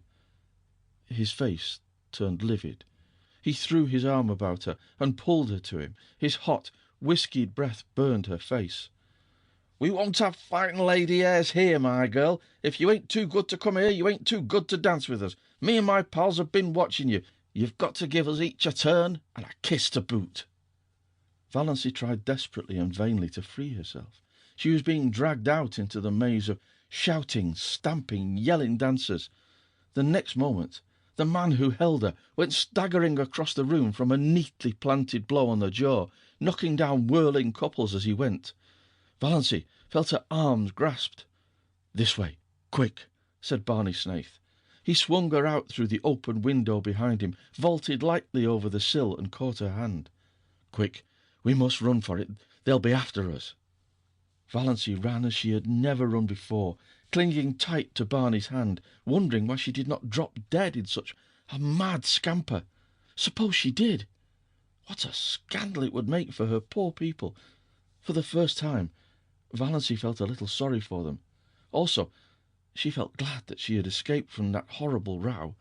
Also, glad that she was holding tight to Barney's hand. Her feelings were badly mixed, and she had never had so many in such brief time in her life. They finally reached a quiet corner in the pine woods. The pursuit had taken a different direction, and the whoops and yells behind them were growing faint. Valancy, out of breath, with a crazily beating heart, collapsed on the trunk of a fallen pine. "Thanks," she gasped. "What a goose you were to come to such a place," said Barney. "I didn't know it would be like this," protested Valancy. "You should have known. Chidley Corners. It was just a name to me." Valancy knew Barney could not realise how ignorant she was of the regions up back. She had lived in Deerwood all her life, and of course he supposed she knew. He didn't know how she'd been brought up. There was no use trying to explain. "When I drifted in at Abel's this evening, and Sissy told me you'd come here, I was amazed, and downright scared. Sissy told me she was worried about you, but hadn't liked to say anything to dissuade you, for fear you'd think she was thinking selfishly about herself. So I came on up here instead of going to Deerwood." Valancy felt a sudden, delightful glow irradiating soul and body under the dark pines. So he had actually come up to look after her. "As soon as they stop hunting for us, we'll sneak around to the Muskoka Road. I left Lady Jane down there. I'll take you home. I suppose you've had enough of your party." "Quite," said Valancy meekly. The first half of the way home, neither of them said anything. It would not have been much use. Lady Jane made so much noise they could not have heard each other. Anyway, Valancy did not feel conversationally inclined. She was ashamed of the whole affair, ashamed of her folly in going, ashamed of being found in such a place by Barney Snaith. By Barney Snaith, reputed jailbreaker, infidel, forger and defaulter. Valancy's lips twitched in the darkness as she thought of it. But she was ashamed. And yet she was enjoying herself, was full of a strange exultation, bumping over that rough road beside Barney Snaith. The big trees shot by them. The tall mulleins stood up along the road in stiff, orderly ranks like companies of soldiers. The thistles looked like drunken fairies or tipsy elves as their car lights passed over them. This was the first time she had even been in a car. After all, she liked it. She was not in the least afraid with Barney at the wheel. Her spirits rose rapidly as they tore along. She ceased to feel ashamed. She ceased to feel anything except that she was part of a comet rushing gloriously through the night of space. All at once, just where the pine woods frayed out to the scrub barrens, Lady Jane became quiet. Too quiet. Lady Jane slowed down quietly and stopped. Barney uttered an aghast exclamation, got out, investigated, came apologetically back. "I'm a doddering idiot, out of gas.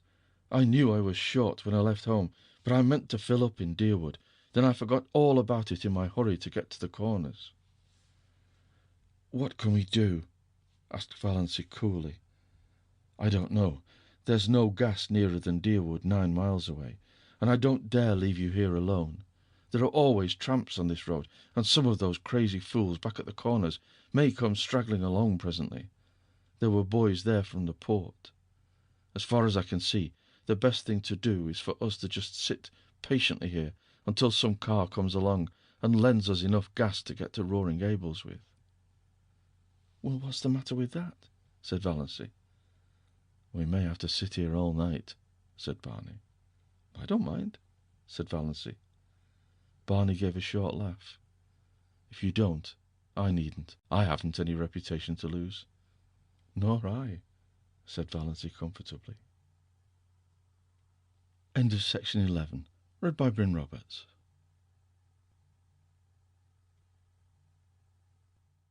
Chapter 21. "We'll just sit here," said Barney, "and if we think of anything worthwhile saying, we'll say it. Otherwise, not. Don't imagine you're bound to talk to me." "John Foster says," quoted Valancy, "if you could sit in silence with a person for half an hour, and yet be entirely comfortable, you and that person can be friends. If you cannot, friends you'll never be, and you need not waste time in trying." "Evidently John Foster says a sensible thing once in a while," conceded Barney. They sat in silence for a long while. Little rabbits hopped across the road. Once or twice an owl laughed out delightfully. The road beyond them was fringed with a woven shadow lace of trees. Away off to the southwest, the sky was full of silvery little cirrus clouds above the spot where Barney's Island must be. Valancy was perfectly happy. Some things dawn on you slowly. Some things come by lightning flashes. Valancy had had a lightning flash. She knew quite well now that she loved Barney. Yesterday she had been all her own. Now she was this man's. Yet he had done nothing, said nothing. He had not even looked at her as a woman. But that didn't matter. Nor did it matter what he was or what he had done. She loved him without any reservations. Everything in her went out wholly to him. She had no wish to stifle or disown her love. She seemed to be his so absolutely that thought apart from him, thought in which he did not predominate, was an impossibility. She had realized, quite simply and fully, that she loved him in the moment when he was leaning on the car door, explaining that Lady Jane had no gas. She had looked deep into his eyes in the moonlight, and had known. In just that infinitesimal space of time, everything was changed. Old things passed away, and all things became new. She was no longer unimportant, little old-maid Valancy Sterling. She was a woman, full of love, and therefore rich and significant, justified to herself. Life was no longer empty and futile, and death could cheat her of nothing. Love had cast out her last fear. Love! What a searing, torturing, intolerably sweet thing it was, this possession of body, soul, and mind, with something at its core as fine and remote and purely spiritual as the tiny blue spark in the heart of the unbreakable diamond. No dream had ever been like this. She was no longer solitary. She was one of a vast sisterhood, all the women who had ever loved in the world. Barney need never know it, though she would not in the least have minded his knowing. But she knew it, and it made a tremendous difference to her, just to love. She did not ask to be loved. It was rapture enough just to sit there beside him in silence, alone in the summer night in the white splendour of moonshine, with the wind blowing down on them out of the pine woods. She had always envied the wind, so free, blowing where it listed, through the hills, over the lakes. What a tang, what a zip it had, what a magic of adventure. Valancy felt as if she had exchanged her shop-worn soul for a fresh one, fire new from the workshop of the gods. As far back as she could look, life had been dull, colourless, savourless. Now she had come to a little patch of violets, purple and fragrant, hers for the plucking. No matter who or what had been in Barney's past, no matter who or what might be in his future, no one else could ever have this perfect hour.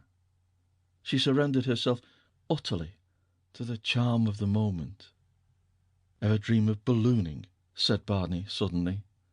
"No," said Valancy. "I do, often. Dream of sailing through the clouds, seeing the glories of sunset, spending hours in the midst of a terrific storm with lightning playing above and below you, skimming above a silver cloud floor under a full moon. Wonderful." "It does sound so," said Valancy. "I've stayed on earth in my dreams." She told him about her blue castle. It was so easy to tell Barney things. One felt he understood everything, even the things you didn't tell him. And then she told him a little of her existence before she came to Roaring Gables.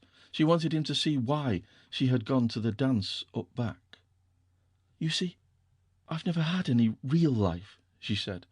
"I've just breathed. Every door has always been shut to me." "But you're still young," said Barney. "Oh, I know. Yes, I'm still young. But that's so different from young," said Valancy bitterly. For a moment she was tempted to tell Barney why her years had nothing to do with her future, but she did not. She was not going to think of death tonight. "Though I never was really young," she went on, "until tonight." She added, in her heart, "I never had a life like other girls. You couldn't understand why." She had a desperate desire that Barney should know the worst about her. "I didn't even love my mother. Isn't it awful that I don't love my mother?" "Rather awful for her," said Barney dryly. "Oh, she didn't know it.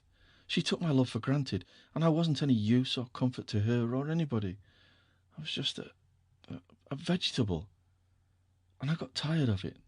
That's why I came to keep house for Mr. Gay and look after Sissy." "And I suppose your people thought you'd gone mad?" "They did, and do, literally," said Valancy. "But it's a comfort to them. They'd rather believe me mad than bad. There's no other alternative. But I've been living since I came to Mr. Gay's. It's been a delightful experience. I suppose I'll pay for it when I have to go back, but I'll have had it." "That's true," said Barney. "If you buy your experience, it's your own, so it's no matter how much you pay for it. Somebody else's experience can never be yours. Well, it's a funny old world." "Do you think it really is old?" asked Valancy dreamily. "I never believed that in June. It seems so young tonight, somehow, in that quivering moonlight, like a young white girl waiting." "Moonlight here on the verge of Upback is different from moonlight anywhere else," agreed Barney. "It always makes me feel so clean somehow, body and soul. And of course the age of gold always comes back in spring." It was 10 o'clock now. A dragon of black cloud ate up the moon. The spring air grew chill. Valancy shivered. Barney reached back into the innards of Lady Jane and clawed up an old, tobacco-scented overcoat. "Put that on," he ordered. "Don't you want it yourself?" protested Valancy. "No, I'm not going to have you catching cold on my hands." "Oh, I won't catch cold. I haven't had a cold since I came to Mr. Gay's, though I've done the foolishest things. It's funny, too. I used to have them all the time. I feel so selfish taking your coat." "You've sneezed 3 times. No use winding up your experience up back with grippe or pneumonia." He pulled it up tight about her throat and buttoned it on her. Valancy submitted with secret delight. How nice it was to have someone look after you so. She snuggled down into the tobacco-y folds and wished the night could last forever. 10 minutes later, a car swooped down on them from up back. Barney sprang from Lady Jane and waved his hand. The car came to a stop beside them.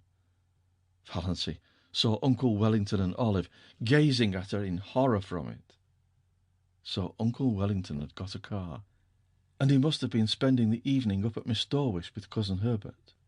Valancy almost laughed aloud at the expression on his face as he recognised her, the pompous, be-whiskered old humbug. "Can you let me have enough gas to take me to Deerwood?" Barney was asking politely. But Uncle Wellington was not attending to him. "Valancy, how came you here?" he said sternly. "By chance or God's grace," said Valancy. "With this jailbird at 10 o'clock at night?" said Uncle Wellington. Valancy turned to Barney. The moon had escaped from its dragon, and in its light her eyes were full of deviltry. "Are you a jailbird?" "Does it matter?" said Barney, gleams of fun in his eyes. "Not to me. I only asked out of curiosity," continued Valancy. "Then I won't tell you. I never satisfy curiosity." He turned to Uncle Wellington, and his voice changed subtly. "Mr. Sterling, I asked you if you could let me have some gas. If you can, well and good. If not, we're only delaying you unnecessarily." Uncle Wellington was in a horrible dilemma: to give gas to this shameless pair, but not to give it to them, to go away and leave them there in the Mistorwish woods until daylight, likely. It was better to give it to them and let them get out of sight before anyone else saw them. "Got anything to get gas in?" he grunted surlily. Barney produced a 2-gallon measure from Lady Jane. The two men went to the rear of the Sterling car and began manipulating the tap. Valancy stole sly glances at Olive over the collar of Barney's coat. Olive was sitting grimly staring straight ahead, with an outraged expression. She did not mean to take any notice of Valancy. Olive had her own secret reasons for feeling outraged. Cecil had been in Deerwood lately, and of course had heard all about Valancy. He agreed that her mind was deranged, and was exceedingly anxious to find out whence the derangement had been inherited. It was a serious thing to have in the family, a very serious thing. One had to think of one's descendants. "She got it from the Wansboroughs," said Olive positively. "There's nothing like that in the Sterlings. Nothing." "I hope not. I certainly hope not," Cecil had responded dubiously. "But then, to go out as a servant, for that is what it practically amounts to, your cousin—" Poor Olive felt the implication. The Port Lawrence Prices were not accustomed to ally themselves with families whose members worked out. Valancy could not resist temptation. She leaned forward. "Olive, does it hurt?" Olive bit, stiffly. "Does what hurt? Looking like that?" For a moment Olive resolved she would take no further notice of Valancy. Then duty came uppermost. She must not miss the opportunity. "Doss," she implored, leaning forward also, "won't you come home? Come home tonight." Valancy yawned. "You sound like a revival meeting," she said. "You really do." "If you will come back, all will be forgiven?" "Yes," said Olive eagerly.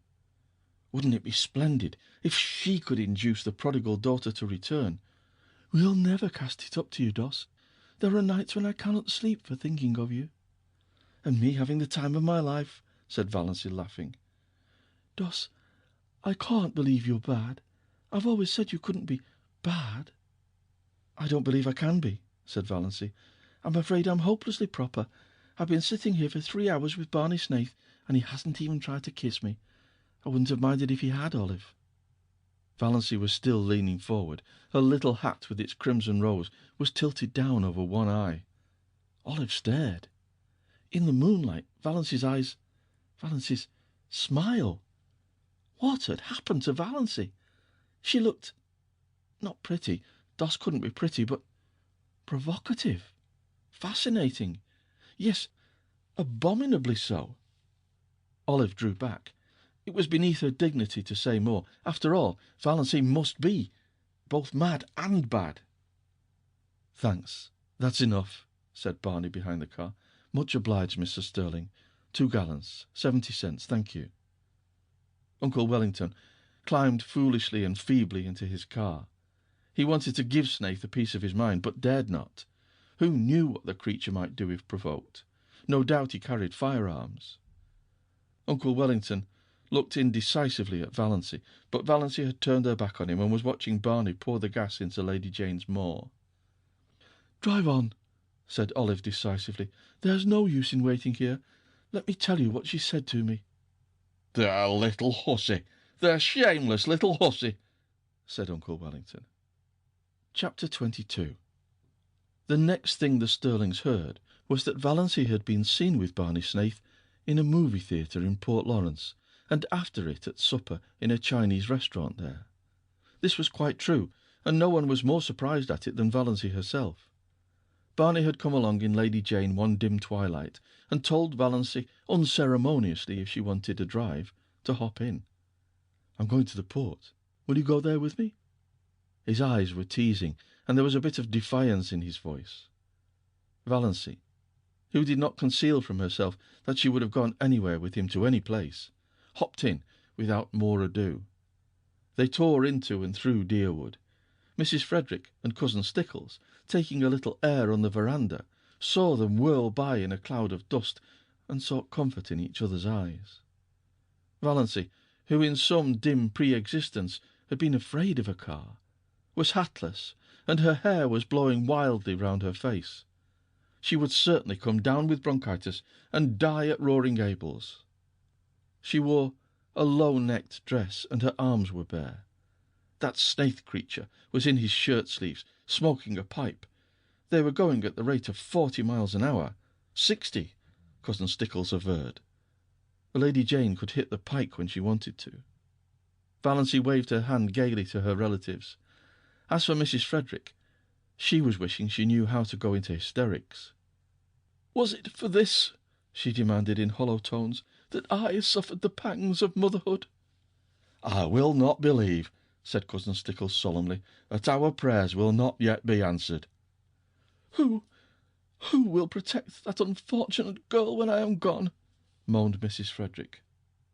As for Valancy, she was wondering if it could really be only a few weeks since she had sat there with them on that veranda, hating the rubber plant, pestered with teasing questions like black flies, always thinking of appearances, cowed because of Aunt Wellington's teaspoons and Uncle Benjamin's money, poverty-stricken, afraid of everybody, envying Olive, a slave to moth-eaten traditions, nothing to hope for or expect.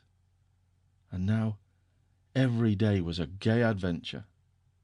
Lady Jane flew over the 15 miles between Deerwood and the port, through the port.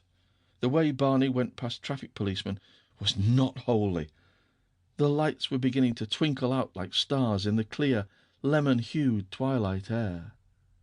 This was the only time Valancy ever really liked the town, and she was crazy with the delight of speeding. Was it possible she had ever been afraid of a car? She was perfectly happy riding beside Barney. Not that she deluded herself into thinking it had any significance. She knew quite well that Barney had asked her to go on the impulse of the moment, an impulse born of a feeling of pity for her and her starved little dreams. She was looking tired after a wakeful night with a heart attack, followed by a busy day. She had so little fun. He'd give her an outing for once. Besides, Abel was in the kitchen, at the point of drunkenness where he was declaring he did not believe in God and beginning to sing ribald songs. It was just as well she should be out of the way for a while. Barney knew Roaring Abel's repertoire. They went to the movie. Valancy had never been to a movie. And then, finding a nice hunger upon them, they went and had fried chicken, unbelievably delicious, in the Chinese restaurant. After which, they rattled home again, leaving a devastating trail of scandal behind them.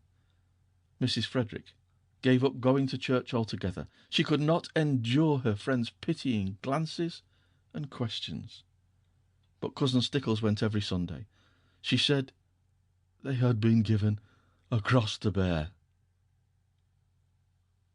End of section 12. Chapter 23. On one of Sissy's wakeful nights, She told Valency her poor little story. They were sitting by the open window. Sissy could not get her breath lying down that night. An inglorious gibbous moon was hanging over the wooded hills, and in its spectral light Sissy looked frail and lovely and incredibly young. A child. It did not seem possible that she could have lived through all the passion and pain and shame of her story. He was stopping at the hotel across the lake. He used to come over in his canoe at night. We met in the pines down the shore. He was a young college student. His father was a rich man in Toronto. Oh, Valency, I didn't mean to be bad. I didn't, indeed, but I loved him so. I love him yet. I'll always love him. And I didn't know some things. I didn't understand. Then his father came and took him away. And after a little, I found out. Oh, Valency, I was so frightened. I didn't know what to do. I wrote him. He came. He said he would marry me, Valency. And why? And why? Oh, Valency, he didn't love me any more. I saw that at a glance. He was just offering to marry me because he thought he ought to, because he was sorry for me. He wasn't bad, but he was so young, and what was I, that he should keep on loving me? Never mind making excuses for him, said Valency a bit shortly. So you wouldn't marry him? I couldn't, not when he didn't love me any more. Somehow, I can't explain. It seemed a worse thing to do than the other. He argued a little, but he went away. Do you think I did right, Valency? Yes, I do. You did right, but he... Don't blame him, dear. Please don't. Let's not talk about him at all. There's no need. I wanted to tell you how it was. I didn't want you to think me bad. I never did think so. Yes, I felt that whenever you came. Oh, Valency, what you've been to me. I can never tell you, but God will bless you for it.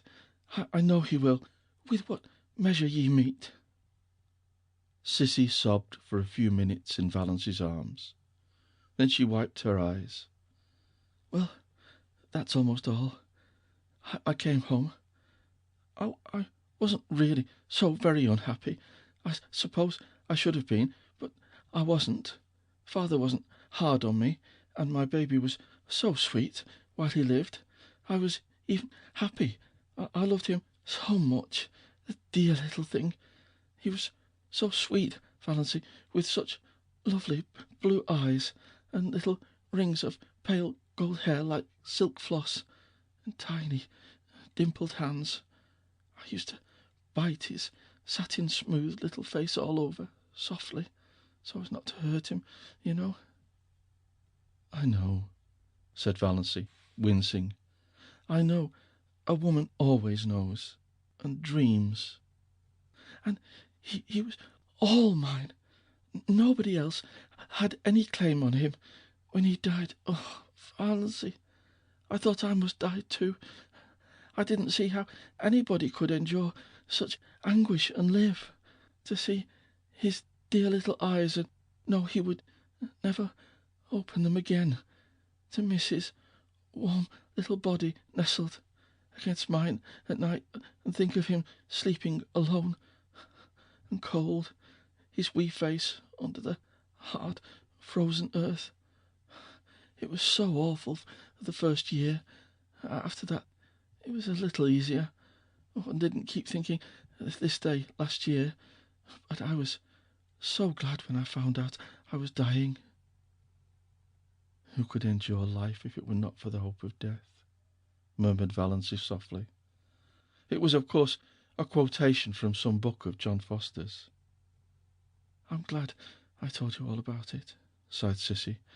I wanted you to know. Cissy died a few nights after that.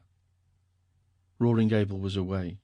When Valancy saw the change that had come over Cissy's face, she wanted to telephone for the doctor, but Cissy wouldn't let her. Valancy, why should you? He can do nothing for me.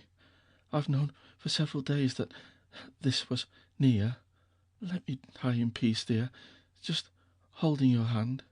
Oh, I'm so glad you're here. Tell father goodbye for me. He's always been as good to me as he knew how. And Barney. Somehow I think that Barney... But a spasm of coughing interrupted and exhausted her. She fell asleep when it was over, still holding to Valancy's hand. Valancy sat there in the silence. She was not frightened, or even sorry. At sunrise, Cissy died. She opened her eyes and looked past Valancy at something that made her smile suddenly and happily.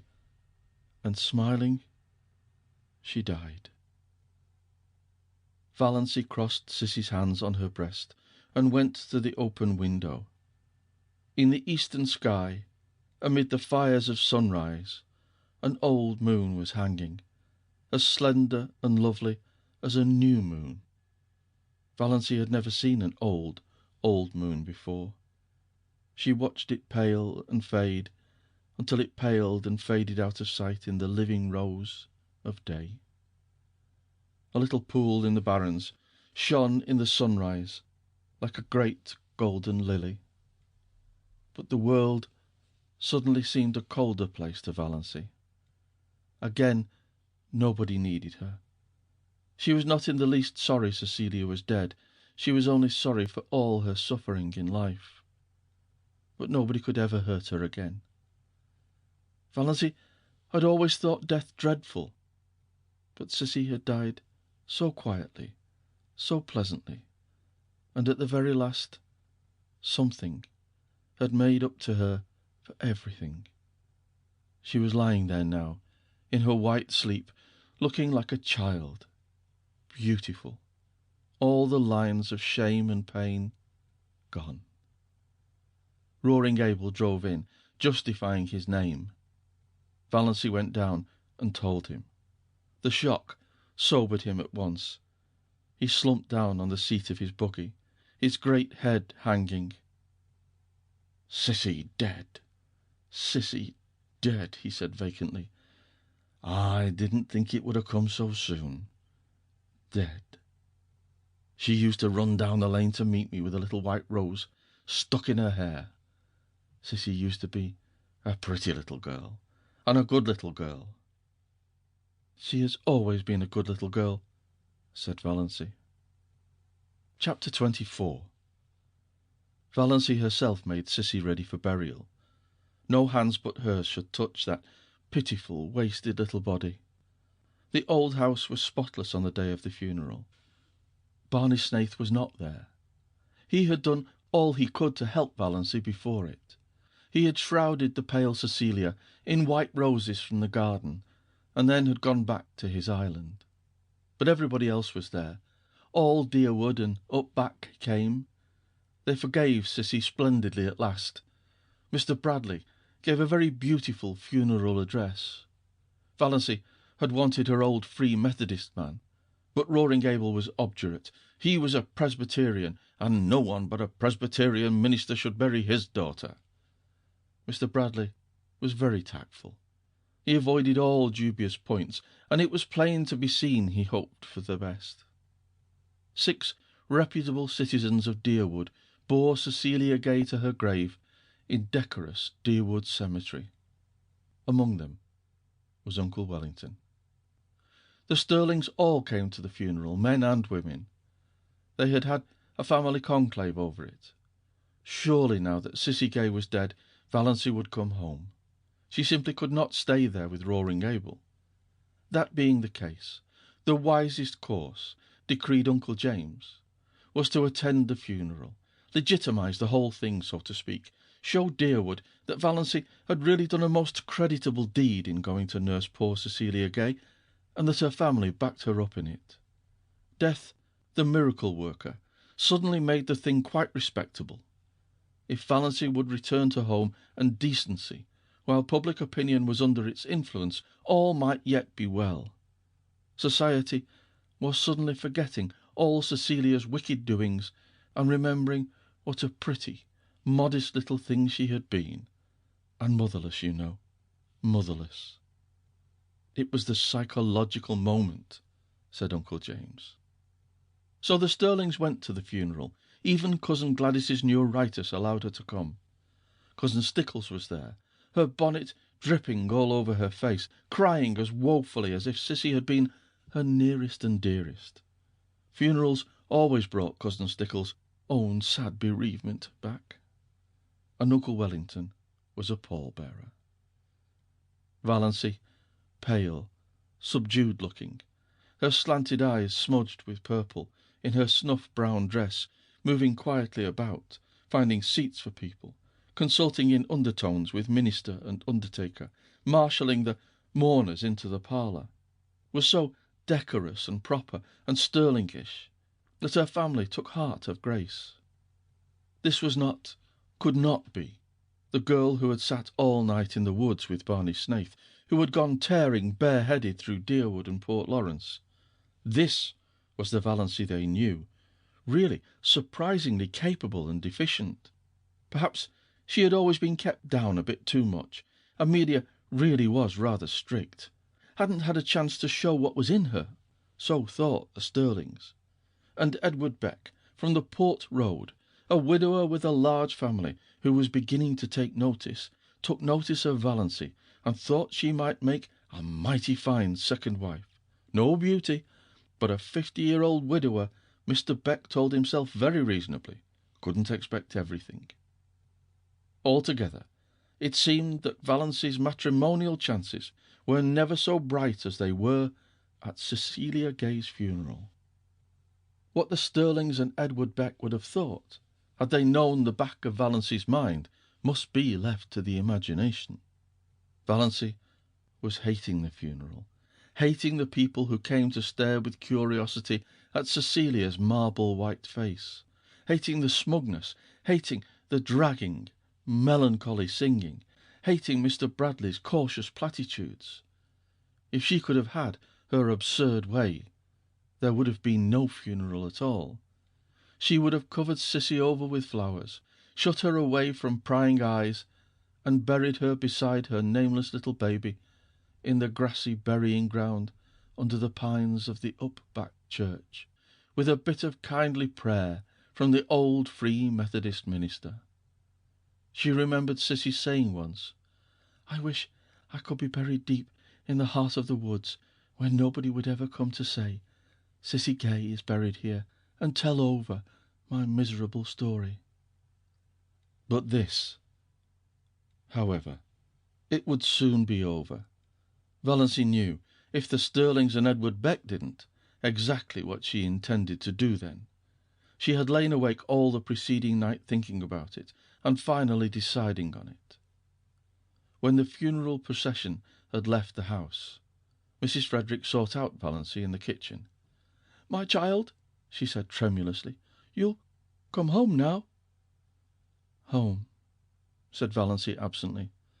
She was getting on an apron and calculating how much tea she must put to steep for supper. There would be several guests from up back, distant relatives of the Gays, who had not remembered them for years. And she was so tired, she wished she could borrow a pair of legs from the cat. "Yes, home," said Mrs. Frederick, with a touch of asperity. "I suppose you won't dream of staying here now, alone with Rory Gable?" "Oh, no, I'm not going to stay here," said Valancy. "Of course, I'll have to stay for a day or two to put the house in order generally, but that will be all. Excuse me, Mother, won't you? I've a frightful lot to do. All those up-back people will be here to supper." Mrs. Frederick retreated in considerable relief, and the Stirlings went home with lighter hearts. "We'll just treat her as if nothing had happened when she comes back," decreed Uncle Benjamin. "That'll be the best plan, just as if nothing had happened." Chapter 25. On the evening of the day after the funeral, Roaring Abel went off for a spree. He had been sober for 4 whole days, and could endure it no longer. Before he went, Valancy told him she would be going away the next day. Roaring Gable was sorry and said so. A distant cousin from up back was coming to keep house for him, quite willing to do so now since there was no sick girl to wait on. But Abel was not under any delusions concerning her. "She won't be like you, my girl. Well, I'm obliged to you. You helped me out of a bad hole, and I won't forget it. And I won't forget what you did for Sissy. I'm your friend, and if you ever want any of the Sterlings spanked and sot in a corner, send for me. I'm going to wet my whistle. Lord, but I'm dry. Don't reckon I'll be back afore tomorrow night, so if you're going home tomorrow, goodbye now." "I may go home tomorrow," said Valancy, "but I'm not going back to Deerwood." "Not going?" "You'll find the key on the woodshed nail," interrupted Valancy, politely and unmistakably. "The dog will be in the barn and the cat in the cellar. Don't forget to feed her till your cousin comes. The pantry is full, and I've made bread and pies today. Goodbye, Mr. Gay. You've been very kind to me, and I appreciate it." "We've had a damn decent time of it together, and that's a fact," said Roaring Gable. "You're the best small sport in the world, and your little finger is worth the whole Sterling clan tied together. Goodbye, and good luck." Valancy went out to the garden. Her legs trembled a little, but otherwise she felt and looked composed. She held something tightly in her hand. The garden was lying in the magic of the warm, odorous July twilight. A few stars were out, and the robins were calling through the velvety silences of the barrens. Valancy stood by the gate expectantly. Would he come? If he did not, he was coming. Valancy heard Lady Jane Grey far back in the woods. Her breath came a little more quickly. Nearer and nearer. She could see Lady Jane now, bumping down the lane. Nearer, nearer. He was there. He had sprung from the car and was leaning over the gate looking at her. "Going home, Miss Sterling?" "I don't know yet," said Valancy slowly. Her mind was made up, with no shadow of turning, but the moment was very tremendous. "I thought I'd run down and ask if there was anything I could do for you," said Barney. Valancy took it with a canter. "Yes, there is something you can do for me," she said, evenly and distinctly. "Will you marry me?" For a moment Barney was silent. There was no particular expression on his face. Then he gave an odd laugh. "Come now. I knew luck was just waiting around the corner for me. All the signs have been pointing that way today." "Wait." Valancy lifted her hand. "I'm in earnest, but I want to get my breath after that question. Of course, with my bringing up, I realise perfectly well that this is one of the things a lady should not do." "But why? Why?" "For 2 reasons." Valancy was still a little breathless, but she looked Barney straight in the eyes, while all the dead Sterlings revolved rapidly in their graves, and the living ones did nothing because they did not know that Valancy was at that moment proposing lawful marriage to the notorious Barney Snaith. "The first reason is I Valancy tried to say "I love you," but could not. She had to take refuge in a pretended flippancy. "I'm crazy about you. The second is this." She handed him Dr. Trent's letter. Barney opened it with the air of a man thankful to find some safe, sane thing to do. As he read it, his face changed. He understood, more perhaps than Valancy wanted him to. "Are you sure nothing can be done for you?" Valancy did not misunderstand the question. "Yes. You know Dr. Trent's reputation in regard to heart disease. I haven't long to live, perhaps only a few months, a few weeks. I want to live them. I can't go back to Deerwood. You know what my life was like there, and—" she managed it this time. "I love you. I want to spend the rest of my life with you. That's all." Barney folded his arms on the gate and looked gravely enough at her white, saucy star that was winking at him just over Roaring Gable's kitchen chimney. "You don't know anything about me. I may be a murderer." "No, I don't. You may be something dreadful. Everything they say of you may be true. But it doesn't matter to me." "You care that much for me, Valancy?" said Barney incredulously, looking away from the star and into her eyes, her strange, mysterious eyes. "I care that much," said Valancy in a low voice. She was trembling. He had called her by her name for the first time. It was sweeter than another man's caress could have been, just to hear him say her name like that. "If we are going to get married," said Barney, speaking suddenly in a casual, matter-of-fact voice, "some things must be understood." "Everything must be understood," said Valancy. "I have things I want to hide," said Barney coolly. "You are not to ask me about them." "I won't," said Valancy. "You must never ask to see my mail." "Never." "And we are never to pretend anything to each other."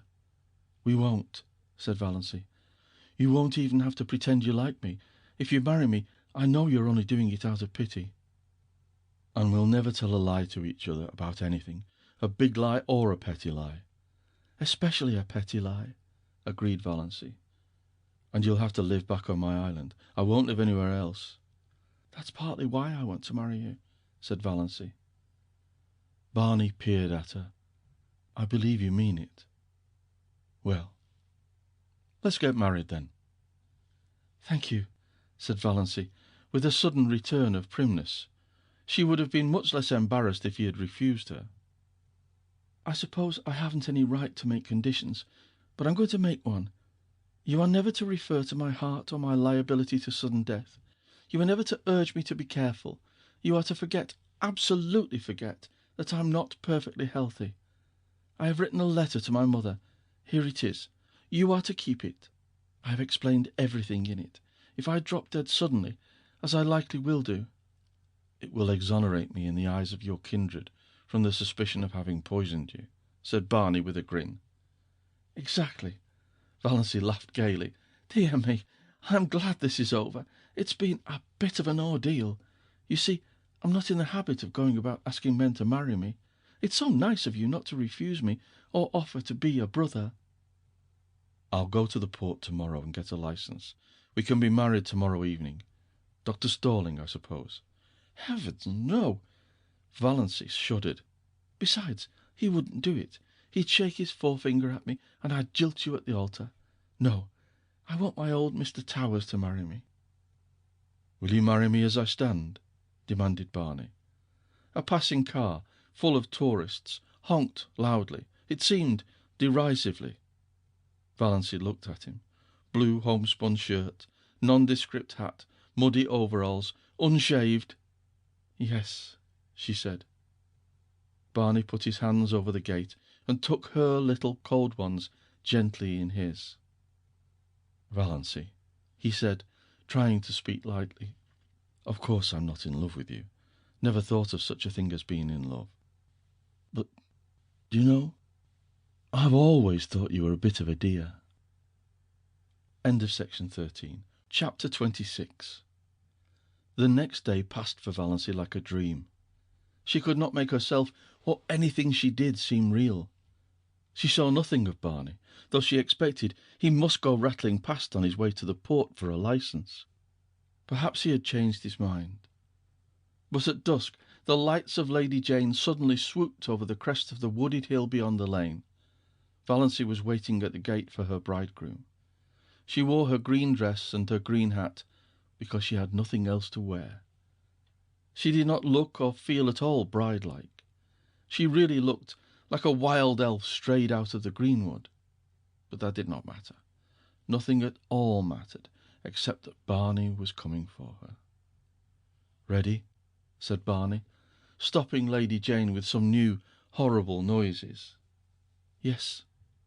Valancy stepped in and sat down. Barney was in his blue shirt and overalls, but they were clean overalls. He was smoking a villainous-looking pipe, and he was bare-headed, but he had a pair of oddly smart boots on under his shabby overalls, and he was shaved. They clattered into Deerwood and through Deerwood and hit the long, wooded road to the port. "Haven't changed your mind?"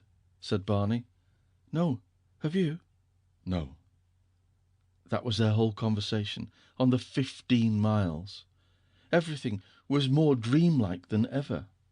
Valency didn't know whether she felt happy or terrified or just plain fool. Then the lights of Port Lawrence were about them. Valency felt as if she were surrounded by the gleaming, hungry eyes of hundreds of great, stealthy panthers.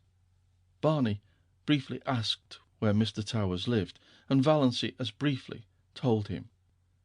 They stopped before the shabby little house in an unfashionable street. They went in to the small, shabby parlour. Barney produced his licence. So he had got it. Also a ring. This thing was real. She, Valency Sterling, was actually on the point of being married. They were standing up together before Mr. Towers. Valency heard Mr. Towers and Barney saying things. She heard some other person saying things. She herself was thinking of the way she had once planned to be married, away back in her early teens, when such a thing had not seemed impossible. White silk and tulle veil and orange blossoms, no bridesmaid, but one flower girl in a frock of cream shadow lace over pale pink, with a wreath of flowers in her hair, carrying a basket of roses and lilies of the valley, and the groom, a noble-looking creature, irreproachably clad in whatever the fashion of the day decreed. Valency lifted her eyes and saw herself and Barney in the little, slanting, distorting mirror over the mantelpiece. She in her odd, unbridled green hat and dress, Barney in shirt and overalls. But it was Barney. That was all that mattered. No veil, no flowers, no guests, no presents, no wedding cake. But just Barney. For all the rest of her life there would be Barney. "Mrs. Snaith, I hope you will be very happy," Mr. Towers was saying. He had not seemed surprised at their appearance, not even at Barney's overalls. He'd seen plenty of queer weddings up back. He did not know Valency was one of the Deerwood Sterlings. He did not even know there were Deerwood Sterlings. He did not know Barney Snaith was a fugitive from justice. Really, he was an incredibly ignorant old man. Therefore he married them, and gave them his blessing very gently and solemnly, and prayed for them that night after they had gone away. His conscience did not trouble him at all. "What a nice way to get married," Barney was saying, as he put Lady Jane in gear. "No fuss and flub-dub. I never supposed it was half so easy." "For heaven's sake," said Valency suddenly, "let's forget we are married and talk as if we weren't. I can't stand another drive like the one we had coming in." Barney howled and threw Lady Jane into high with an infernal noise. "And I thought I was making it easy for you," he said. "You didn't seem to want to talk." "I didn't, but I wanted you to talk. I don't want you to make love to me, but I want you to act like an ordinary human being. Tell me about this island of yours. What sort of place is it?" "The jolliest place in the world. You're going to love it. The first time I saw it, I loved it. Old Tom McMurray owned it then. He built the little shack on it, lived there in winter, and rented it to Toronto people in the summer. I bought it from him, became by that one simple transaction a landed proprietor owning a house and an island. There's something so satisfying in owning a whole island. And isn't an uninhabited island a charming idea? I'd wanted to own one ever since I'd read Robinson Crusoe. It seemed too good to be true. And beauty. Most of the scenery belongs to the government, but they don't tax you for looking at it, and the moon belongs to everybody. You won't find my shack very tidy. I suppose you'll want to make it tidy." "Yes," said Valency honestly, "I have to be tidy. I don't really want to be, but untidiness hurts me. Yes, I'll have to tidy up your shack." "I was prepared for that," said Barney, with a hollow groan. "But," continued Valency relentingly, I won't insist on your wiping your feet when you come in." "No, you'll only sweep up after me with the air of a martyr," said Barney. "Well, anyway, you can't tidy the lean-to. You can't even enter it. The door will be locked, and I shall keep the key." "Bluebeard's chamber," said Valancy. "I shan't even think of it. I don't care how many wives you have hanging up in it, so long as they're really dead." "Dead as doornails. You can do as you like in the rest of the house. There's not much of it. Just one big living room and one small bedroom. Well built, though. Old Tom loved his job. The beams of our house are cedar and the rafters fir. Our living room windows face west and east. It's wonderful to have a room where you can see both sunrise and sunset. I have 2 cats there, Banjo and Good Luck. Adorable animals. Banjo is a big, enchanting grey devil cat. Striped, of course. I don't care a hang for any cat that hasn't stripes. I never knew a cat who could swear as genteelly and effectively as Banjo. His only fault is that he snores horribly when he's asleep. Look is a dainty little cat, always looking wistfully at you, as if he wanted to tell you something. Maybe we'll pull it off sometime. Once in 1,000 years, you know, one cat is allowed to speak. My cats are philosophers. Neither of them ever cries over spilt milk. 2 old crows live in a pine tree on the point, and are reasonably neighbourly. Call 'em Nip and Tuck. And I have a demure little tame owl. Name Leander. I brought him up from a baby, and he lives over on the mainland, and chuckles to himself o' nights. And bats. It's a great place for bats at night. Scared of bats? No, I like them. So do I. Nice, queer, uncanny, mysterious creatures. Coming from nowhere, going nowhere. Swoop. Banjo likes 'em too. Eats 'em. I have a canoe and a disappearing propeller boat. Went to the port in it today to get my licence. Quieter than Lady Jane. I thought you hadn't gone at all, that you had changed your mind, admitted Valancy. Barney laughed. The laugh Valancy did not like. The little, bitter, cynical laugh. I never changed my mind, he said shortly. They went back through Deerwood, up the Muskoka Road, past Roaring Gables, over the rocky, daisied lane. The dark pine woods swallowed them up. Through the pine woods, where the air was sweet with the incense of the unseen, fragile bells of the linnaeus that carpeted the banks of the trail. Out to the shore of Mistarwis. Lady Jane must be left here. They got out. Barney led the way down a little path to the edge of the lake. "There's our island," he said gloatingly. Valancy looked, and looked, and looked again. There was a diaphanous, lilac mist on the lake, shrouding the island. Through it, the 2 enormous pine trees that clasped hands over Barney's shack loomed out like dark turrets. Behind them was a sky still rose-hued in the afterlight, and a pale, young moon. Valancy shivered like a tree the wind stirs suddenly. Something seemed to sweep over her soul. "My blue castle," she said. "Oh, my blue castle." They got into the canoe and paddled out to it. They left behind the realm of everyday and things known, and landed on a realm of mystery and enchantment where anything might happen, anything might be true. Barney lifted Valancy out of the canoe and swung her to a lichen-covered rock under a young pine tree. His arms were about her, and suddenly his lips were on hers. Valancy found herself shivering with the rapture of her first kiss. "Welcome home, dear," Barney was saying. End of section 14.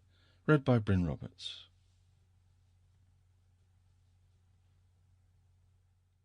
Chapter 27. Cousin Georgiana came down the lane leading up to her little house. She lived half a mile out of Deerwood, and she wanted to go into Amelia's and find out if Doss had come home yet. Cousin Georgiana was anxious to see Doss. She had something very important to tell her, something She was sure Doss would be delighted to hear. Poor Doss. She had had rather a dull life of it. Cousin Georgiana owned to herself that she would not like to live under Amelia's thumb. But that would be all changed now. Cousin Georgiana felt tremendously important.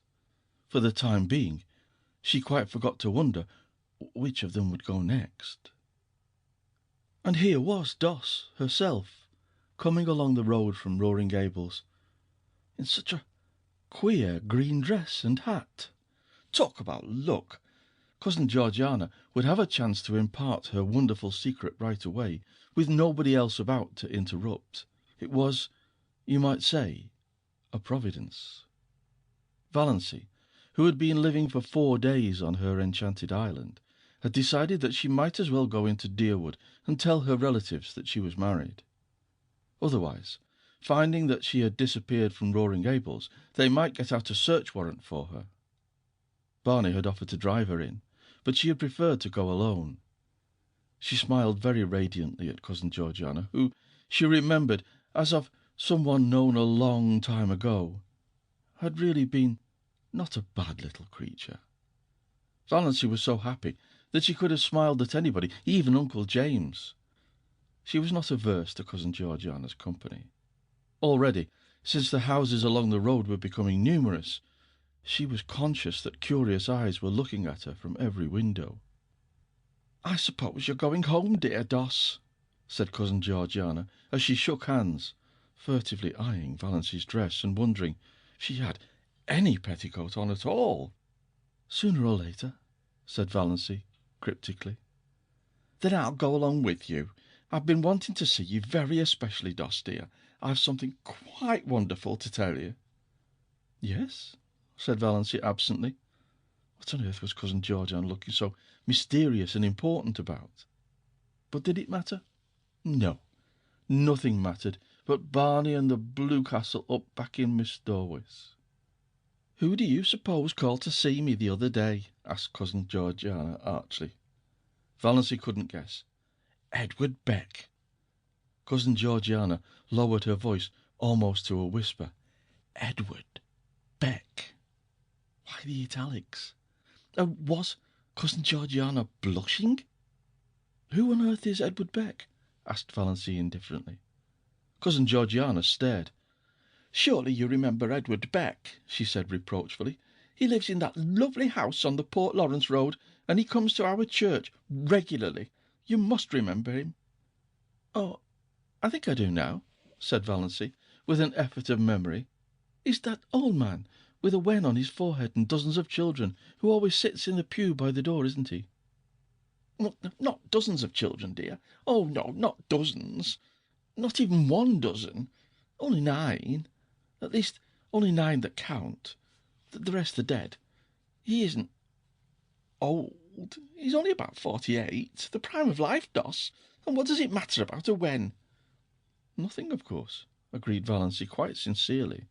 It certainly did not matter to her whether Edward Beck had a wen or a dozen wens, or no wen at all.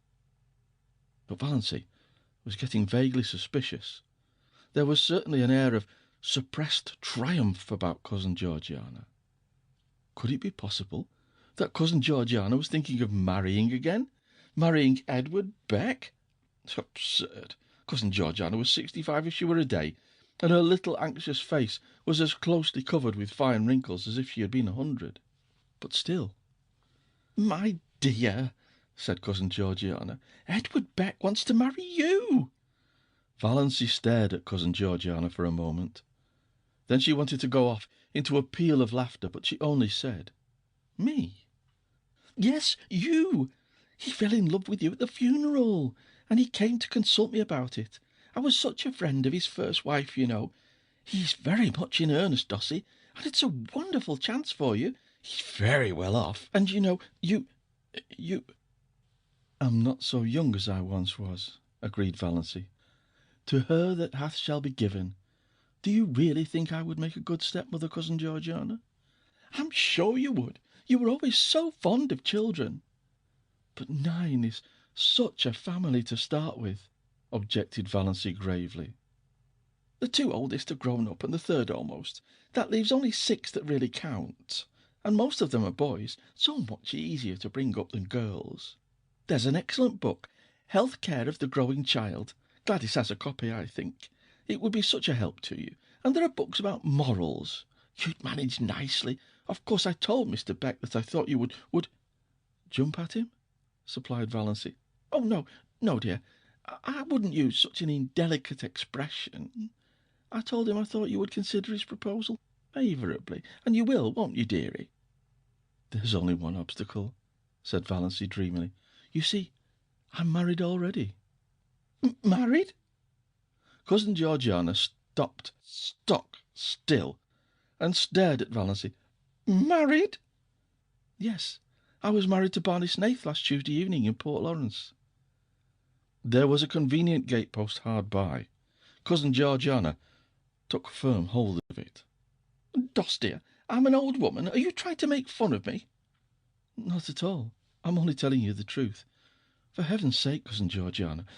Valancy was alarmed by certain symptoms. Don't go crying here on the public road. Cousin Georgiana choked back the tears and gave a little moan of despair instead. Oh, Doss, what have you done? What have you done? I've just been telling you. I've got married, said Valancy, calmly and patiently. To that Barney Snaith? Why, they say he's had a dozen wives already. I'm the only one round at present, said Valancy. What will your poor mother say? Moaned Cousin Georgiana. Come along with me and hear if you want to know, said Valancy. I'm on my way to tell her now. Cousin Georgiana let go the gatepost cautiously and found that she could stand alone. She meekly trotted on beside Valancy, who suddenly seemed quite a different person in her eyes. Cousin Georgiana had tremendous respect for a married woman, but it was terrible to think of what the poor girl had done. So rash, so reckless. Of course, Valancy must be stark mad, but she seemed so happy in her madness that Cousin Georgiana had a momentary conviction that it would be a pity if the clan tried to scold her back to sanity. She'd never seen that look in Valancy's eyes before. But what would Amelia say? And Ben? To marry a man you know nothing about, thought Cousin Georgiana aloud. I know more about him than I know of Edward Beck, said Valancy. Edward Beck goes to church, said Cousin Georgiana. Does your husband? He has promised that he will go with me on fine Sundays, said Valancy. When they turned in at the Stirling gate, Valancy gave an exclamation of surprise. Look at my rose bush. Why, it's blooming. It was, covered with blossoms, great crimson, velvety blossoms, fragrant, glowing, wonderful. My cutting it to pieces must have done it good, said Valancy, laughing. She gathered a handful of the blossoms. They would look well on the supper table of the veranda at Miss Dorwis, and went, still laughing, up the walk, conscious that Olive was standing on the steps. Olive, goddess-like in loveliness, looking down with a slight frown on her forehead. Olive, beautiful, insolent, her full form voluptuous in its swathings of rose silk and lace, her golden brown hair curling richly under her big, white-frilled hat, her colour ripe and melting. Beautiful, thought Valancy coolly, but as if she suddenly saw her cousin through new eyes, without the slightest touch of distinction. So Valancy had come home. Thank goodness, thought Olive. But Valancy was not looking like a repentant, returned prodigal. This was the cause of Olive's frown. She was looking triumphant, graceless. That outlandish dress, that queer hat, those hands full of blood-red roses. Yet there was something about both dress and hat, as Olive instantly felt, that was entirely lacking in her own attire. This deepened the frown. She put out a condescending hand. So, you're back, Doss. Very warm day, isn't it? Did you walk in? Yes, coming in. "Oh, no, I've just been in. I've come often to comfort poor auntie. She's been so lonesome. I'm going to Mrs. Bartlett's tea. I have to help poor. She's giving it for her cousin from Toronto. Such a charming girl. You'd have loved meeting her, Doss. I think Mrs. Bartlett did send you a card. Perhaps you'll drop in later on." "No, I don't think so," said Valency indifferently. "I'll have to be home to get Barney's supper. We're going for a moonlit canoe ride round Miss Storwis tonight." "Barney? Supper?" gasped Olive. "What do you mean, Valency Sterling?" "Valency Snaith, by the grace of God." Valency flaunted her wedding ring in Olive's stricken face. Then she nimbly stepped past her and into the house. Cousin Georgiana followed. She would not miss a moment of the great scene, even though Olive did look as if she were going to faint. Olive did not faint. She went stupidly down the street to Mrs. Bartlett's. What did Doss mean? She couldn't have... That ring! Oh, what fresh scandal was that wretched girl bringing on her defenceless family now? She should have been shut up long ago. Valency opened the sitting-room door and stepped unexpectedly right into a grim assemblage of Sterlings. They had not come together of malice prepense. Aunt Wellington and Cousin Gladys and Aunt Mildred and Cousin Sarah had just called in on their way home from a meeting of the Missionary Society. Uncle James had dropped in to give Amelia some information regarding a doubtful investment. Uncle Benjamin had called, apparently, to tell them it was a hot day, and to ask them what was the difference between a bee and a donkey. Cousin Stickles had been tactless enough to know the answer. One gets all the honey, the other gets all the wax. And Uncle Benjamin was in a bad humour. In all of their minds, unexpressed, was the idea of finding out if Valency had yet come home, and, if not, what steps must be taken in the matter. Well, here was Valency at last, a poised, confident thing, not humble and deprecating as she should have been, and so oddly, improperly, young-looking. She stood in the doorway and looked at them, Cousin Georgiana, timorous, expectant behind her. Valency was so happy she didn't hate her people any more. She could even see a number of good qualities in them that she had never seen before, and she was sorry for them. Her pity made her quite gentle. "Well, Mother," she said pleasantly. "So, you've come home at last," said Mrs. Frederick, getting out a handkerchief. She dared not be outraged, but she did not mean to be cheated of her tears. "Well, not exactly," said Valency. She threw her bomb. "I thought I ought to drop in and tell you I was married last Tuesday night to Barney Snaith." Uncle Benjamin bounced up and sat down again. "God bless my soul," he said dully. The rest seemed turned to stone, except Cousin Gladys, who turned faint.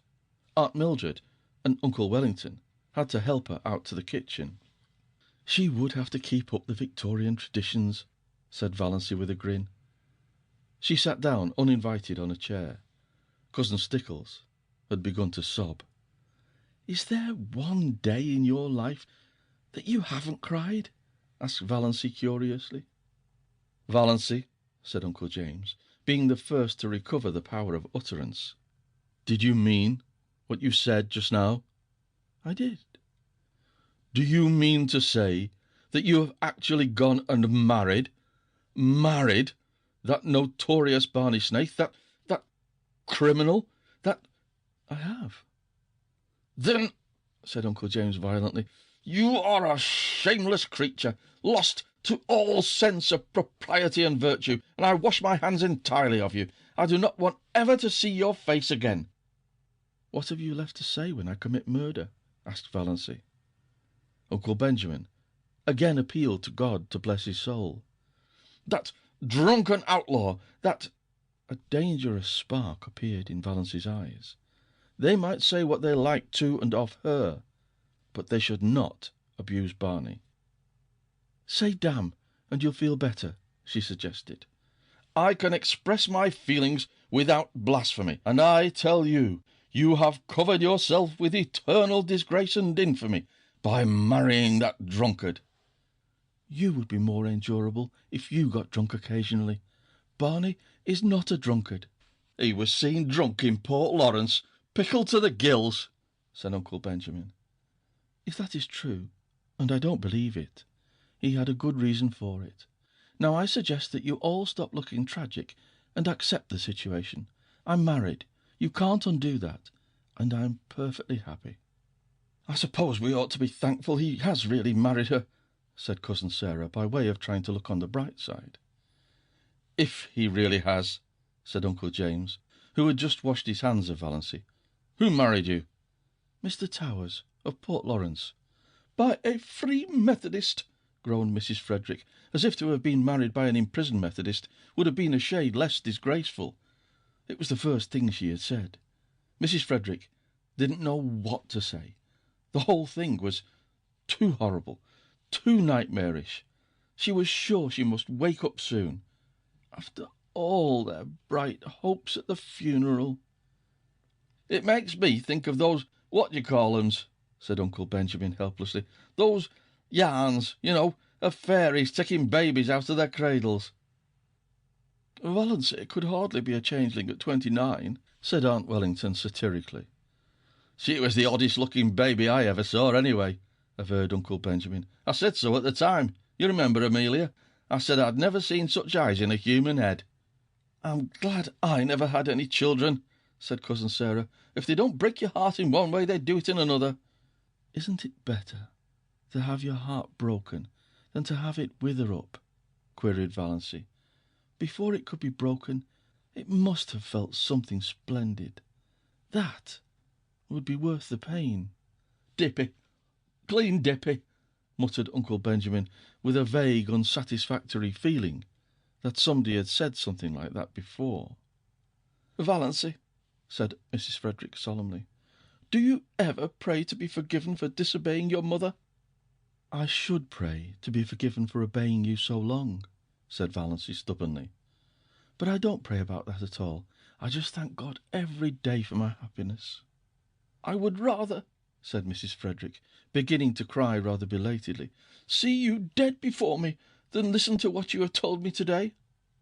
Valency looked at her mother and aunts, and wondered if they could ever have known anything of the real meaning of love. She felt sorrier for them than ever. They were so very pitiable, and they never suspected it. "Barney Snaith is a scoundrel to have deluded you into marrying him," said Uncle James violently. "Oh, I did the deluding. I asked him to marry me," said Valency with a wicked smile. "Have you no pride?" demanded Aunt Wellington. "Lots of it. I am proud that I have achieved a husband by my own unaided efforts. Cousin Georgiana here wanted to help me to Edward Beck." "Edward Beck is worth $20,000 and has the finest house between here and Port Lawrence," said Uncle Benjamin. "That sounds very fine," said Valency scornfully, "but it isn't worth that." She snapped her fingers, compared to feeling Barney's arms around me and his cheek against mine. "Oh, Doss," said Cousin Stickles. Cousin Sarah said, "Oh, Doss." Aunt Wellington said, "Valency, you need not be indecent." "Why, it surely isn't indecent to like to have your husband put his arm around you. I should think it would be indecent if you didn't." "Why expect decency from her?" inquired Uncle James sarcastically. "She has cut herself off from decency for evermore. She has made her bed. Let her lie on it." "Thanks," said Valency very gratefully. "How you would have enjoyed being Torquemada. Now, I must really be getting back. Mother, may I have those 3 woolen cushions I worked last winter?" "Take them. Take everything," said Mrs. Frederick. "Oh, I don't want everything, or much. I don't want my blue castle cluttered. Just the cushions. I'll call for them some day when we motor in." Valency rose and went to the door. There she turned. She was sorrier than ever for them all. They had no blue castle in the purple solitudes of Miss Dorwis. "The trouble with you people is that you don't laugh enough," she said. "Doss, dear," said Cousin Georgiana mournfully, "some day you will discover that blood is thicker than water." "Of course it is. "But who wants water to be thick?" parried Valancy. "We want water to be thin, sparkling, crystal clear." Cousin Stickles groaned. Valancy would not ask any of them to come and see her. She was afraid they would come out of curiosity. But she said, "Do you mind if I drop in and see you once in a while, Mother?" "My house will always be open to you," said Mrs. Frederick, with a mournful dignity. "You should never recognise her again," said Uncle James sternly, as the door closed behind Valancy. "I cannot quite forget that I am a mother," said Mrs. Frederick. "My poor, unfortunate girl." "I dare say the marriage isn't legal," said Uncle James comfortingly.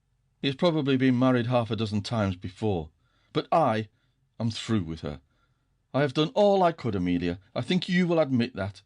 Henceforth," Uncle James was terribly solemn about it, "Valancy is to me as one dead." "Mrs. Barney Snaith," said Cousin Georgiana, as if trying it out to see how it would sound.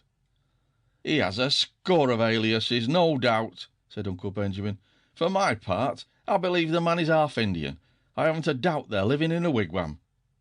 "If he has married her under the name of Snaith, and it isn't his real name, wouldn't that make the marriage null and void?" asked Cousin Stickles hopefully. Uncle James shook his head. "No, it is the man who marries, not the name." "Do you know," said Cousin Gladys, who had recovered and returned but was still shaky, "I had a distinct premonition of this at Herbert's silver dinner. I remarked it at the time. When she was defending Snaith, you remember, of course, it came over me like a revelation. I spoke to David when I went home about it." What, demanded Aunt Wellington of the universe, "has come over Valancy?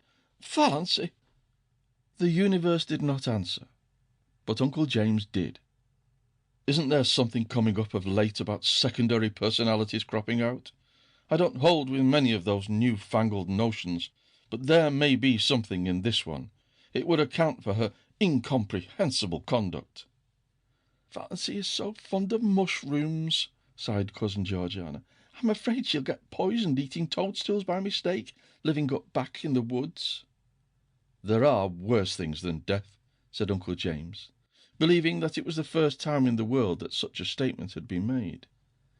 "Nothing can ever be the same again," sobbed Cousin Stickles. Valancy, hurrying along the dusty road, back to cool Miss Dorwis and her purple island, had forgotten all about them, just as she had forgotten that she might drop dead at any moment if she hurried. End of section 15. Domain. Chapter 28. Summer passed by. The Sterling clan, with the insignificant exception of Cousin Georgiana, had tacitly agreed to follow Uncle James's example and look upon Valancy as one dead. To be sure, Valancy had an unquiet, ghostly habit of recurring resurrections, when she and Barney clattered through Deerwood and out to the port in that unspeakable car. Valancy, bareheaded, with stars in her eyes. Barney, bareheaded, smoking his pipe, but shaved, always shaved now, if any of them had noticed it. They even had the audacity to go into Uncle Benjamin's store to buy groceries. Twice Uncle Benjamin ignored them. Was not Valancy one of the dead, while Snaith had never existed? But the third time he told Barney he was a scoundrel who should be hung for luring an unfortunate, weak-minded girl away from her home and friends. Barney's one straight eyebrow went up.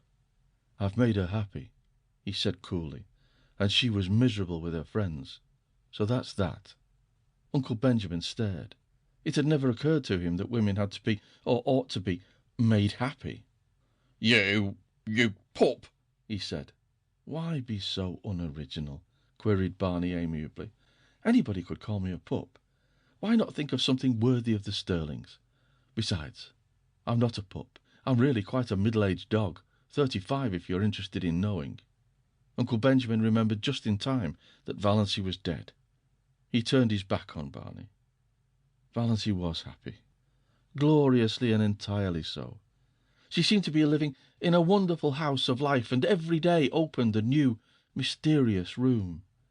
It was in a world which had nothing in common with the one she had left behind. A world where time was not, which was young with immortal youth, where there was neither past nor future but only the present.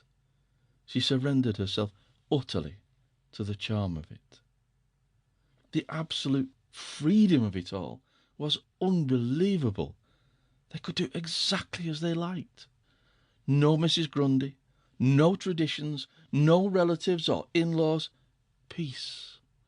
Perfect peace, with loved ones far away, as Barney quoted shamelessly.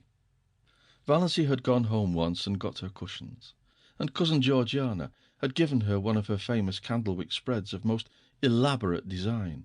"For your spare room bed, dear," she said. "But I haven't got any spare room," said Valency.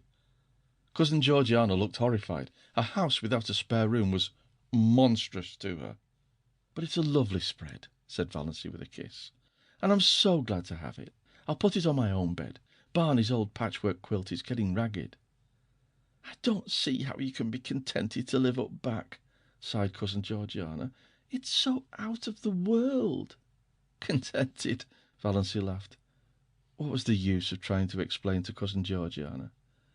"It is," she agreed, "most gloriously and entirely out of the world." "And are you really happy, dear?" asked cousin Georgiana wistfully. "I really am," said Valency gravely, her eyes dancing. "Marriage is such a serious thing," sighed cousin Georgiana. "When it's going to last long," agreed Valency. Cousin Georgiana did not understand this at all, but it worried her, and she lay awake at nights wondering what Valency meant by it. Valency loved her blue castle, and was completely satisfied with it. The big living room had 3 windows, all commanding exquisite views of exquisite Miss Storwis. The one in the end of the room was an oriel window, which Tom McMurray, Barney explained, had got out of some little old up-back church that had been sold. It faced the west, and when the sunsets flooded it, Valency's whole being knelt in prayer as if some great cathedral. The new moons always looked down through it. The lower pine boughs swayed about the top of it, and all through the nights the soft, dim silver of the lake dreamed through it. There was a stone fireplace on the other side. No desecrating gas imitation, but a real fireplace, where you could burn real logs, with a big grizzly bearskin on the floor before it, and beside it a hideous red plush sofa of Tom McMurray's regime. But its ugliness was hidden by silver-grey timber wolf skins, and Valency's cushions made it gay and comfortable.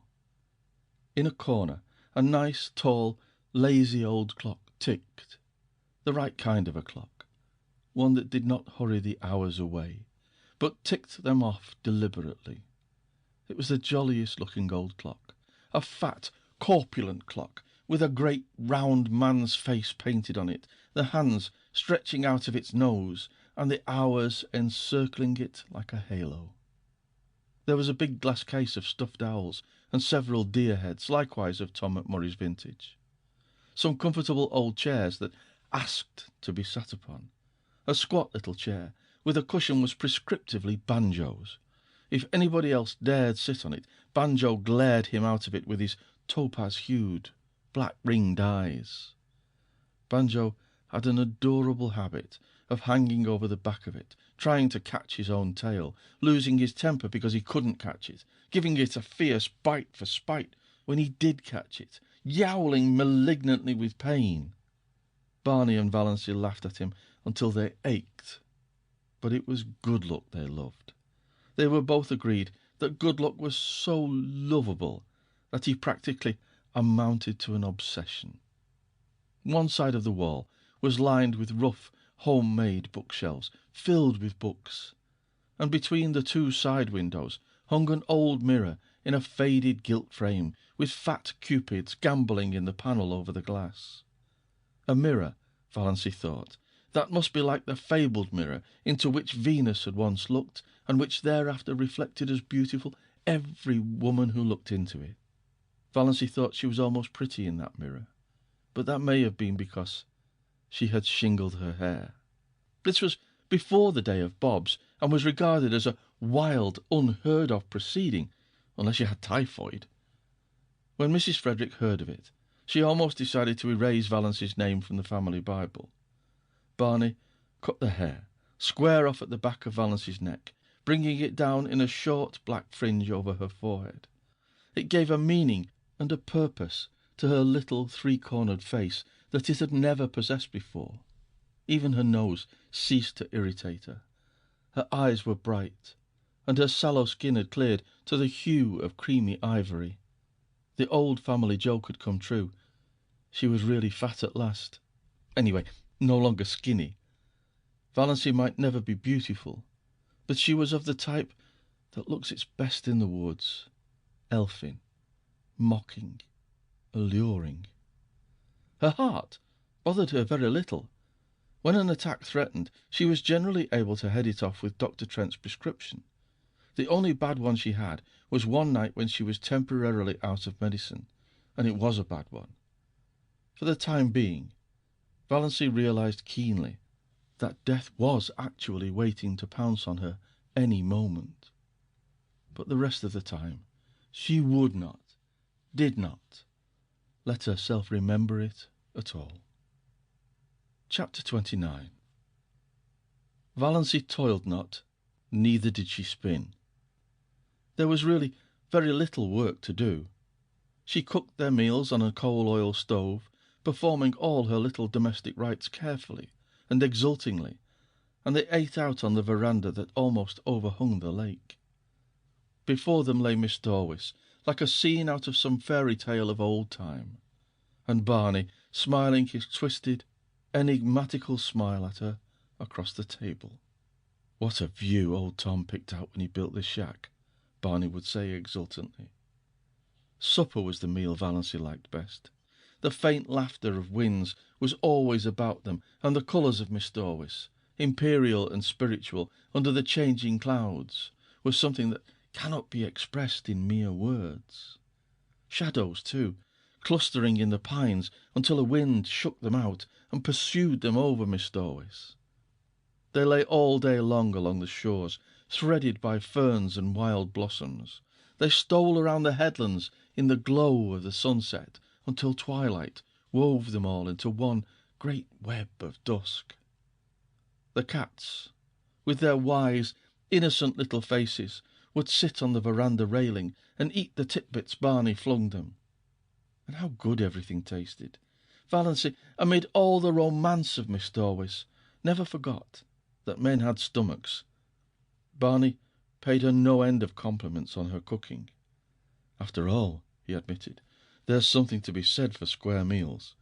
I've mostly got along by boiling 2 or 3 dozen eggs hard at once, and eating a few when I got hungry with a slice of bacon once in a while, and a jorum of tea."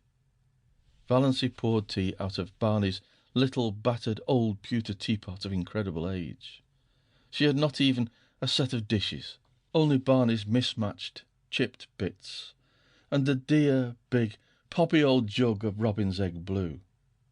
After the meal was over, they would sit there and talk for hours, or sit and say nothing, in all the languages of the world, Barney pulling away at his pipe, Valency dreaming idly and deliciously, gazing at the far-off hills beyond Miss Dorwis, where the spires of firs came out against the sunset. The moonlight would begin to silver the Miss Dorwis dusk. Bats would begin to swoop darkly against the pale western gold. The little waterfall that came down on the high bank not far away would, by some whim of the wildwood gods, begin to look like a wonderful white woman beckoning through the spicy, fragrant evergreens, and Leander would begin to chuckle diabolically on the mainland shore. How sweet it was to sit there and do nothing, in the beautiful silence, with Barney at the other side of the table smoking. There were plenty of other islands in sight, though none were near enough to be troublesome as neighbours. There was one little group of islets far off to the west, which they called the Fortunate Isles. At sunrise they looked like a cluster of emeralds, at sunset like a cluster of amethysts. They were too small for houses, but the lights on the larger islands would bloom out all over the lake, and bonfires would be lighted on their shores, streaming up into the wood shadows and throwing great blood-red ribbons over the waters. Music would drift to them alluringly from boats here and there, or from the verandas on the big house of the millionaire on the biggest island. "Would you like a house like that, Moonlight?" Barney asked once, waving his hand at it. He had taken to calling her Moonlight, and Valancy loved it. "No," said Valancy, who had once dreamed of a mountain castle 10 times the size of the rich man's cottage, and now pitied the poor inhabitants of palaces. "No, it's too elegant. I would have to carry it with me everywhere I went, on my back like a snail. It would own me, possess me body and soul. I like a house I can love and cuddle and boss, just like ours here. I don't envy Hamilton Gossard, the finest summer residence in Canada. It is magnificent, but it isn't my blue castle." Away down at the far end of the lake, they got every night a glimpse of a big continental train rushing through a clearing. Valancy liked to watch its lighted windows flash by, and wonder who was on it and what hopes and fears it carried. She also amused herself by picturing Barney and herself going to the dances and dinners in the houses on the islands, but she did not want to go in reality.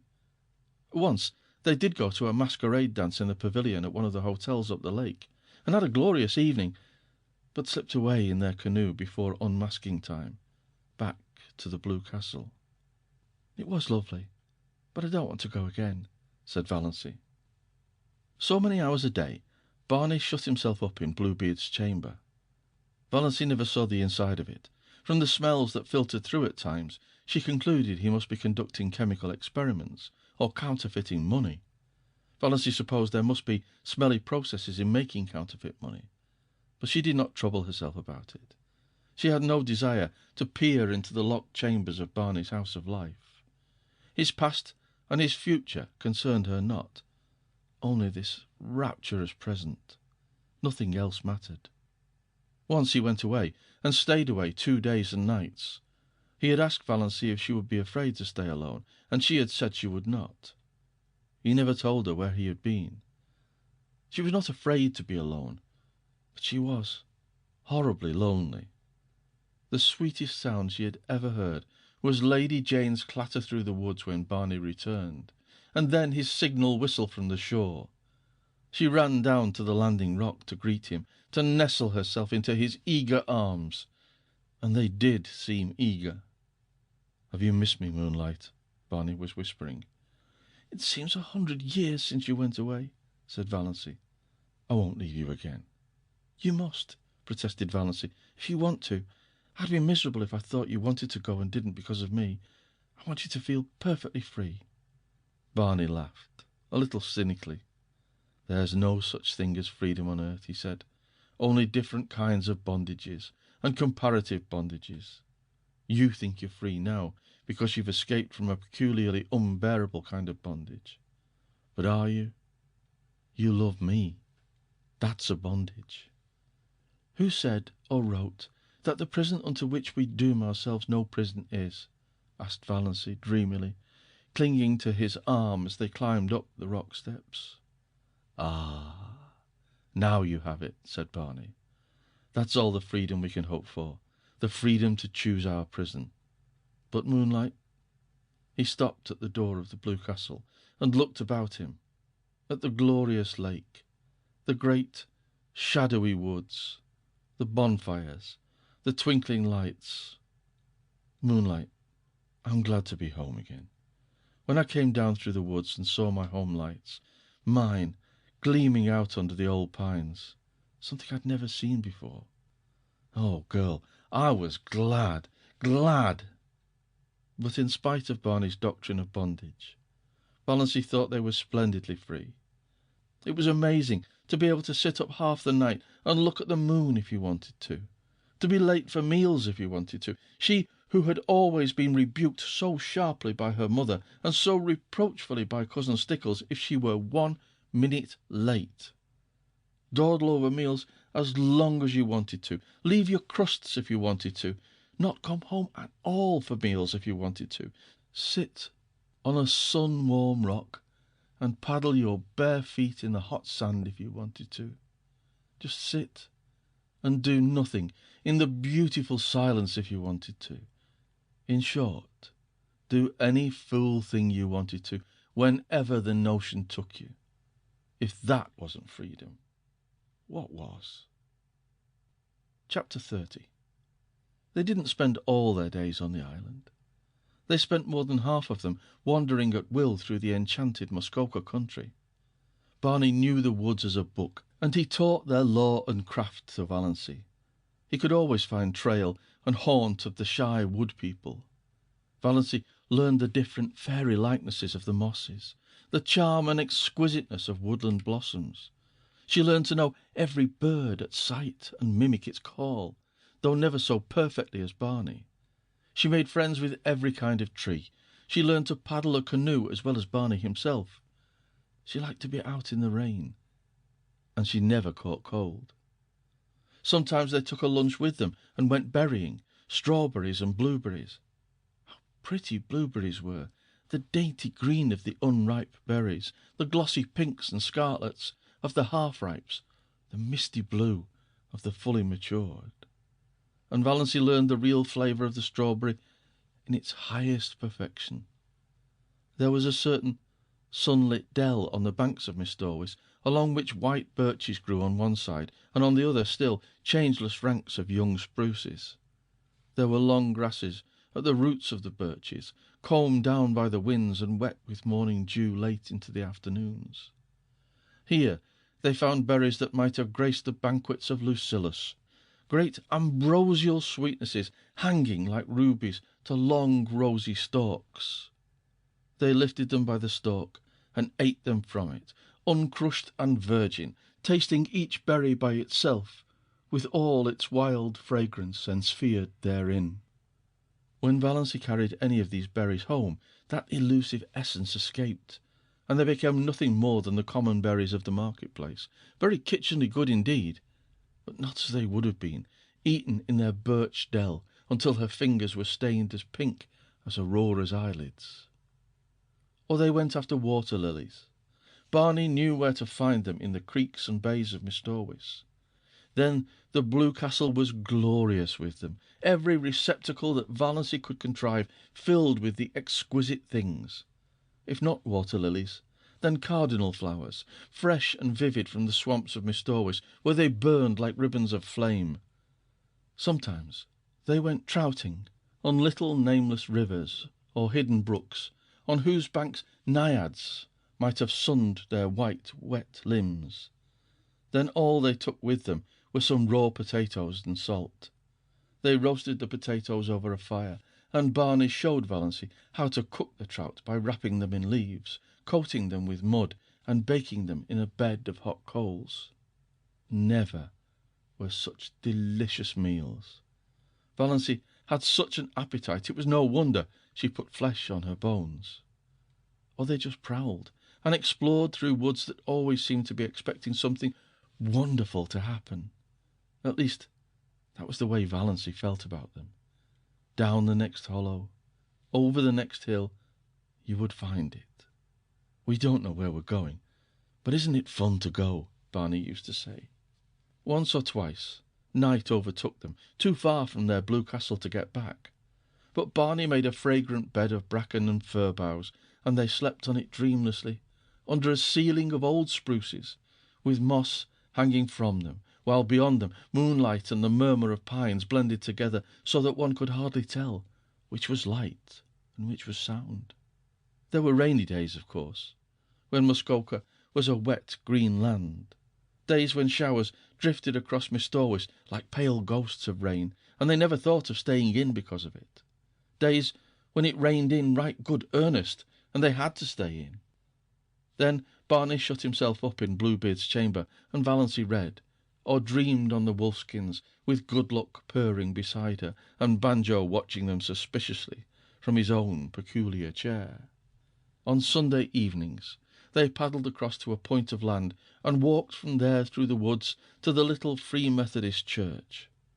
One felt really too happy for Sunday. Valency had never really liked Sundays before. And always, Sundays and weekdays, she was with Barney. Nothing else really mattered. And what a companion he was. How understanding. How jolly. How Barney-like. That summed it all up. Valency had taken some of her $200 out of the bank and spent it in pretty clothes. She had a little smoke blue chiffon, which she always put on when they spent the evening at home. Smoke blue, with touches of silver about it. It was after she began wearing it that Barney began calling her Moonlight. Moonlight and blue twilight. That's what you look like in that dress. I like it. It belongs to you. You aren't exactly pretty, but you have some adorable beauty spots. Your eyes and that little kissable dent just between your collarbones. You have the wrist and ankle of an aristocrat. That little head of yours is beautifully shaped. And when you look backward over your shoulder, you're maddening, especially in twilight or moonlight. An elf maiden, a wood sprite. You belong to the woods. Moonlight, you should never be out of them. In spite of your ancestry, there is something wild and remote and untamed about you. And you have such a nice, sweet, throaty, summery voice. Such a nice voice for love-making. Sure, and you've kissed that Blarney Stone, scoffed Valency. But she tasted these compliments for weeks. She got a pale green bathing suit too, a garment which would have given her clan their deaths if they had ever seen her in it. Barney taught her how to swim. Sometimes she put her bathing dress on when she got up and didn't take it off until she went to bed, running down to the water for a plunge whenever she felt like it, and sprawling on the sun-warm rocks to dry. She had forgotten all the old humiliating things that used to come up against her in the night. The injustices and the disappointments. It was as if they had all happened to some other person, not to her, Valency Snaith, who had always been happy. I understand now what it means to be born again, she told Barney. Holmes speaks of grief, staining backward through the pages of life. But Valency found her happiness had stained backward likewise, and flooded with rose colour her whole previous drab existence. She found it hard to believe that she had ever been lonely and unhappy and afraid. When death comes, I shall have lived, thought Valency. I shall have had my hour and her dust pile. One day Valency had heaped up the sand in the little island cove in a tremendous cone and stuck a gay little Union Jack on top of it. What are you celebrating? Barney wanted to know. I'm just exercising an old demon, Valency told him. End of section 16. Read by Bryn Roberts.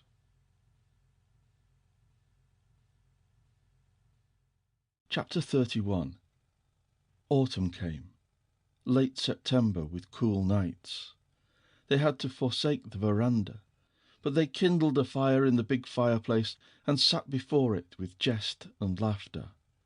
They left the doors open, and Banjo and Good-Luck came and went at pleasure. Sometimes they sat gravely on the bearskin rug between Barney and Valency. Sometimes they slunk off into the mystery of the chill night outside.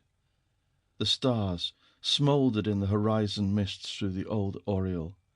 The haunting, persistent croon of the pine trees filled the air.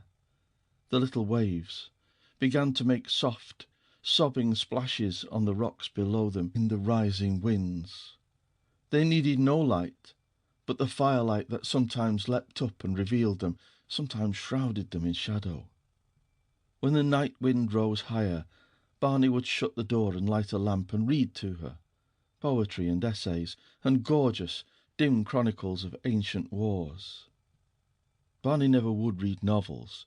He vowed they bored him, but sometimes she read them herself, curled up on the wolfskins, laughing aloud in peace. For Barney was not one of those aggravating people who can never hear you smiling audibly over something you've read without inquiring placidly, "What is the joke?" October, with a gorgeous pageant of colour around Miss Storwis, into which Valency plunged her soul. Never had she imagined anything so splendid. A great, tinted peace. Blue, wind-winnowed skies, sunlight sleeping in the glades of that fairyland. Long, dreamy purple days, paddling idly in their canoe along shores and up the rivers of crimson and gold. A sleepy, red hunter's moon. Enchanted tempests that stripped the leaves from the trees and heaped them along the shores. Flying shadows of clouds. What had all the smug, opulent lands out front to compare with this? November, with uncanny witchery in its changed trees, with murky red sunsets flaming in smoky crimson behind the westering hills, with deer days when the austere woods were beautiful and gracious in a dignified serenity of folded hands and closed eyes. Days full of a fine, pale sunshine that sifted through the late leafless gold of the juniper trees and glimmered among the grey beeches, lighting up evergreen banks of moss and washing the colonnades of the pines. Days with a high-sprung sky of flawless turquoise. Days when an exquisite melancholy seemed to hang over the landscape and dream about the lake. But days, too, of the wild blackness of great autumn storms, followed by dank, wet, streaming nights when there was witch laughter in the pines and fitful moans among the mainland trees. What cared they? Old Tom had built his roof well, and his chimney drew. Warm fire, books, comfort, safety from storm, our cats on the rug. Moonlight, said Barney. Would you be any happier now if you had $1 million? No, nor half so happy. I'd be bored by conventions and obligations then. December. Early snows and Orion. The pale fires of the Milky Way. It was really winter now. Wonderful, cold, starry winter. How Valency had always hated winter. Dull, brief, uneventful days. Long, cold, companionless nights. Cousin Stickles, with her back that had to be rubbed continually. Cousin Stickles making weird noises, gargling her throat in the mornings. Cousin Stickles whining over the price of coal. Her mother probing, questioning, ignoring. Endless colds and bronchitis, or the dread of it. Redfern's liniment and purple pills. But now she loved winter. Winter was beautiful up back, almost intolerably beautiful. Days of clear brilliance, evenings that were like cups of glamour, the purest vintage of winter's wine. Nights with their fire of stars, cold, exquisite winter sunrises, lovely ferns of ice all over the windows of the blue castle, moonlight on birches in a silver thaw, ragged shadows on windy evenings, torn, twisted, fantastic shadows, great silences, austere and searching, jewelled, barbaric hills. The sun suddenly breaking through grey clouds over long white Mistorwis, ice-grey twilights, broken by snow squalls, when their cosy living room, with its goblins of firelight and inscrutable cats, seemed cosier than ever. Every hour brought a new revelation and wonder. Barney ran Lady Jane into Roaring Gable's barn and taught Valency how to snowshoe. Valency, who ought to be laid up with bronchitis. But Valency had not even a cold. Later on in the winter, Barney had a terrible one, and Valency nursed him through it with a dread of pneumonia in her heart. But Valency's colds seemed to have gone where old moons go, which was luck, for she hadn't even Redfern's liniment. She had thoughtfully bought a bottle at the port, and Barney had hurled it into frozen Mistorwis with a scowl. "Bring no more of that devilish stuff here," he had ordered briefly.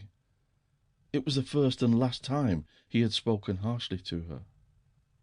They went for long tramps through the exquisite reticence of winter woods and the silver jungles of frosted trees, and found loveliness everywhere. At times they seemed to be walking through a spellbound world of crystal and pearl, so white and radiant were the clearings and lakes and sky. The air was so crisp and clear that it was half intoxicating.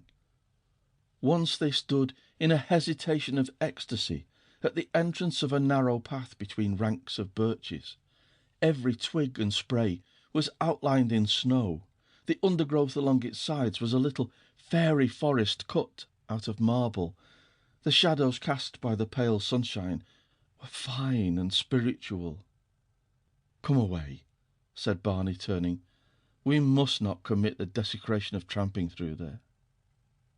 One evening they came upon a snowdrift far back in an old clearing which was in the exact likeness of a beautiful woman's profile. Seen too close by, the resemblance was lost, as in the fairy tale of the castle of St. John. Seen from behind, it was a shapeless oddity. But at just the right distance and angle, the outline was so perfect that when they came suddenly upon it, gleaming out against the dark background of spruce in the glow of that winter sunset, they both exclaimed in amazement. There was a low, noble brow, a straight, classic nose, lips and chin and cheek curve modelled as if some goddess of old time had sat to the sculptor, and a breast of such cold, swelling purity as the very spirit of the winter woods might display. "All the beauty that old Greece and Rome sung, painted, taught," quoted Barney. "And to think no human eyes save ours have seen or will see it," breathed Valancy, who felt at times as if she were living in a book by John Foster. As she looked around her, she recalled some passages she had marked in the new Foster book Barney had brought her from the port, with an adjuration not to expect him to read or listen to it. "All the tintings of winter woods are extremely delicate and elusive," recalled Valancy. "When the brief afternoon wanes and the sun just touches the tops of the hills, there seems to be all over the woods an abundance not of colour, but of the spirit of colour.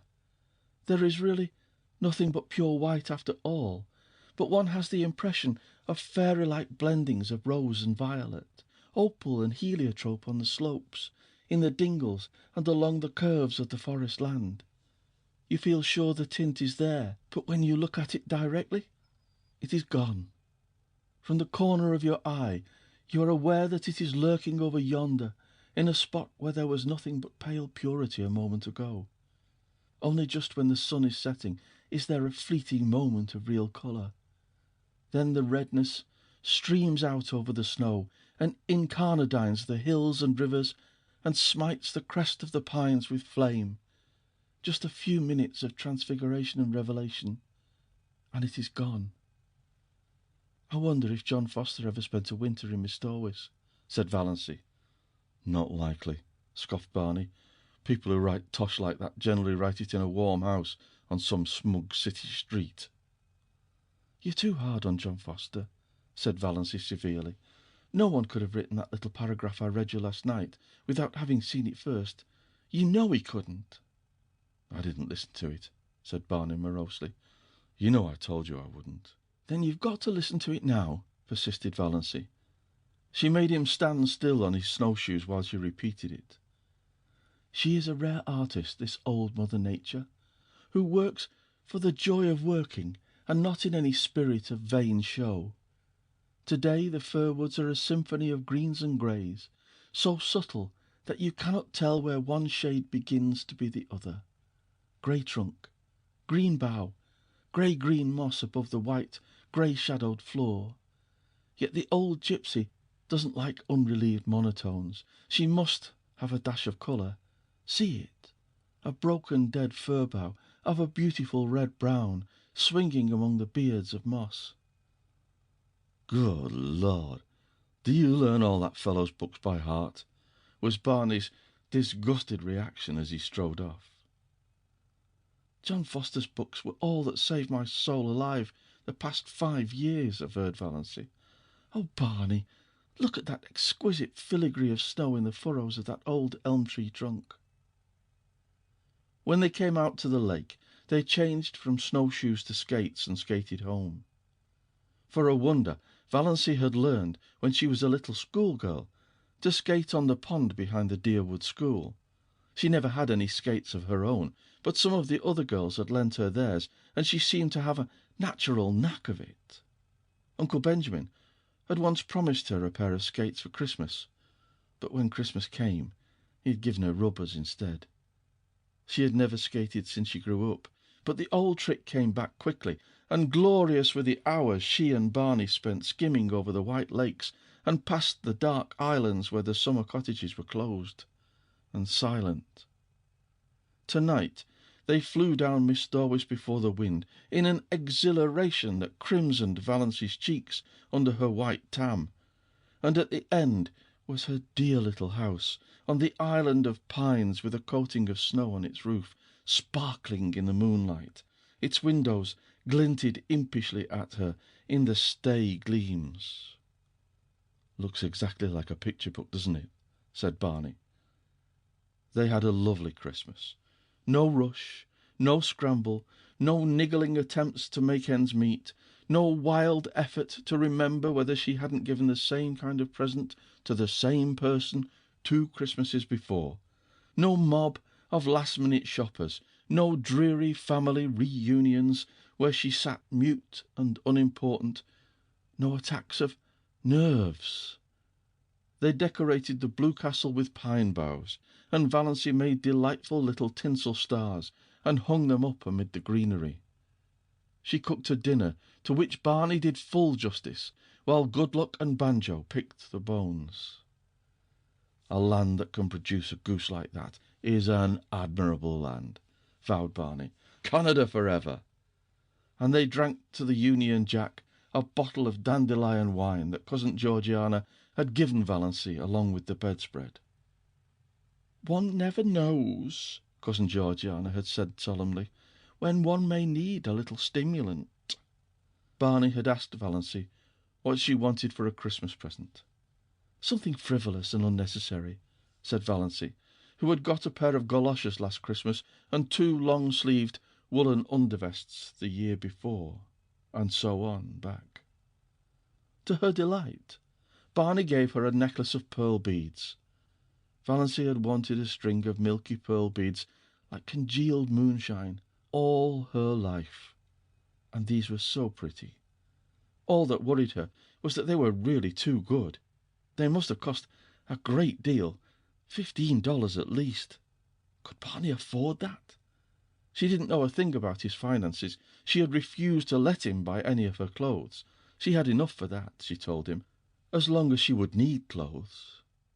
In a round black jar on the chimney-piece, Barney put money for their household expenses. Always enough. The jar was never empty, though Valancy never caught him replenishing it. He couldn't have much, of course. And that necklace. But Valancy tossed care aside. She would wear it and enjoy it. It was the first pretty thing she had ever had. Chapter 32. New Year. The old, shabby, inglorious, outlived calendar came down. The new one went up. January was a month of storms. It snowed for 3 weeks on end. The thermometer went miles below zero and stayed there.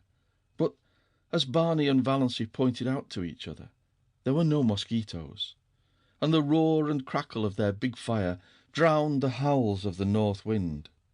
Goodluck and Banjo waxed fat and developed resplendent coats of thick, silky fur.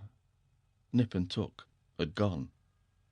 But they'll come back in spring, promised Barney. There was no monotony. Sometimes they had dramatic little private spats that never even thought of becoming quarrels. Sometimes Roaring Abel dropped in for an evening or a whole day, with his old tartan cap and his long red beard coated with snow. He generally brought his fiddle and played for them, to the delight of all except Banjo, who would go temporarily insane and retreat under Valancy's bed. Sometimes Abel and Barney talked while Valency made candy for them. Sometimes they sat and smoked in silence, à la Tennyson and Carlyle, until the Blue Castle reeked and Valency fled to the open. Sometimes they played checkers, fiercely and silently the whole night through. Sometimes they all ate the russet apples Abel had brought, while the jolly old clock ticked the delightful minutes away. A plate of apples, an open fire, and a jolly good book whereon to look are a fair substitute for heaven, vowed Barney. Anyone can have the streets of gold. Let's have another whack at Carmen. It was easier now for the Stirlings to believe Valency of the dead. Not even dim rumours of her having been over at the port came to trouble them, though she and Barney used to skate there occasionally to see a movie and eat hot dogs shamelessly at the corner stand afterwards. Presumably none of the Stirlings ever thought about her, except cousin Georgiana, who used to lie awake, worrying about poor Doss. Did she have enough to eat? Was that dreadful creature good to her? Was she warm enough at nights? Valency was quite warm at nights. She used to wake up and revel silently in the coziness of those winter nights on that little island in the frozen lake. The nights of other winters had been so cold and long. Valency hated to wake up in them and think about the bleakness and emptiness of the day that had passed, and the bleakness and emptiness of the day that would come. Now she almost counted that night lost on which she didn't wake up and lie awake for half an hour, just being happy, while Barney's regular breathing went on beside her, and through the open door the smouldering brands in the fireplace winked at her in the gloom. It was very nice to feel a little lucky cat jump up on your bed in the darkness and snuggle down at your feet, purring. But Banjo would be sitting dourly by himself out in front of the fire, like a brooding demon. At such moments Banjo was anything but canny, but Valency loved his uncanniness. The side of the bed had to be right against the window. There was no other place for it in the tiny room. Valency, lying there, could look out of the window through the big pine boughs that actually touched it, away up Mistorwis, white and lustrous as a pavement of pearl, or dark and terrible in the storm. Sometimes the pine boughs tapped against the panes with friendly signals. Sometimes she heard the little hissing whisper of snow against them right at her side. Some nights the whole outer world seemed given over to the empery of silence. Then came nights when there would be a majestic sweep of wind in the pines, nights of dear starlight when it whistled freakishly and joyously around the Blue Castle, brooding nights before storm when it crept along the floor of the lake with a low, wailing cry of boding and mystery. Valency wasted many perfectly good sleeping hours in these delightful communings. But she could sleep as long in the morning as she wanted to. Nobody cared. Barney cooked his own breakfast of bacon and eggs, and then shut himself up in Bluebeard's chamber till supper time. Then they had an evening of reading and talk. They talked about everything in this world and a good many things in other worlds. They laughed over their own jokes until the Blue Castles re-echoed. "You do laugh beautifully," Barney told her once. "It makes me want to laugh just to hear you laugh.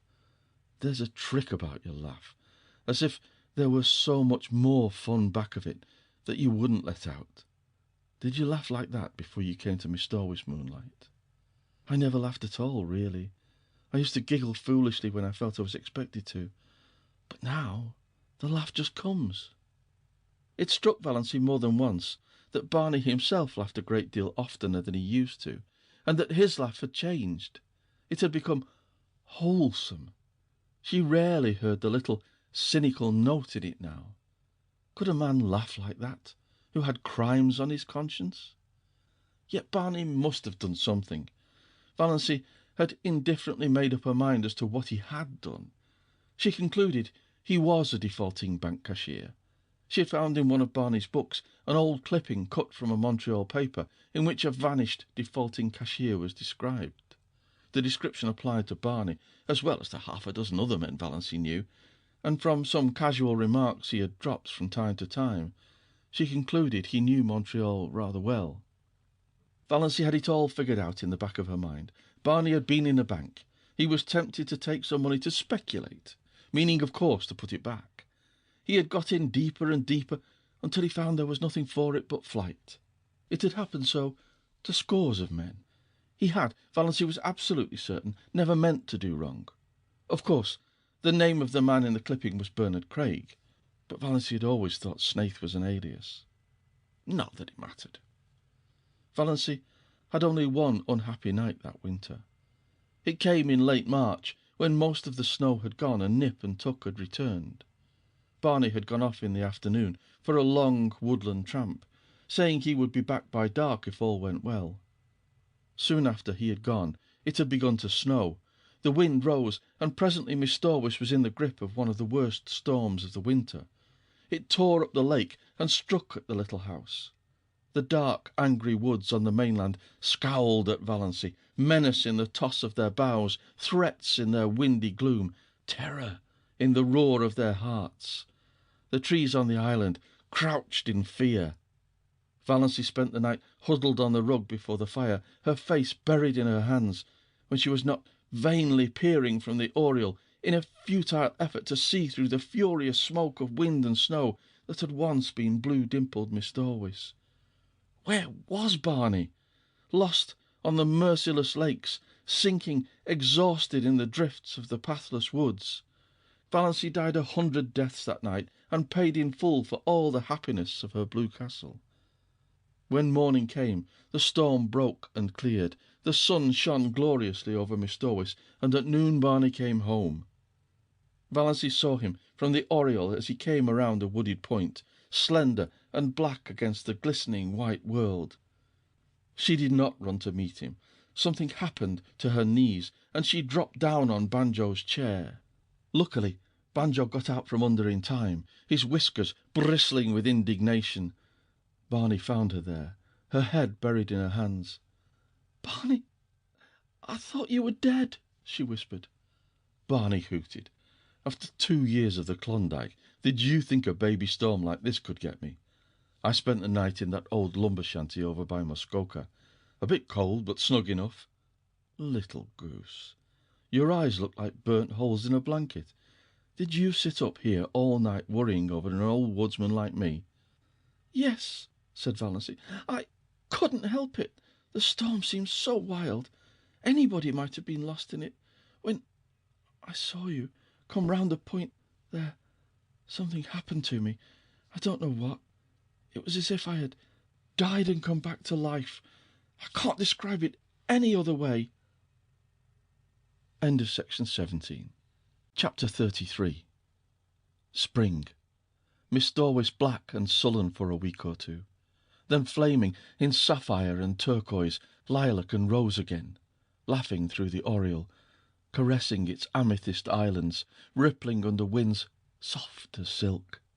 Frogs, little green wizards of swamp and pool, singing everywhere in the long twilights and long into the nights. Islands, fairy-like in a green haze, the evanescent beauty of wild young trees in early leaf. Frost-like loveliness of the new foliage of juniper trees, the woods putting on a fashion of spring flowers. Dainty, spiritual things akin to the soul of the wilderness. Red mist on the maples. Willows decked out with glossy silver pussies. All the forgotten violets of Miss Storwish blooming again. Lure of April moons. "Think how many thousands of springs have been here, oh Miss Storwish, and all of them beautiful," said Valency. "Oh, Barney, look at that wild plum. I must quote from John Foster. There's a passage in one of his books. I've reread it 100 times. He must have written it before a tree just like that. Behold the young wild plum tree, which has adorned herself after immemorial fashion in a wedding veil of fine lace. The fingers of wood pixies must have woven it, for nothing like it ever came from an earthly loom. I vow the tree is conscious of its loveliness.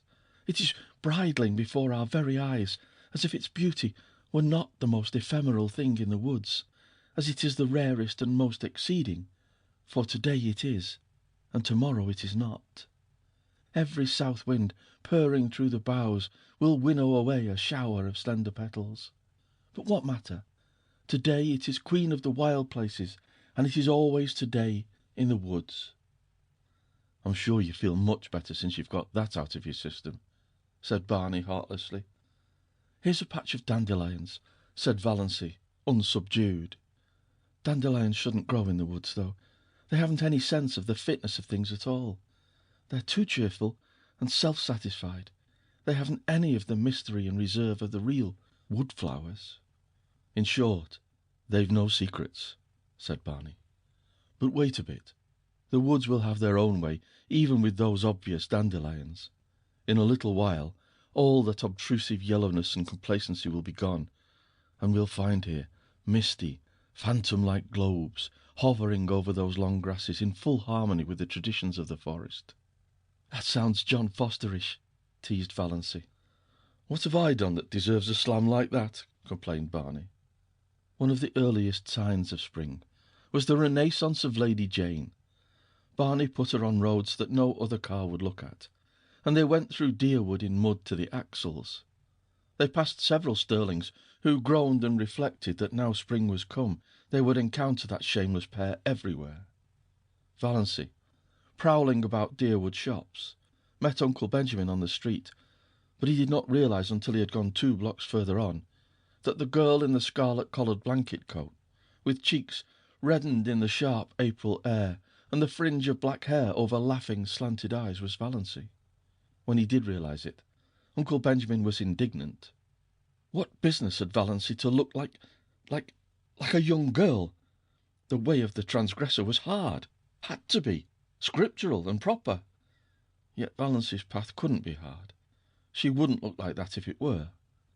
There was something wrong. It was almost enough to make a man turn modernist. Barney and Valancy clanged on to the port, so that it was dark when they went through deerwood again. At her old home, Valancy, seized with a sudden impulse, got out, opened the little gate, and tiptoed around to the sitting-room window. There sat her mother and cousin Stickles, drearily, grimly knitting, baffling and inhuman as ever. If they had looked the least bit lonesome, Valancy would have gone in, but they did not.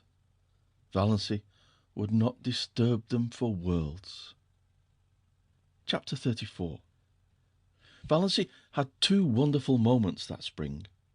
One day, coming home through the woods, with her arms full of trailing arbutus and creeping spruce, she met a man who she knew must be Alan Tierney. Alan Tierney, the celebrated painter of beautiful women. He lived in New York in winter, but he owned an island cottage at the northern end of Miss Dorwis, to which he always came the minute the ice was out of the lake. He was reputed to be a lonely, eccentric man. He never flattered his sitters. There was no need to, for he would not paint anyone who required flattery. To be painted by Alan Tierney was all the cachet of beauty a woman could desire. Valancy had heard so much about him that she couldn't help turning her head back over her shoulder for another shy, curious look at him. A shaft of pale spring sunlight fell through a great pine athwart her bare black head and her slanted eyes. She wore a pale green sweater and had bound a fillet of linnea vine about her hair. The feathery fountain of trailing spruce overflowed her arms and fell around her. Alan Tierney's eyes lighted up. "I've had a caller," said Barney the next afternoon, when Valancy had returned from another flower quest. "Who?" Valancy was surprised but indifferent. She began filling a basket with arbutus. "Alan Tierney. He wants to paint you, Moonlight." "Me?" Valancy dropped her basket and her arbutus. "You're laughing at me, Barney." "I'm not. That's what Tierney came for, to ask my permission to paint my wife as the spirit of Muskoka or something like that." But, stammered Valancy, "Alan Tierney never paints any but... "Beautiful women," finished Barney. "Conceded. Q.E.D. Mistress Barney Snaith is a beautiful woman." "Nonsense," said Valancy, stooping to retrieve her arbutus. "You know that's nonsense, Barney. I know I'm a heap better looking than I was a year ago, but I'm not beautiful." "Alan Tierney never makes a mistake," said Barney. "You forget, Moonlight, that there are different kinds of beauty. Your imagination is obsessed by the very obvious type of your cousin Olive. Oh, I've seen her. She's a stunner, but you never catch Alan Tierney wanting to paint her. In the horrible but expressive slang phrase, she keeps all her goods in the shop window. But in your subconscious mind, you have a conviction that nobody can be beautiful who doesn't look like Olive. Also, you remember your face as it was in the days when your soul was not allowed to shine through it. Tierney said something about the curve of your cheek as you looked back over your shoulder.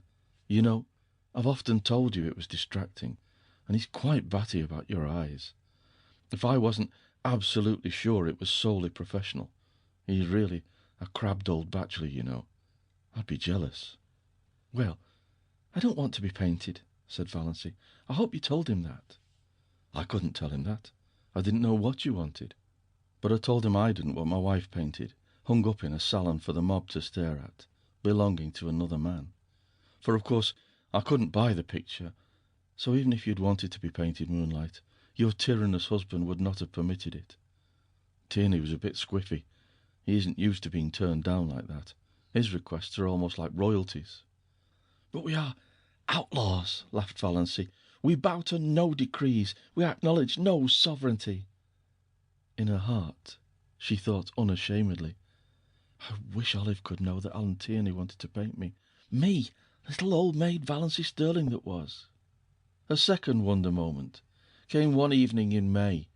She realized that Barney actually liked her. She'd always hoped he did. Sometimes she had a little disagreeable, haunting dread that he was just kind and nice and chummy out of pity, knowing that she hadn't long to live and determined she should have a good time as long as she did live. But away back in his mind, rather looking forward to freedom again, with no intrusive woman creature in his island fastness, and no chattering thing beside him in his woodland prowls. She knew he could never love her. She'd not even want him to. If he loved her, he would be unhappy when she died. Valancy never flinched from the plain word. No passing away for her. She did not want him to be the least unhappy. But neither did she want him to be glad or relieved. She wanted him to like her and miss her as a good chum, but she had never been sure until this night that he did. They had walked over the hills in the sunset. They had the delight of discovering a virgin spring in a ferny hollow, and had drunk together from it out of a birch-bark cup. They had come to an old tumble-down rail fence and sat on it for a long time. They didn't talk much, but Valancy had a curious sense of oneness. She knew that she couldn't have felt that if he hadn't liked her. "You nice little thing," said Barney suddenly. "Oh, you nice little thing. Sometimes I feel you're too nice to be real, that I'm just dreaming you." "Why can't I die now, this very minute when I'm so happy?" thought Valancy. Well, it couldn't be so very long now. Somehow, Valancy had always felt she would live out the year Dr. Trent had allotted. She'd not been careful. She'd never tried to be. But somehow, she had always counted on living out her year. She had not let herself think about it at all.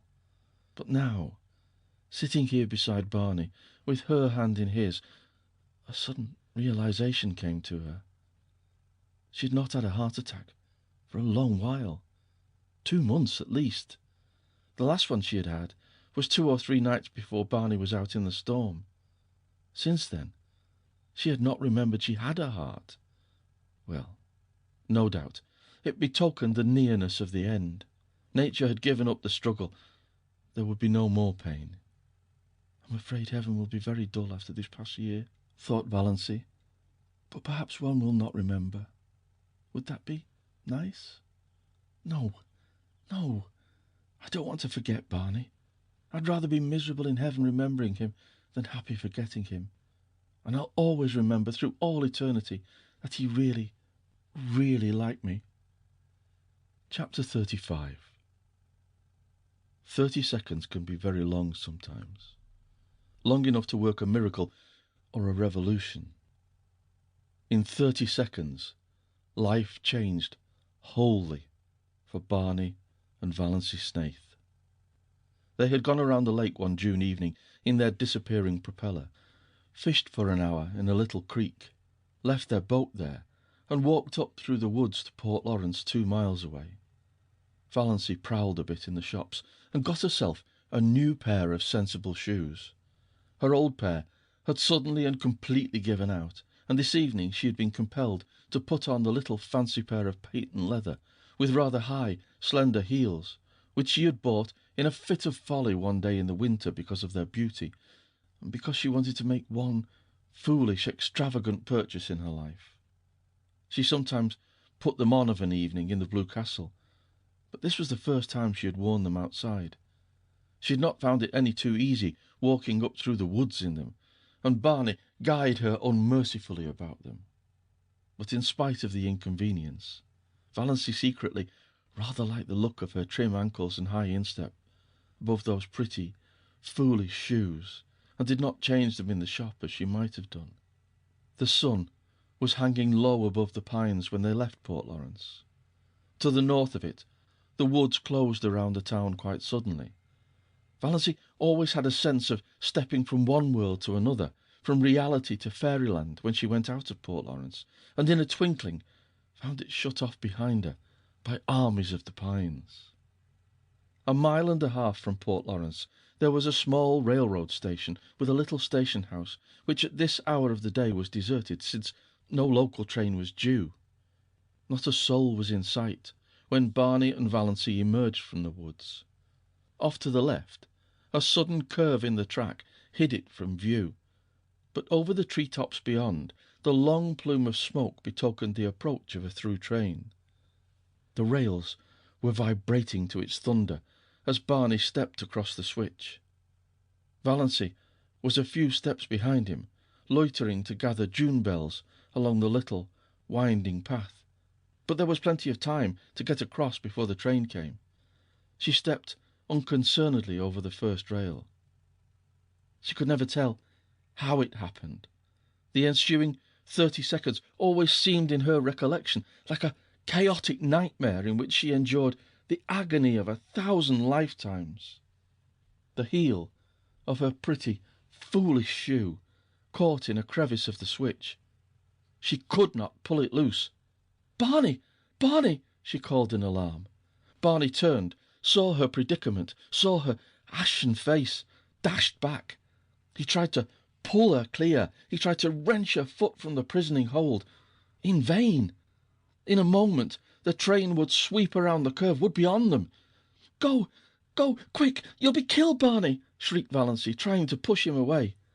Barney dropped on his knees, ghost white, frantically tearing at her shoelace. The knot defied his trembling fingers. He snatched a knife from his pocket and slashed at it. Valency still strove blindly to push him away. Her mind was full of the hideous thought that Barney was going to be killed. She had no thought for her own danger. "Barney, go, go! For God's sake, go!" "Never!" muttered Barney between his set teeth. He gave one mad wrench at the lace. As the train thundered around the curve, he sprang up and caught Valency, dragging her clear, leaving the shoe behind her. The wind from the train, as it swept by, turned to icy cold the streaming perspiration on his face. "Thank God!" he breathed. For a moment they stood stupidly, staring at each other, two white, shaken, wild-eyed creatures. Then they stumbled over to the little seat at the end of the station house and dropped on it. Barney buried his face in his hands and said not a word. Valency sat, staring straight ahead of her, with unseeing eyes at the great pine woods, the stumps of the clearing, the long, gleaming rails.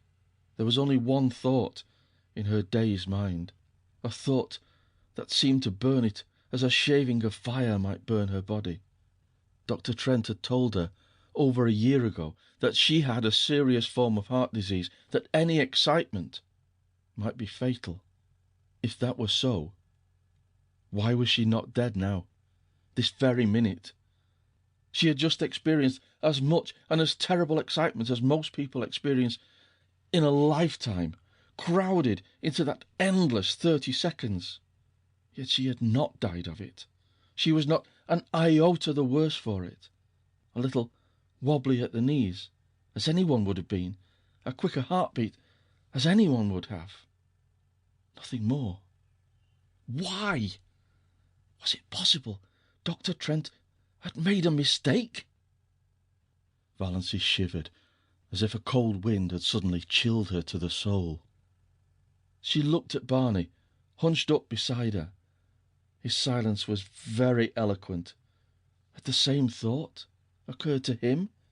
Did he suddenly find himself confronted by the appalling suspicion that he was married, not for a few months or a year, but for good and all, to a woman he did not love, and who had foisted herself upon him by some trick or lie?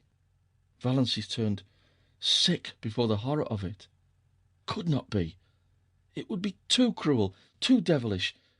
Dr. Trent couldn't have made a mistake. Impossible. He was one of the best heart specialists in Ontario. She was foolish, unnerved by the recent horror. She remembered some of the hideous spasms of pain she had had. There must be something serious the matter with her heart to account for them. But she had not had any for nearly 3 months. Why? Presently, Barney bestirred himself. He stood up, without looking at Valancy, and said casually, "I suppose we'd better be hiking back. Sun's getting low. Are you good for the rest of the road?" "I think so," said Valancy miserably. Barney went across the clearing and picked up the parcel he had dropped, the parcel containing her new shoes. He brought it to her and let her take out the shoes and put them on without any assistance, while he stood with his back to her and looked out over the pines. They walked in silence down the shadowy trail to the lake. In silence, Barney steered his boat into the sunset miracle that was Mistorwis. In silence, they went around feathery headlands and across coral bays and silver rivers, where canoes were slipping up and down in the afterglow. In silence, they went past cottages, echoing with music and laughter.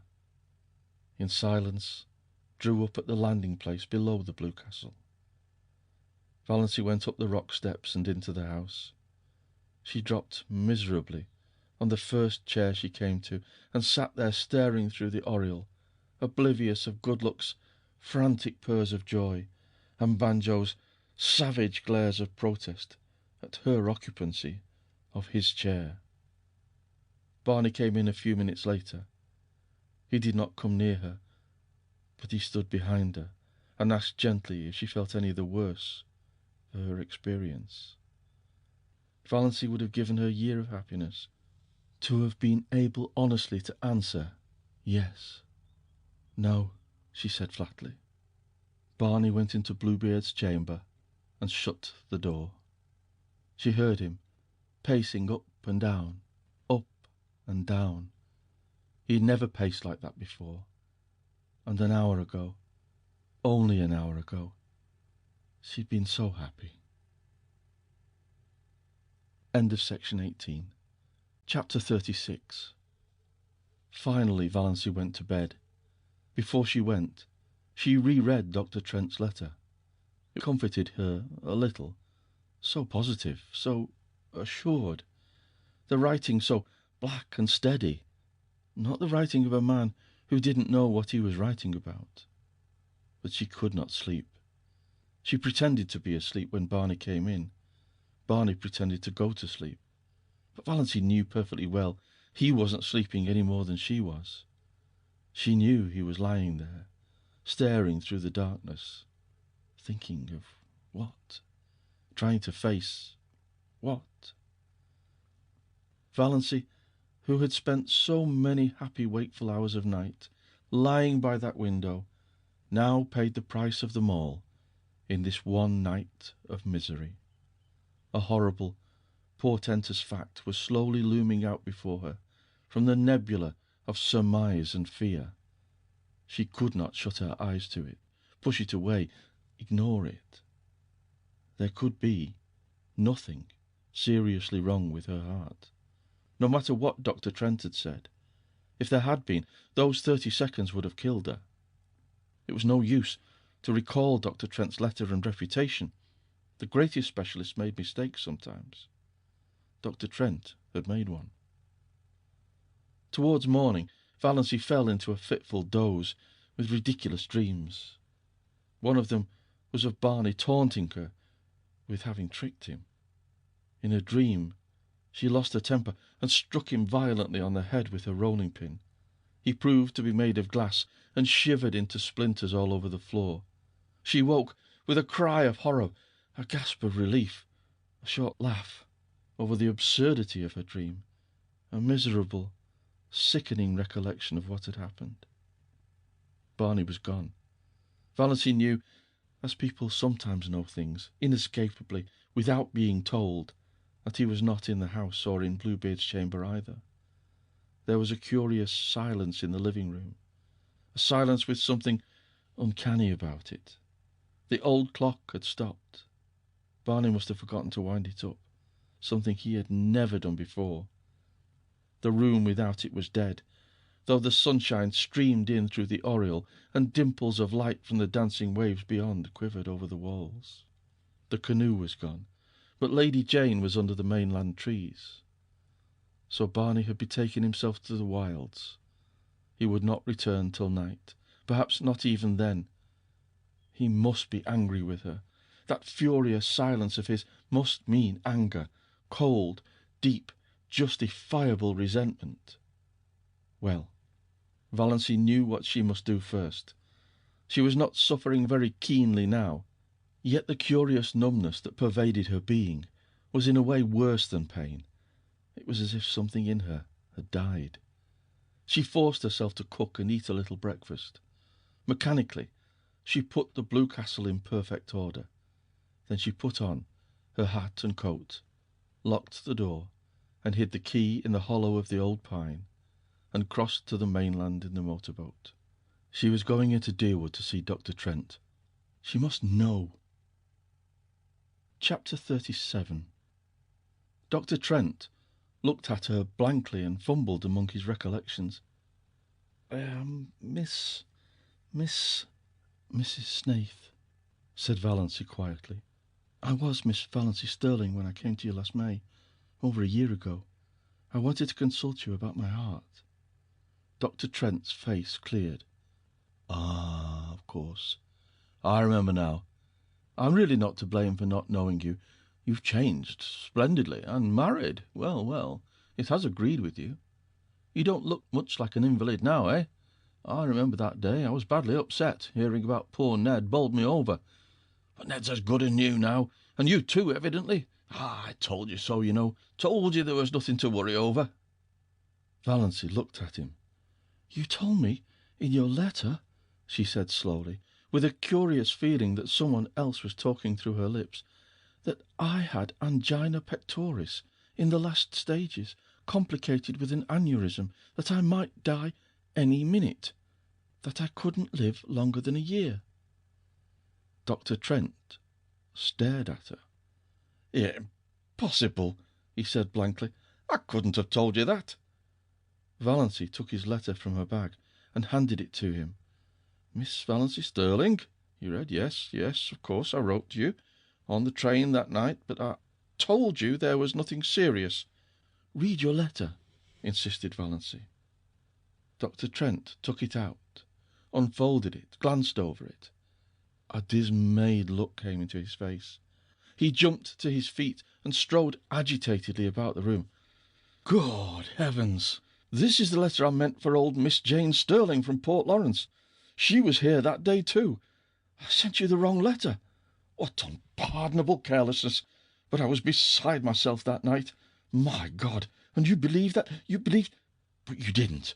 You went to another doctor.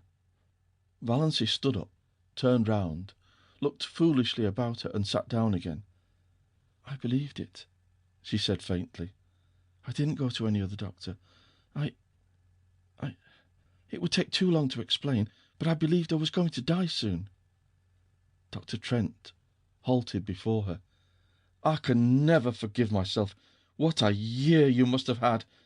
But you don't look... I can't understand." "Never mind," said Valancy dully. "And so there's nothing the matter with my heart?" "Well, nothing serious. You had what's called pseudo-angina. It's never fatal. Passes away completely with proper treatment, or sometimes with a shock of joy. Have you been troubled much with it?" "Not at all since March," answered Valancy. She remembered the marvellous feeling of recreation she had had when she saw Barney coming home safe after the storm. Had that shock of joy cured her? "Then likely you're all right. I told you what to do in the letter you should have got, and, of course, I supposed you'd go to another doctor." "Child, why didn't you?" "I didn't want anybody to know." "Idiot," said Dr. Trent bluntly. "I can't understand such folly. And poor old Miss Sterling. She must have got your letter, telling her there was nothing serious the matter." Well, it couldn't have made any difference. Her case was hopeless. Nothing that she could have done or left undone could have made any difference. I was surprised she lived as long as she did. 2 months. She was here that day, not long before you. I hated to tell her the truth. You think I'm a blunt old curmudgeon, and my letters are blunt enough. I can't soften things, but I'm a snivelling coward when it comes to telling a woman face to face that she's got to die soon. I told her I'd look up some features of the case I wasn't quite sure of, and let her know the next day. But you got her letter. Look here. Dear Miss Sterling. "Yes, I noticed that, but I thought it a mistake. I didn't know there were any Sterlings in Port Lawrence." She was the only one. A lonely old soul, lived by herself with only a little home girl. She died 2 months after she was here, died in her sleep. My mistake couldn't have made any difference to her. But you... I can't forgive myself for inflicting a year's misery on you. It's time I retired, all right, when I do things like that, even if my son was supposed to be fatally injured. Can you ever forgive me?" "A year of misery." Valancy smiled a tortured smile as she thought of all the happiness Dr. Trent's mistake had brought her. But she was paying for it now. Oh, she was paying. If to feel was to live, she was living with a vengeance. She let Dr. Trent examine her and answered all his questions. When he told her she was fit as a fiddle and would probably live to be 100, she got up and went away silently. She knew that there were a great many horrible things outside waiting to be thought over. Dr. Trent thought she was odd. Anybody would have thought, from her hopeless eyes and woe-begone face, that he had given her a sentence of death instead of life. Snaith? Snaith? Who the devil had she married? He'd never heard of Snaiths in Deerwood. And she'd been such a sallow, faded little old maid.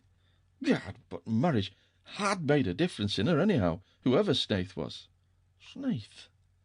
Dr. Trent remembered. That rapscallion up back. Had Valancy Sterling married him? And her clan letter? Well, probably that solved the mystery. She had married in haste and repented at leisure, and that was why she wasn't overjoyed at learning she was a good insurance prospect. After all, married. To God knew whom, or what.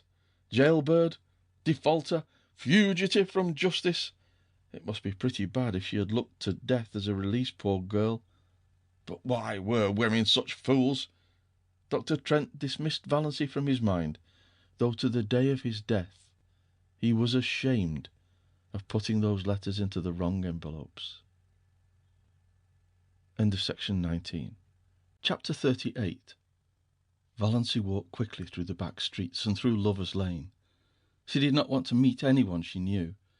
She didn't want to meet even people she didn't know.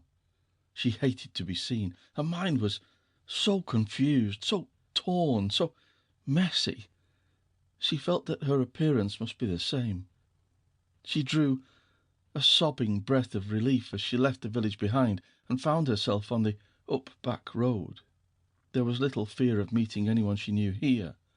The cars that fled by her with raucous shrieks were filled with strangers. One of them was packed with young people who whirled past her, singing uproariously. My wife has a fever, oh then. My wife has a fever, oh then. My wife has a fever, I hope it won't leave her, for I want to be single again. Valancy flinched as if one of them had leaned from the car and cut her across the face with a whip. She had made a covenant with death, and death had cheated her. Now life stood mocking her. She had trapped Barney, trapped him into marrying her, and divorce was so hard to get in Ontario, so expensive, and Barney was poor. With life, fear had come back into her heart. Sickening fear, fear of what Barney would think, would say, fear of the future that must be lived without him, fear of her insulted, repudiated clan. She had had one draught from a divine cup, and now it was dashed from her lips, with no kind, friendly death to rescue her. She must go on living and longing for it. Everything was spoiled, smirched, defaced. Even that year in the Blue Castle, even her unashamed love for Barney. It had been beautiful because death waited. Now it was only sordid because death was gone. How could anyone bear an unbearable thing? She must go back and tell him, make him believe she had not meant to trick him. She must make him believe that. She must say goodbye to her Blue Castle and return to the brick house on Elm Street, back to everything she had thought left behind forever, the old bondage, the old fears. But that did not matter. All that mattered now was that Barney must somehow be made to believe she had not consciously tricked him. When Valancy reached the pines by the lake, she was brought out of her daze of pain by a startling sight. There, parked by the side of old, battered, ragged Lady Jane, was another car, a wonderful car, a purple car, not a dark royal purple, but a blatant, screaming purple. It shone like a mirror, and its interior plainly indicated the car cast of Vere de Vere. On the driver's seat sat a haughty chauffeur in livery, and in the tonneau sat a man who opened the door and bounced out nimbly as Valancy came down the path to the landing place. He stood under the pines waiting for her, and Valancy took in every detail of him. A stout, short, pudgy man, with a broad, rubicund, good-humoured face, a clean-shaven face, though an unparalysed little imp at the back of Valancy's paralysed mind suggested the thought, such a face should have a fringe of white whisker around it. Old-fashioned, steel-rimmed spectacles on prominent blue eyes, a pursy mouth, a little round, knobbly nose. Where, groped Valancy, had she seen that face before? It seemed as familiar to her as her own. The stranger wore a green hat and a light fawn overcoat over a suit of a loud check pattern. His tie was a brilliant green of lighter shade. On the plump hand he outstretched to intercept Valancy, an enormous diamond winked at her. But he had a pleasant, fatherly smile, and in his hearty, unmodulated voice was a ring of something that attracted her. "Can you tell me, miss, if that house yonder belongs to a Mr. Redfern? And if so, how can I get to it?" Redfern. A vision of bottles seemed to dance before Valancy's eyes. Long bottles of bitters, round bottles of hair tonic, square bottles of liniment, short, corpulent little bottles of purple pills, and all of them bearing that very prosperous, beaming, moon face and steel-rimmed spectacles on the label. Dr. Redfern. "No," said Valancy faintly. "No, that house belongs to Mr. Snaith." Dr. Redfern nodded. "Yes, I understand Bernie's been calling himself Snaith. Well, it's his middle name. Was his poor mother's. Bernard Snaith Redfern, that's him. And now, miss, you can tell me how to get over to that island. Nobody seems to be home there. I've done some waving and yelling. Henry there wouldn't yell. He's a one-job man. But old Doc Redfern can yell with the best of 'em yet, and I ain't above doing it. Raised nothing but a couple of crows. Guess Bernie's out for the day." "He was away when I left this morning," said Valancy. "I suppose he hasn't come home yet." She spoke flatly and tonelessly. This last shock had temporarily bereft her of whatever little power of reasoning had been left her by Dr. Trent's revelation. In the back of her mind, the aforesaid little imp was jeeringly repeating a silly old proverb: "It never rains, but it pours." But she was not trying to think. What was the use? Dr. Redfern was gazing at her in perplexity. "When you left this morning? Do you live over there?" He waved his diamond at the Blue Castle. "Of course," said Valancy stupidly. "I'm his wife." Dr. Redfern took out a yellow silk handkerchief, removed his hat and mopped his brow. He was very bald, and Valancy's imp whispered, "Why be bald? Why lose your manly beauty? Try Redfern's hair vigour. It keeps you young." "Excuse me," said Dr. Redfern. "This is a bit of a shock." Shock seemed to be in the air this morning. The imp said this out loud before Valancy could prevent it. "I didn't know Bernie was married. I didn't think he would have got married without telling his old dad." Were Dr. Redfern's eyes misty? Amid her own dull ache of misery and fear and dread, Valancy felt a pang of pity for him. "Don't blame him," she said hurriedly. It wasn't his fault. It was all my doing." "You didn't ask him to marry you, I suppose," twinkled Dr. Redfern. "He might have let me know. I'd have got acquainted with my daughter-in-law before this if he had. But I'm glad to meet you now, my dear, very glad. You look like a sensible young woman. I used to sort of fear Barney'd pick out some pretty bit of fluff just because she was good-looking. They were all after him, of course. Wanted his money, eh? Didn't like the pills and the bitters, but liked their dollars, eh? Wanted to dip their pretty little fingers in old Doc's millions, eh?" "Millions?" said Valancy faintly. She wished she could sit down somewhere. She wished she could have a chance to think. She wished she and the Blue Castle could sink to the bottom of Miss Dorwis and vanish from human sight for evermore. "Millions," said Dr. Redfern complacently. "And Bernie chucks them for that." Again he shook the diamond contemptuously at the Blue Castle. "Wouldn't you think he'd have more sense? And all on account of a white bit of a girl. He must have got over that feeling anyhow since he's married. You must persuade him to come back to civilization. All nonsense wasting his life like this. Ain't you going to take me over to your house, my dear? I suppose you've some way of getting there." "Of course," said Valancy stupidly. She led the way down to the little cove where the disappearing propeller boat was snuggled. "Does your man want to come too?" "Who? Henry? Naughty. Look at him sitting there disapproving. Disapproves of the whole expedition. The trail up from the road nearly gave him a conniption. Well, it was a devilish road to put a car on. Whose old bus is that up there?" "Barney's." "Good Lord! Does Bernie Redfern ride in a thing like that? It looks like the great-great-grandmother of all the Fords." "It isn't a Ford. It's a grey Slosson," said Valancy spiritedly. For some occult reason, Dr. Redfern's good-humoured ridicule of dear old Lady Jane stung her to life. A life that was all pain, but still life.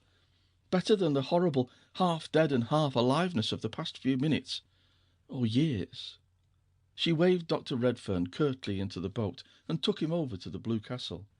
The key was still in the old pine, the house still silent and deserted.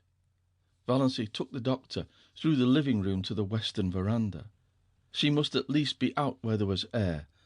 It was still sunny, but in the southwest a great thundercloud, with white crests and gorges of purple shadow, was slowly rising over Miss Dorwis. The doctor dropped with a gasp on a rustic chair and mopped his brow again.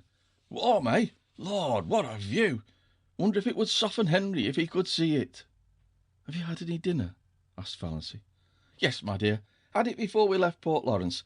Didn't know what sort of wild hermit's hollow we were coming to, you see. Hadn't any idea I was going to find a nice little daughter-in-law here, all ready to toss me up a meal. Cats, eh? Puss, puss. See that? Cats love me. Bernie was always fond of cats. It's about the only thing he took from me. He's his poor mother's boy." Valancy had been thinking idly that Barney must resemble his mother. She had remained standing by the steps, but Dr. Redfern waved her to the swing seat. "Sit down, dear. Never stand when you can sit. I want to get a good look at Barney's wife." "Well, well. I like your face. No beauty, you don't mind my saying that. You've sense enough to know it, I reckon. Sit down." Valancy sat down. To be obliged to sit still when mental agony urges us to stride up and down is the refinement of torture. Every nerve in her being was crying out to be alone, to be hidden. But she had to sit and listen to Dr. Redfern, who didn't mind talking at all. "When do you think Bernie will be back?" "I don't know. Not before night, probably." "Where did he go?" "I don't know that either. Likely to the woods up back." "So he doesn't tell you his comings and goings either. Bernie was always a secretive young devil. Never understood him. Just like his poor mother. But I thought a lot of him. It hurt me when he disappeared as he did 11 years ago.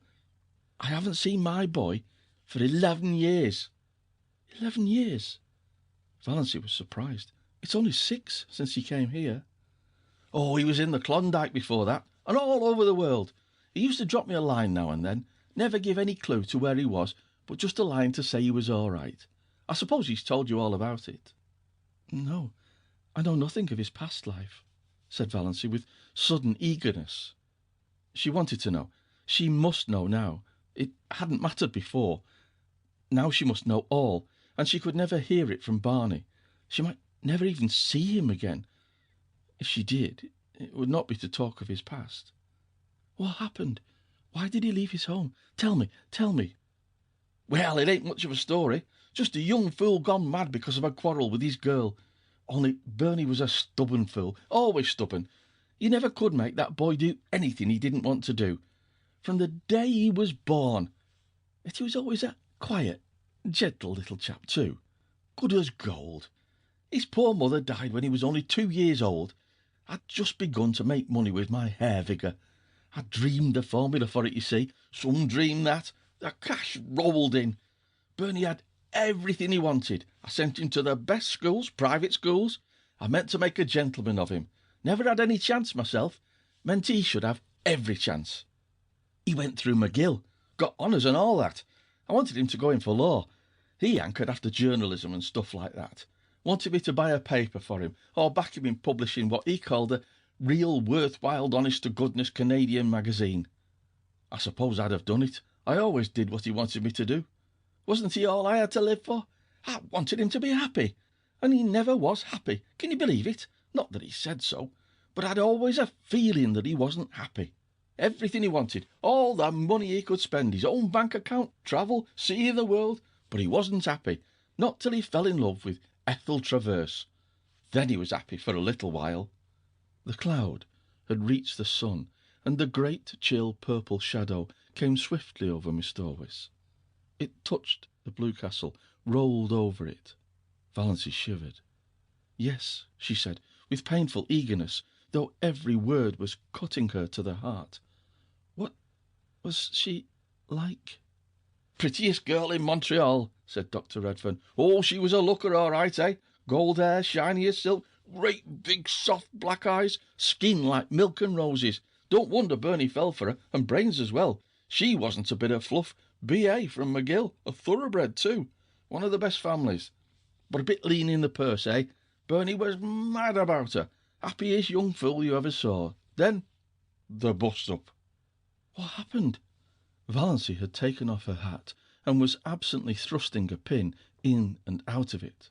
Good Luck was purring beside her. Banjo was regarding Dr. Redfern with suspicion. Nip and Tuck were lazily cawing in the pines. Miss Dorwis was beckoning. Everything was the same. Nothing was the same. It was 100 years since yesterday. Yesterday, at this time, she and Barney had been eating a belated dinner here with laughter. Laughter. Valancy felt that she had done with laughter forever, and with tears, for that matter. She had no further use for either of them. "Blessed if I know, my dear. Some fool quarrel, I suppose. Bernie just lit out. Disappeared. He wrote me from the Yukon. Said his engagement was broken and he wasn't coming back, and not to try to hunt him up because he was never coming back. I didn't. What was the use? I knew Bernie. I went on piling up money because there wasn't anything else to do. but I was mighty lonely. All I lived for was them little notes now and then from Bernie. Klondike, England, South Africa, China, everywhere. I thought maybe he'd come back some day to his lonesome old dad. Then 6 years ago, even the letters stopped. I didn't hear a word of or from him till last Christmas. Did he write? No, but he drew a cheque for $15,000 on his bank account. The bank manager's a friend of mine, one of my biggest shareholders. He'd always promised me he'd let me know if Bernie drew any cheques. Bernie had 50,000 there, and he'd never touched a cent of it till last Christmas. The cheque was made out to Ainsley's, Toronto. Ainsley's? Valency heard herself saying Ainsley's. She had a box on her dressing table with the Ainsley trademark. Yes, the big jewellery house there. After I'd thought it over a while, I got brisk. I wanted to locate Bernie. I had a special reason for it. It was time he gave up his fool hoboing and come to his senses. Drawing that 15 told me there was something in the wind. The manager communicated with the Ainsleys. His wife was an Ainsley, and found out that Bernard Redfern had bought a pearl necklace there. His address was given as Box 444, Port Lawrence, Muskoka, Ontario. First I thought I'd write. Then I thought I'd wait till the open season for cars and come down myself. Ain't no hand at writing. I've motored from Montreal, got to Port Lawrence yesterday, inquired at the post office, told me they knew nothing of any Bernard Snaith Redfern, but there was a Barney Snaith had a P.O. box there, lived on an island out here, they said, so here I am. And where's Barney? Valency was fingering her necklace. She was wearing $15,000 around her neck, and she had worried lest Barney had paid $15 for it and couldn't afford it. Suddenly, she laughed in Dr. Redfern's face. "Excuse me, it's so amusing," said poor Valency. "Isn't it?" said Dr. Redfern, seeing a joke, but not exactly hers. "Now, you seem like a sensible young woman, and I dare say you've lots of influence over Bernie. Can't you get him to come back to civilization and live like other people? Have a house up there, big as a castle, furnished like a palace. I want company in it. Bernie's wife, Bernie's children." "Did Ethel Traverse ever marry?" queried Valency irrelevantly. "Bless you, yes. 2 years after Bernie levanted, but she's a widow now, pretty as ever. To be frank, that was my special reason for wanting to find Bernie. I thought they'd make it up, maybe. But of course, that's all off now. Doesn't matter. Bernie's choice of a wife is good enough for me. It's my boy I want." "Think he'll soon be back?" "I don't know, but I don't think he'll come before night. Quite late, perhaps, and perhaps not till tomorrow. But I can put you up comfortably. He'll certainly be back tomorrow." Dr. Redfern shook his head. "Too damp. I'll take no chances with rheumatism." "Why suffer that ceaseless anguish? Why not try Redfern's liniment?" quoted the imp in the back of Valency's mind. "I must get back to Port Lawrence before rain starts. Henry goes quite mad when he gets mud on the car. But I'll come back tomorrow. Meanwhile, you talk Bernie into reason."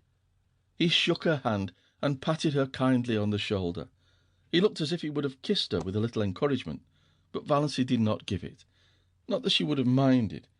He was rather dreadful and loud and dreadful, but there was something about him she liked. She thought dully that she might have liked being his daughter-in-law if he had not been a millionaire, a score of times over, and Barney was his son and heir. She took him over in the motorboat and watched the lordly purple car roll away through the woods with Henry at the wheel, looking things not lawful to be uttered. Then she went back to the Blue Castle. What she had to do must be done quickly. Barney might return at any moment, and it was certainly going to rain. She was thankful she no longer felt very bad. When you are bludgeoned on the head repeatedly, you naturally and mercifully become more or less insensible and stupid. She stood briefly, like a faded flower bitten by frost, by the hearth, looking down on the white ashes of the last fire that had blazed in the Blue Castle. At any rate, she thought wearily, Barney isn't poor. He will be able to afford a divorce quite nicely. End of section 20. Chapter 39. She must write a note. The imp in the back of her mind laughed. In every story she had ever read, when a runaway wife decamped from home, she left a note, generally on the pincushion. It was not a very original idea, but one had to leave something intelligible. What was there to do but write a note? She looked vaguely about her for something to write with. Ink. There was none. Valancy had never written anything since she had come to the Blue Castle, save memoranda of household necessaries for Barney. A pencil sufficed for them, but now the pencil was not to be found. Valancy absently crossed to the door of Bluebeard's chamber and tried it. She vaguely expected to find it locked, but it opened unresistingly. She had never tried it before, and did not know whether Barney habitually kept it locked or not. If he did, he must have been badly upset to leave it unlocked. She did not realize that she was doing something he had told her not to do. She was only looking for something to write with. All her faculties were concentrated on deciding just what she would say and how she would say it. There was not the slightest curiosity in her as she went into the lean-to. There were no beautiful women hanging by their hair on the walls. It seemed a very harmless apartment, with a commonplace little sheet-iron stove in the middle of it, its pipe sticking out through the roof. At one end was a table or counter crowded with odd-looking utensils, used no doubt by Barney in his smelly operations. Chemical experiments, probably, she reflected dully. At the other end was a big writing desk and swivel chair. The side walls were lined with books. Valancy went blindly to the desk. There she stood motionless for a few minutes, looking down at something that lay on it. A bundle of galley proofs. The page on top bore the title, Wild Honey, and under the title were the words, by John Foster. The opening sentence, "Pines are the trees of myth and legend. They strike their roots deep into the traditions of an older world, but wind and star love their lofty tops. What music when old Aeolus draws his bow across the branches of the pines." She had heard Barney say that one day when they walked under them. So Barney was John Foster. Valancy was not excited. She had absorbed all the shocks and sensations that she could compass for one day. This affected her neither one way nor the other. She only thought, so this explains it. It was a small matter that had somehow stuck in her mind more persistently than its importance seemed to justify. Soon after Barney had brought her John Foster's latest book, she had been in a Port Lawrence bookshop and heard a customer ask the proprietor for John Foster's new book. The proprietor had said curtly, "Not out yet. Won't be out till next week." Valancy had opened her lips to say, "Oh yes, it is out," but closed them again. After all, it was none of her business. She supposed the proprietor wanted to cover up his negligence in not getting the book in promptly. Now she knew. The book Barney had given her had been one of the author's complimentary copies sent in advance. Well, Valancy pushed the proofs indifferently aside and sat down in the swivel chair. She took up Barney's pen, and a vile one it was, pulled a sheet of paper to her, and began to write. She could not think of anything to say except bald facts. "Dear Barney, I went to Dr. Trent this morning and found out he had sent me the wrong letter by mistake. There was never anything serious the matter with my heart, and I am quite well now. I did not mean to trick you. Please believe that. I could not bear it if you did not believe that. I am very sorry for the mistake. But surely you can get a divorce if I leave you. Is desertion a ground for divorce in Canada? Of course, if there is anything I can do to help or hasten it, I will do it gladly, if your lawyer will let me know. I thank you for all your kindness to me. I shall never forget it. Think as kindly of me as you can, because I did not mean to trap you. Goodbye. Yours gratefully, Valancy." It was very cold and stiff, she knew, but to try and say anything else would be dangerous, like tearing away a dam. She didn't know what torrent of wild incoherences and passionate anguish might pour out. In a postscript, she added, Your father was here today. He's coming back tomorrow. He told me everything. I think you should go back to him. He's very lonely for you." She put the letter in an envelope, wrote "Barney" across it, and left it on the desk. On it she laid the string of pearls. If they had been the beads she believed them, she would have kept them in memory of that wonderful year. But she could not keep the $15,000 gift of a man who had married her out of pity and whom she was now leaving. It hurt her to give up her pretty bauble. That was an odd thing, she reflected. The fact she was leaving Barney did not hurt her yet. It lay at her heart like a cold, insensible thing. If it came to life. Valency shuddered and went out. She put on her hat and mechanically fed Good Luck and Banjo. She locked the door and carefully hid the key in the old pine. Then she crossed to the mainland in the disappearing propeller. She stood for a moment on the bank, looking at her blue castle. The rain had not yet come, but the sky was dark and Miss Dorwis grey and sullen. The little house under the pines looked very pathetic. A casket rifled of its jewels, a lamp with its flame blown out. I shall never again hear the wind crying over Miss Dorwis at night, thought Valency. This hurt her, too. She could have laughed to think that such a trifle could hurt her at such a time. Chapter 40. Valency paused a moment on the porch of the brick house in Elm Street. She felt that she ought to knock like a stranger. Her rosebush, she idly noticed, was loaded with buds. The rubber plant stood beside the prim door. A momentary horror overcame her, a horror of the existence to which she was returning. Then she opened the door and walked in. I wonder if the prodigal son ever felt really at home again, she thought. Mrs. Frederick and Cousin Stickles were in the sitting room. Uncle Benjamin was there too. They looked blankly at Valency, realizing at once that something was wrong. This was not the saucy, impudent thing who had laughed at them in this very room last summer. This was a grey-faced woman, with the eyes of a creature who had been stricken by a mortal blow. Valency looked indifferently around the room. She had changed so much, and it had changed so little. The same pictures hung on the walls, the little orphan who knelt at her never-finished prayer by the bed whereon reposed the black kitten that never grew up into a cat. The grey steel engraving of Quatre Bras, where the British regiment forever stood at bay. The crayon enlargement of the boyish father she had never known. There they all hung in the same places.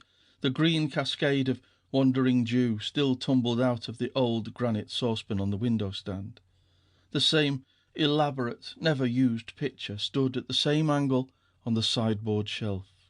The blue and gilt vases that had been among her mother's wedding presents still primly adorned the mantelpiece, flanking the china clock of berosed and besprayed ware that never went. The chairs in exactly the same places, her mother and Cousin Stickles likewise unchanged, regarding her with stony unwelcome. Valency had to speak first. "I've come home, Mother," she said tiredly. "So I see." Mrs. Frederick's voice was very icy. She had resigned herself to Valency's desertion. She had almost succeeded in forgetting there was a Valency. She had rearranged and organized her systematic life without any reference to an ungrateful, rebellious child. She had taken her place again in a society which ignored the fact that she had ever had a daughter and pitied her, if it pitied her at all, only in discreet whispers and asides. The plain truth was that, by this time, Mrs. Frederick did not want Valency to come back, did not want ever to see or hear of her again. And now, of course, Valency was here, with tragedy and disgrace and scandal trailing after her visibly. "So I see," said Mrs. Frederick. "May I ask why?" "Because I'm not going to die," said Valency huskily. "God bless my soul," said Uncle Benjamin. "Who said you were going to die?" "I suppose," said Cousin Stickles shrewishly, Cousin Stickles did not want Valancy back either. "I suppose you found out he has another wife, as we've been sure all along." "No, I only wish he had," said Valancy. She was not suffering particularly, but she was very tired. If only the explanations were all over, and she were upstairs in her old ugly room, alone, just alone. The rattle of the beads on her mother's sleeves, as they swung on the arms of the reed chair, almost drove her crazy. Nothing else was worrying her, but all at once it seemed that she simply could not endure that thin, insistent rattle. "My home, as I told you, is always open to you," said Mrs. Frederick stonily, "but I can never forgive you." Valancy gave a mirthless laugh. "I'd care very little for that if I could only forgive myself," she said. "Come, come," said Uncle Benjamin testily, but rather enjoying himself. He felt he had Valancy under his thumb again.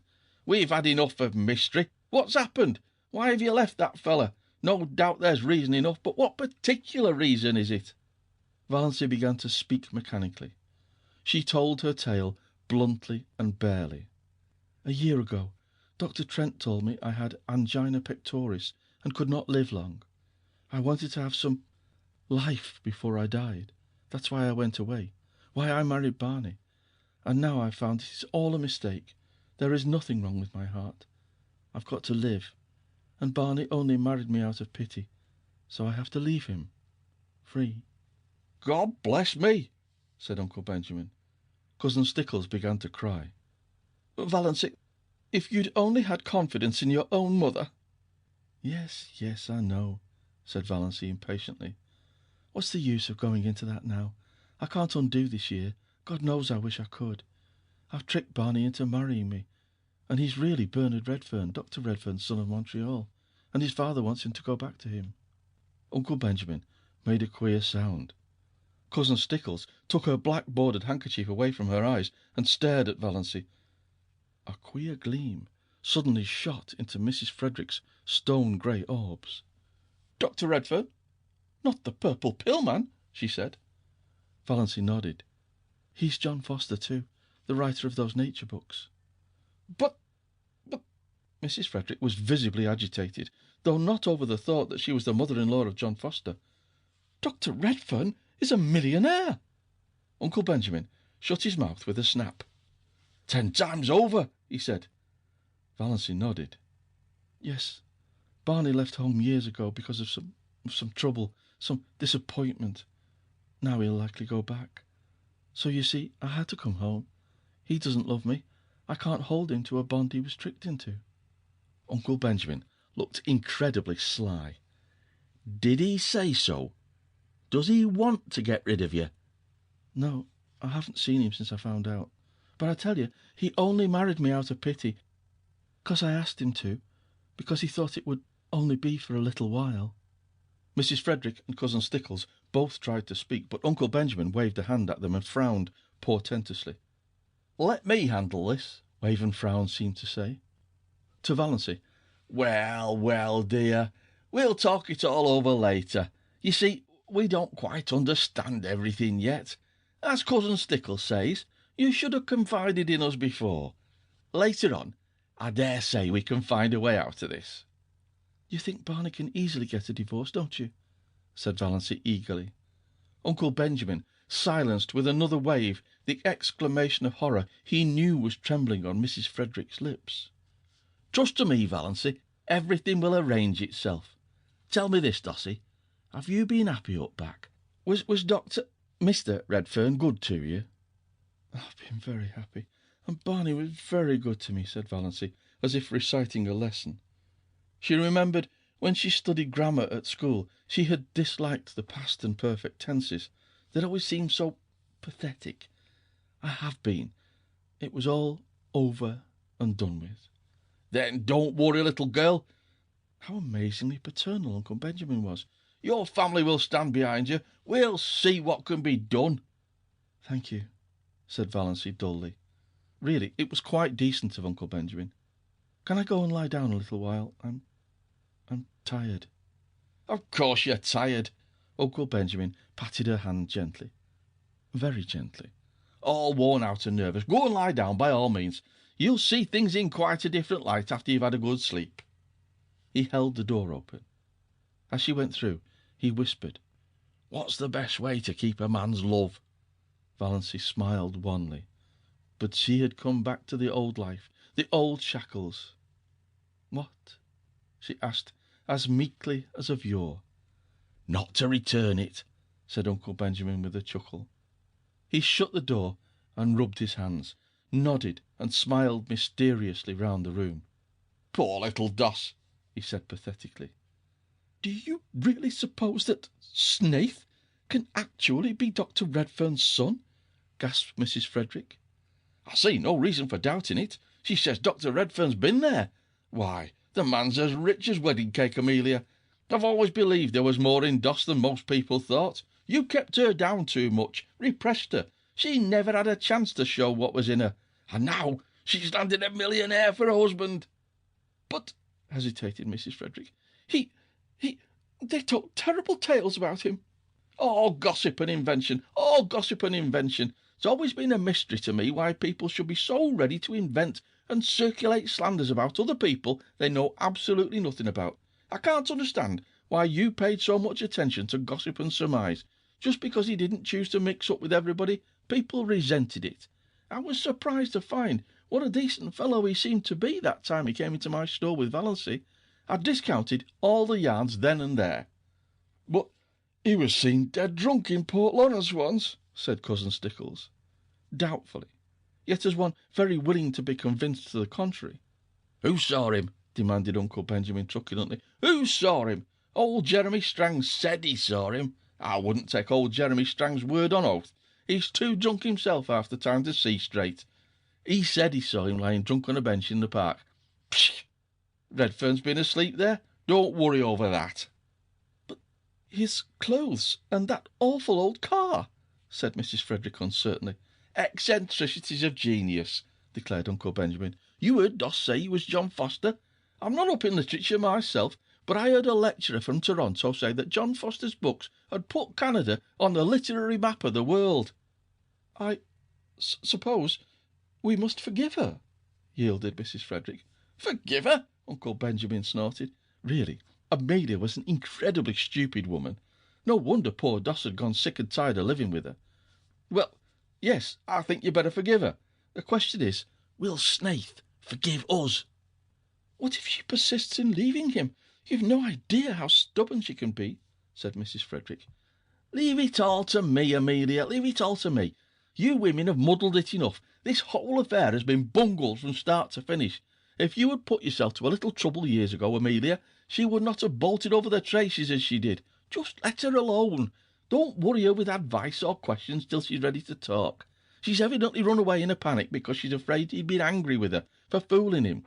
Most extraordinary thing of Trent to tell us such a yarn. That's what comes of going to strange doctors. Well, we mustn't blame her too harshly. Poor child. Redfern will come after her. If he doesn't, I'll hunt him up and talk to him as man to man. He may be a millionaire, but Valancy is a sterling. He can't repudiate her just because she was mistaken about her heart disease. Not likely he'll want to. Doss is a little overstrung. Bless me. I must get into the habit of calling her Valancy. She isn't a baby any longer. Now, remember, Amelia, be very kind and sympathetic." It was something of a large order to expect Mrs. Frederick to be kind and sympathetic, but she did her best. When supper was ready, she went up and asked Valancy if she wouldn't like a cup of tea. Valancy, lying on her bed, declined. She just wanted to be left alone for a while. Mrs. Frederick left her alone. She did not even remind Valancy that her plight was the outcome of her own lack of daughterly respect and obedience. One could not exactly say things like that to the daughter-in-law of a millionaire. End of section 21. Chapter 41. Valancy looked dully about her old room. It, too, was so exactly the same that it seemed almost impossible to believe in the changes that had come to her since she last slept in it. It seemed somehow indecent that it should be so much the same. There was Queen Louise, everlastingly coming down the stairway, and nobody had let the forlorn puppy in out of the rain. Here was the purple paper blind and the greenish mirror. Outside, the old carriage shop with its blatant advertisements. Beyond it, the station with the same derelicts and flirtatious flappers. Here the old life waited for her, like some grim ogre that bided his time and licked his chops. A monstrous horror of it suddenly possessed her. When night fell, and she had undressed and got into bed, the merciful numbness passed away, and she lay in anguish and thought of her island under the stars. The campfires, all their little household jokes and phrases and catchwords, their furry, beautiful cats, the lights agleam on the fairy islands, canoes skimming over Mistorwis in the magic of morning, white birches shining among the dark spruces like beautiful women's bodies, winter snows and rose-red sunset fires, lakes drunken with moonshine, all the delights of her lost paradise. She would not let herself think of Barney, only of these lesser things. She could not endure to think of Barney. Then she thought of him inescapably. She ached for him. She wanted his arms around her, his face against hers, his whispers in her ear. She recalled all his friendly looks and quips and jests, his little compliments, his caresses. She counted them all over, as a woman might count her jewels. Not one did she miss from the first day they had met. These memories were all she could have now. She shut her eyes and prayed. Let me remember every one, God. Let me never forget one of them. Yet it would be better to forget.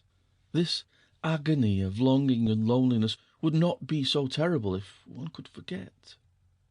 And Ethel Traverse, that shimmering witch-woman with her white skin and black eyes and shining hair, the woman Barney had loved, the woman whom he still loved. Hadn't he told her he never changed his mind? Who was waiting for him in Montreal? Who was the right wife for a rich and famous man? Barney would marry her, of course, when he got his divorce. How Valency hated her and envied her. Barney had said, "I love you," to her. Valency had wondered what tone Barney would say, "I love you," in, how his dark blue eyes would look when he said it. Ethel Traverse knew. Valency hated her for the knowledge, hated and envied her. She can never have those hours in the Blue Castle. They're mine, thought Valency savagely. Ethel would never make strawberry jam, or dance to old Abel's fiddle, or fry bacon for Barney over a campfire. She would never come to the little Mistorwis shack at all.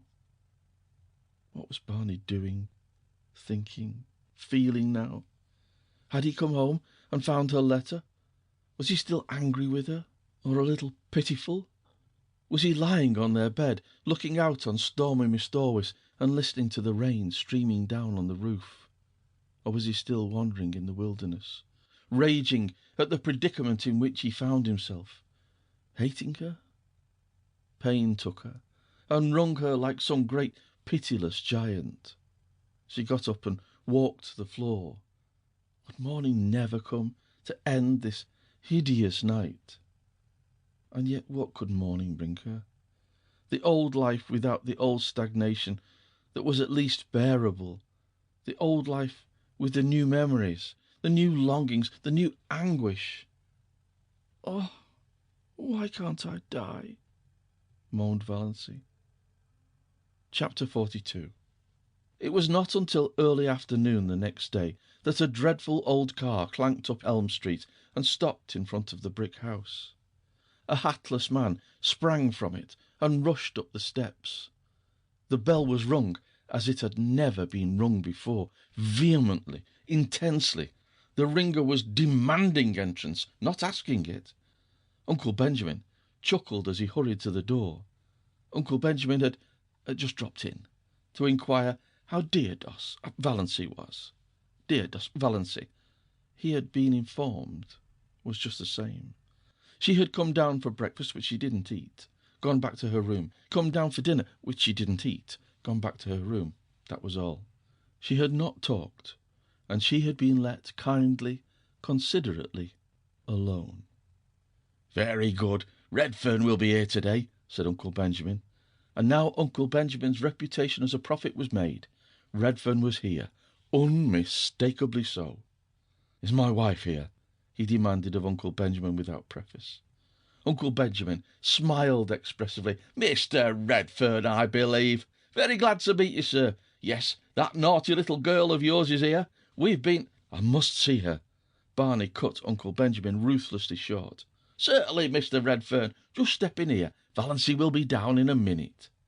He ushered Barney into the parlour and betook himself to the sitting-room and Mrs. Frederick. "Go up and tell Valancy to come down. Her husband's here." But so dubious was Uncle Benjamin as to whether Valancy could really come down in a minute, or at all, that he followed Mrs. Frederick on tiptoe up the stairs and listened in the hall. "Valancy, dear," said Mrs. Frederick tenderly, "your husband is in the parlour asking for you." "Oh, mother!" Valancy got up from the window and wrung her hands. "I cannot see him. I cannot. Tell him to go away. Ask him to go away. I can't see him." "Tell her," hissed Uncle Benjamin through the keyhole, "that Redfern says he won't go away until he has seen her." Redfern had not said anything of the kind, but Uncle Benjamin thought he was that sort of a fellow. Valancy knew he was. She understood that she might as well go down first as last.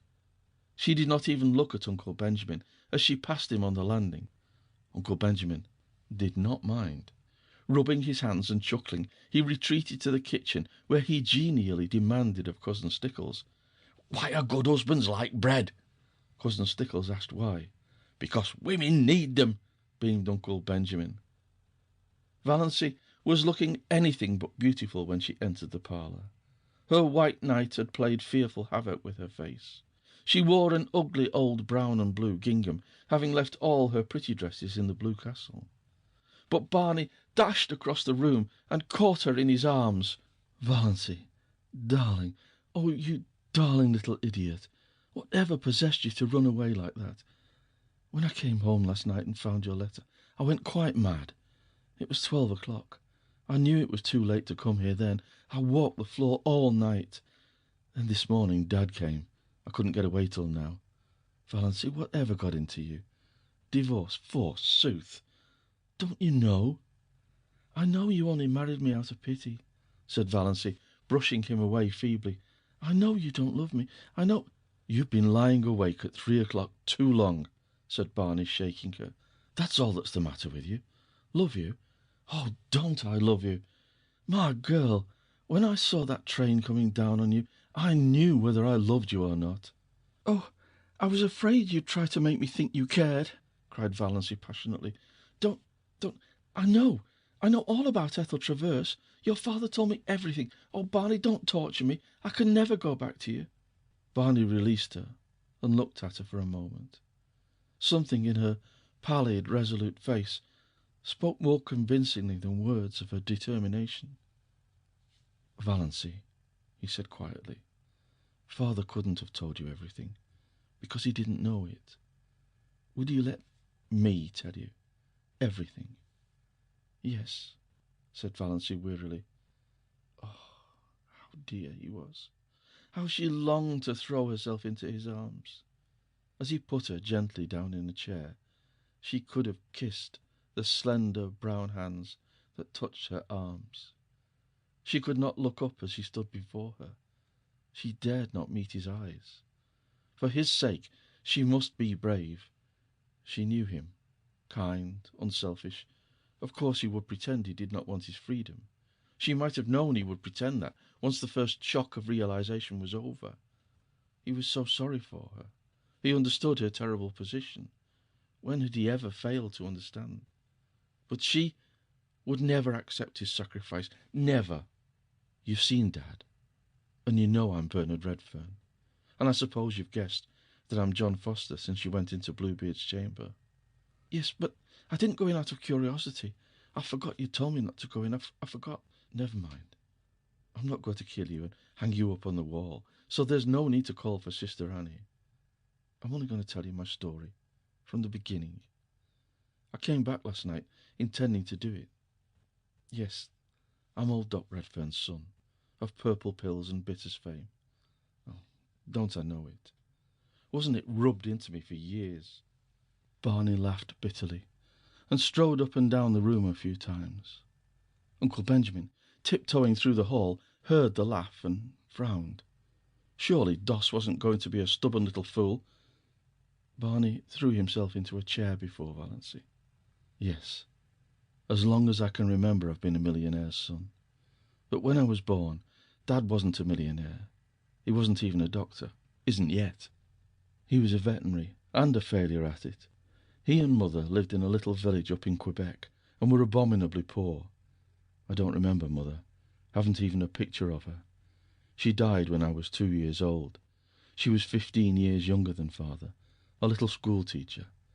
When she died, Dad moved into Montreal and formed a company to sell his hair tonic.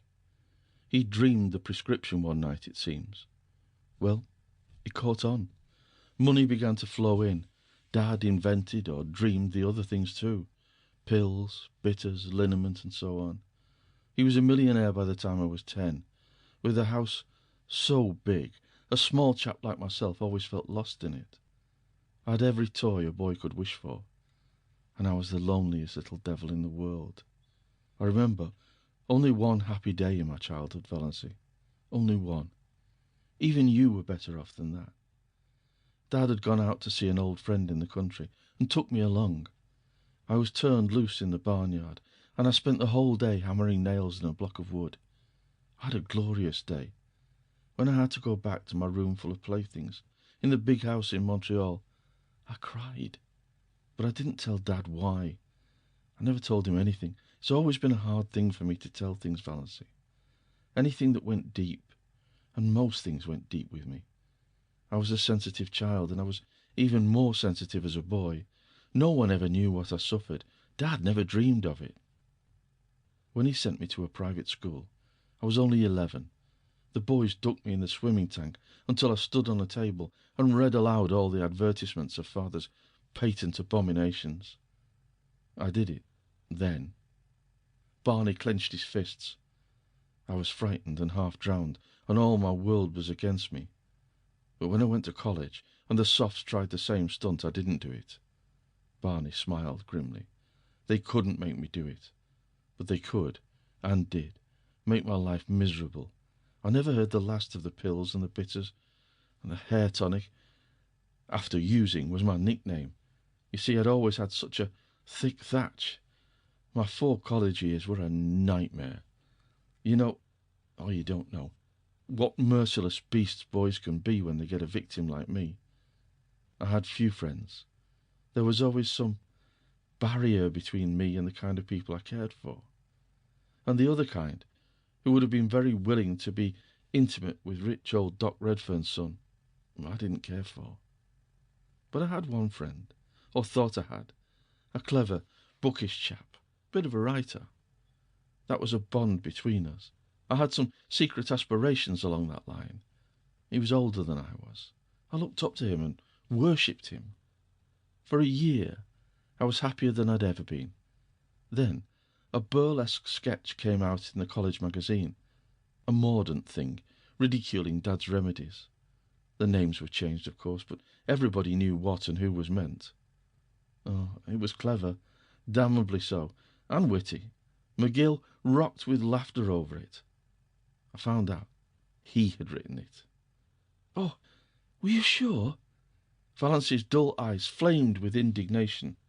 Yes, he admitted it when I asked him. Said a good idea was worth more to him than a friend, any time.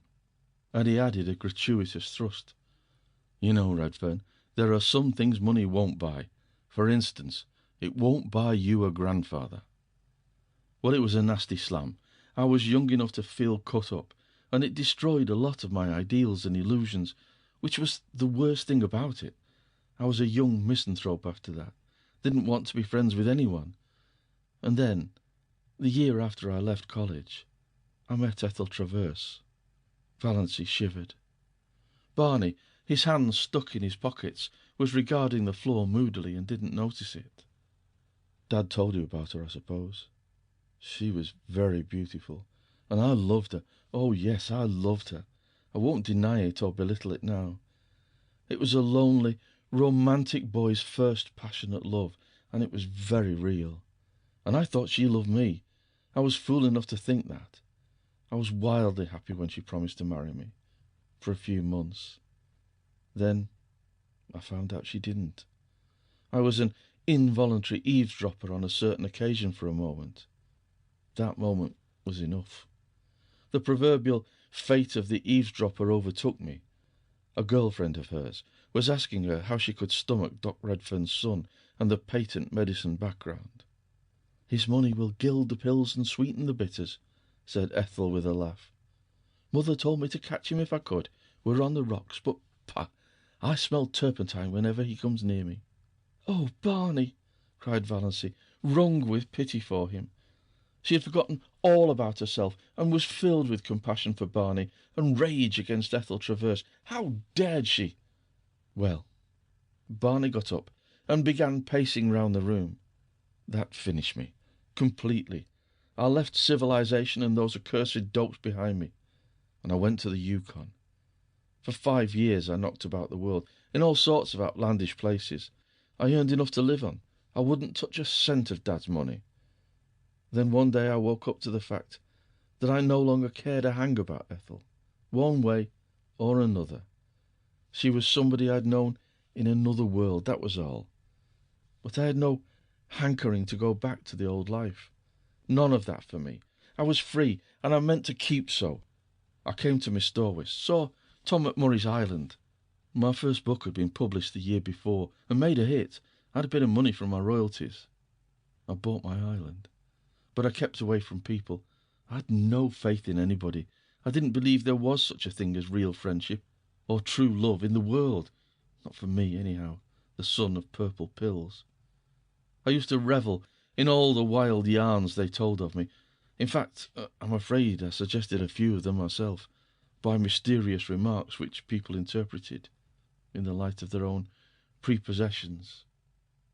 Then you came. I had to believe you loved me, really loved me, not my father's millions. There was no other reason why you should want to marry a penniless devil with my supposed record. And I was sorry for you. Oh, yes, I don't deny I married you because I was sorry for you. And then I found you, the best and jolliest and dearest little pal and chum a fellow ever had. Witty, loyal, sweet, you made me believe again in the reality of friendship and love. The world seemed good again just because you were in it, honey. I'd have been willing to go on forever, just as we were. I knew that the night I came home and saw my home light shining out from the island for the first time. I knew you were there waiting for me. After being homeless all my life, it was beautiful to have a home. To come home hungry at night and know there was a good supper and a cheery fire. And you. But I didn't realize what you actually meant to me till that moment at the switch. Then it came like a lightning flash. I knew I couldn't live without you, that if I couldn't pull you loose in time, I'd have to die with you. I admit it bowled me over, knocked me silly. I couldn't get my bearings for a while. That's why I acted like a mule.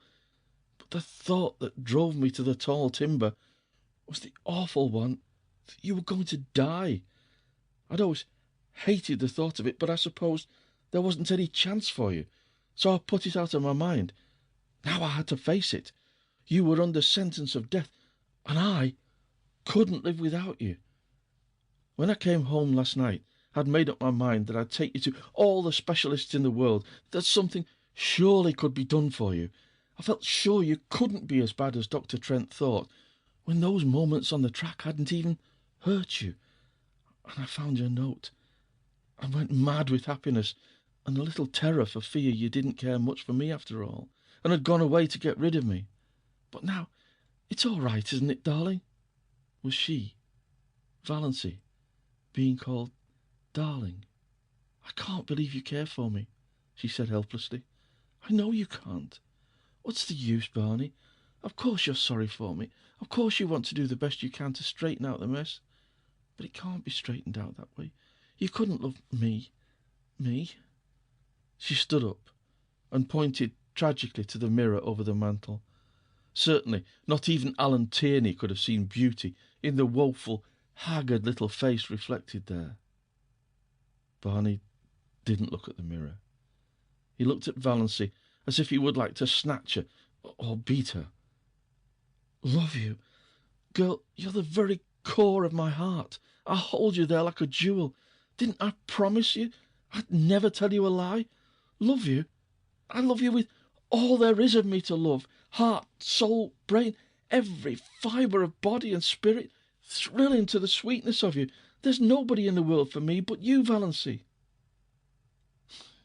"You're a good actor, Barney," said Valency, with a wan little smile.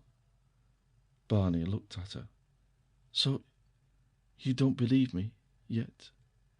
"I can't." "Damn!" said Barney violently. Valency looked up startled. She'd never seen this Barney. Scowling, eyes black with anger, sneering lips, dead white face. "You don't want to believe it," said Barney, in the silk-smooth voice of ultimate rage. "You're tired of me. You want to get out of it, free from me. You're ashamed of the pills and the liniment, just as she was. Your sterling pride can't stomach them. It was all right as long as you thought you hadn't long to live. A good lark. You could put up with me, but a lifetime with old Doc Redfern's son is a different thing. Oh, I understand perfectly. I've been very dense, but I understand at last." Valency stood up. She stared into his furious face. Then she suddenly laughed. "You darling," she said. "You do mean it. You do really love me. You wouldn't be so enraged if you didn't." Barney stared at her for a moment. Then he caught her in his arms with the little low laugh of the triumphant lover. Uncle Benjamin, who'd been frozen with horror at the keyhole, suddenly thawed out and tiptoed back to Mrs. Frederick and Cousin Stickles.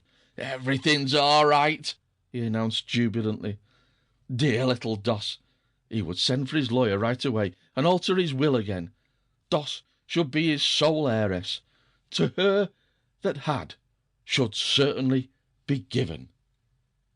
Mrs. Frederick, returning to her comfortable belief in an overruling providence, got out the family Bible and made an entry under marriages. End of section 22. Chapter 43.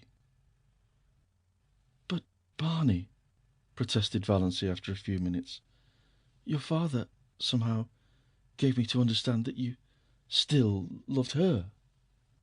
"He would. Dad holds the championship for making blunders. If there's a thing that's better left unsaid, you can trust him to say it. But he isn't a bad old soul, Valency. You'll like him. I do now. And his money isn't tainted money. He made it honestly. His medicines are quite harmless.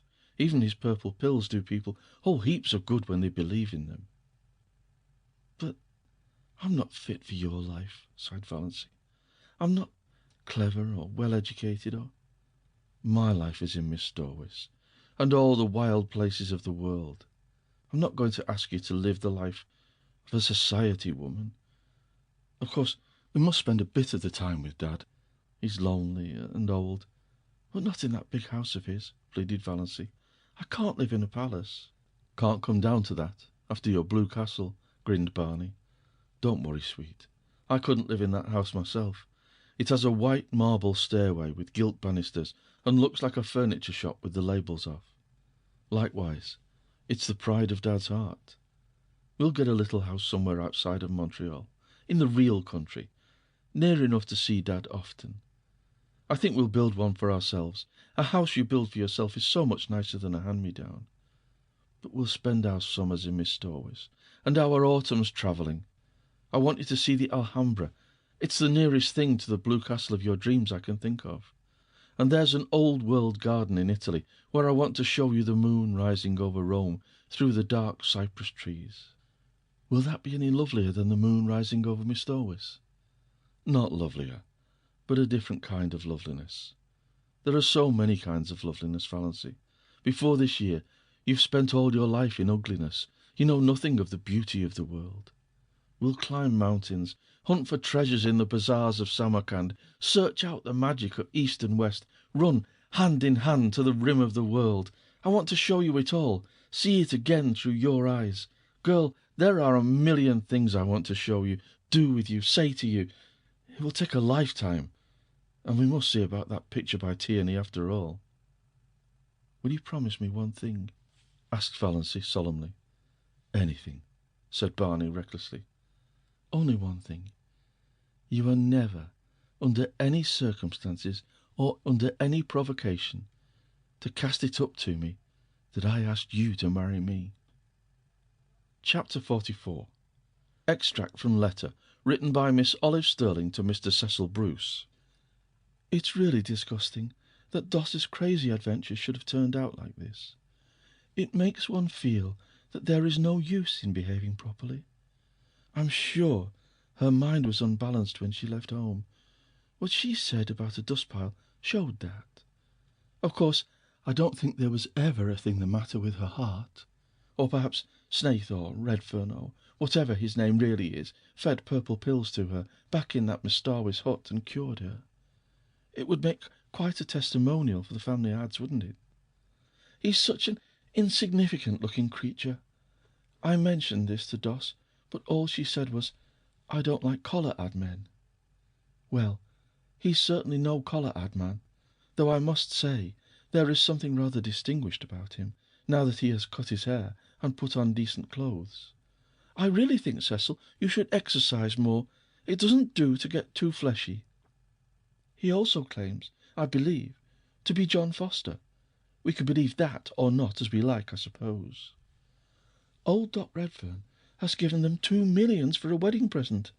Evidently the purple pills bring in the bacon. They're going to spend the fall in Italy and the winter in Egypt and motor through Normandy in apple blossom time. Not in that dreadful old Lizzie, though. Redfern has got a wonderful new car.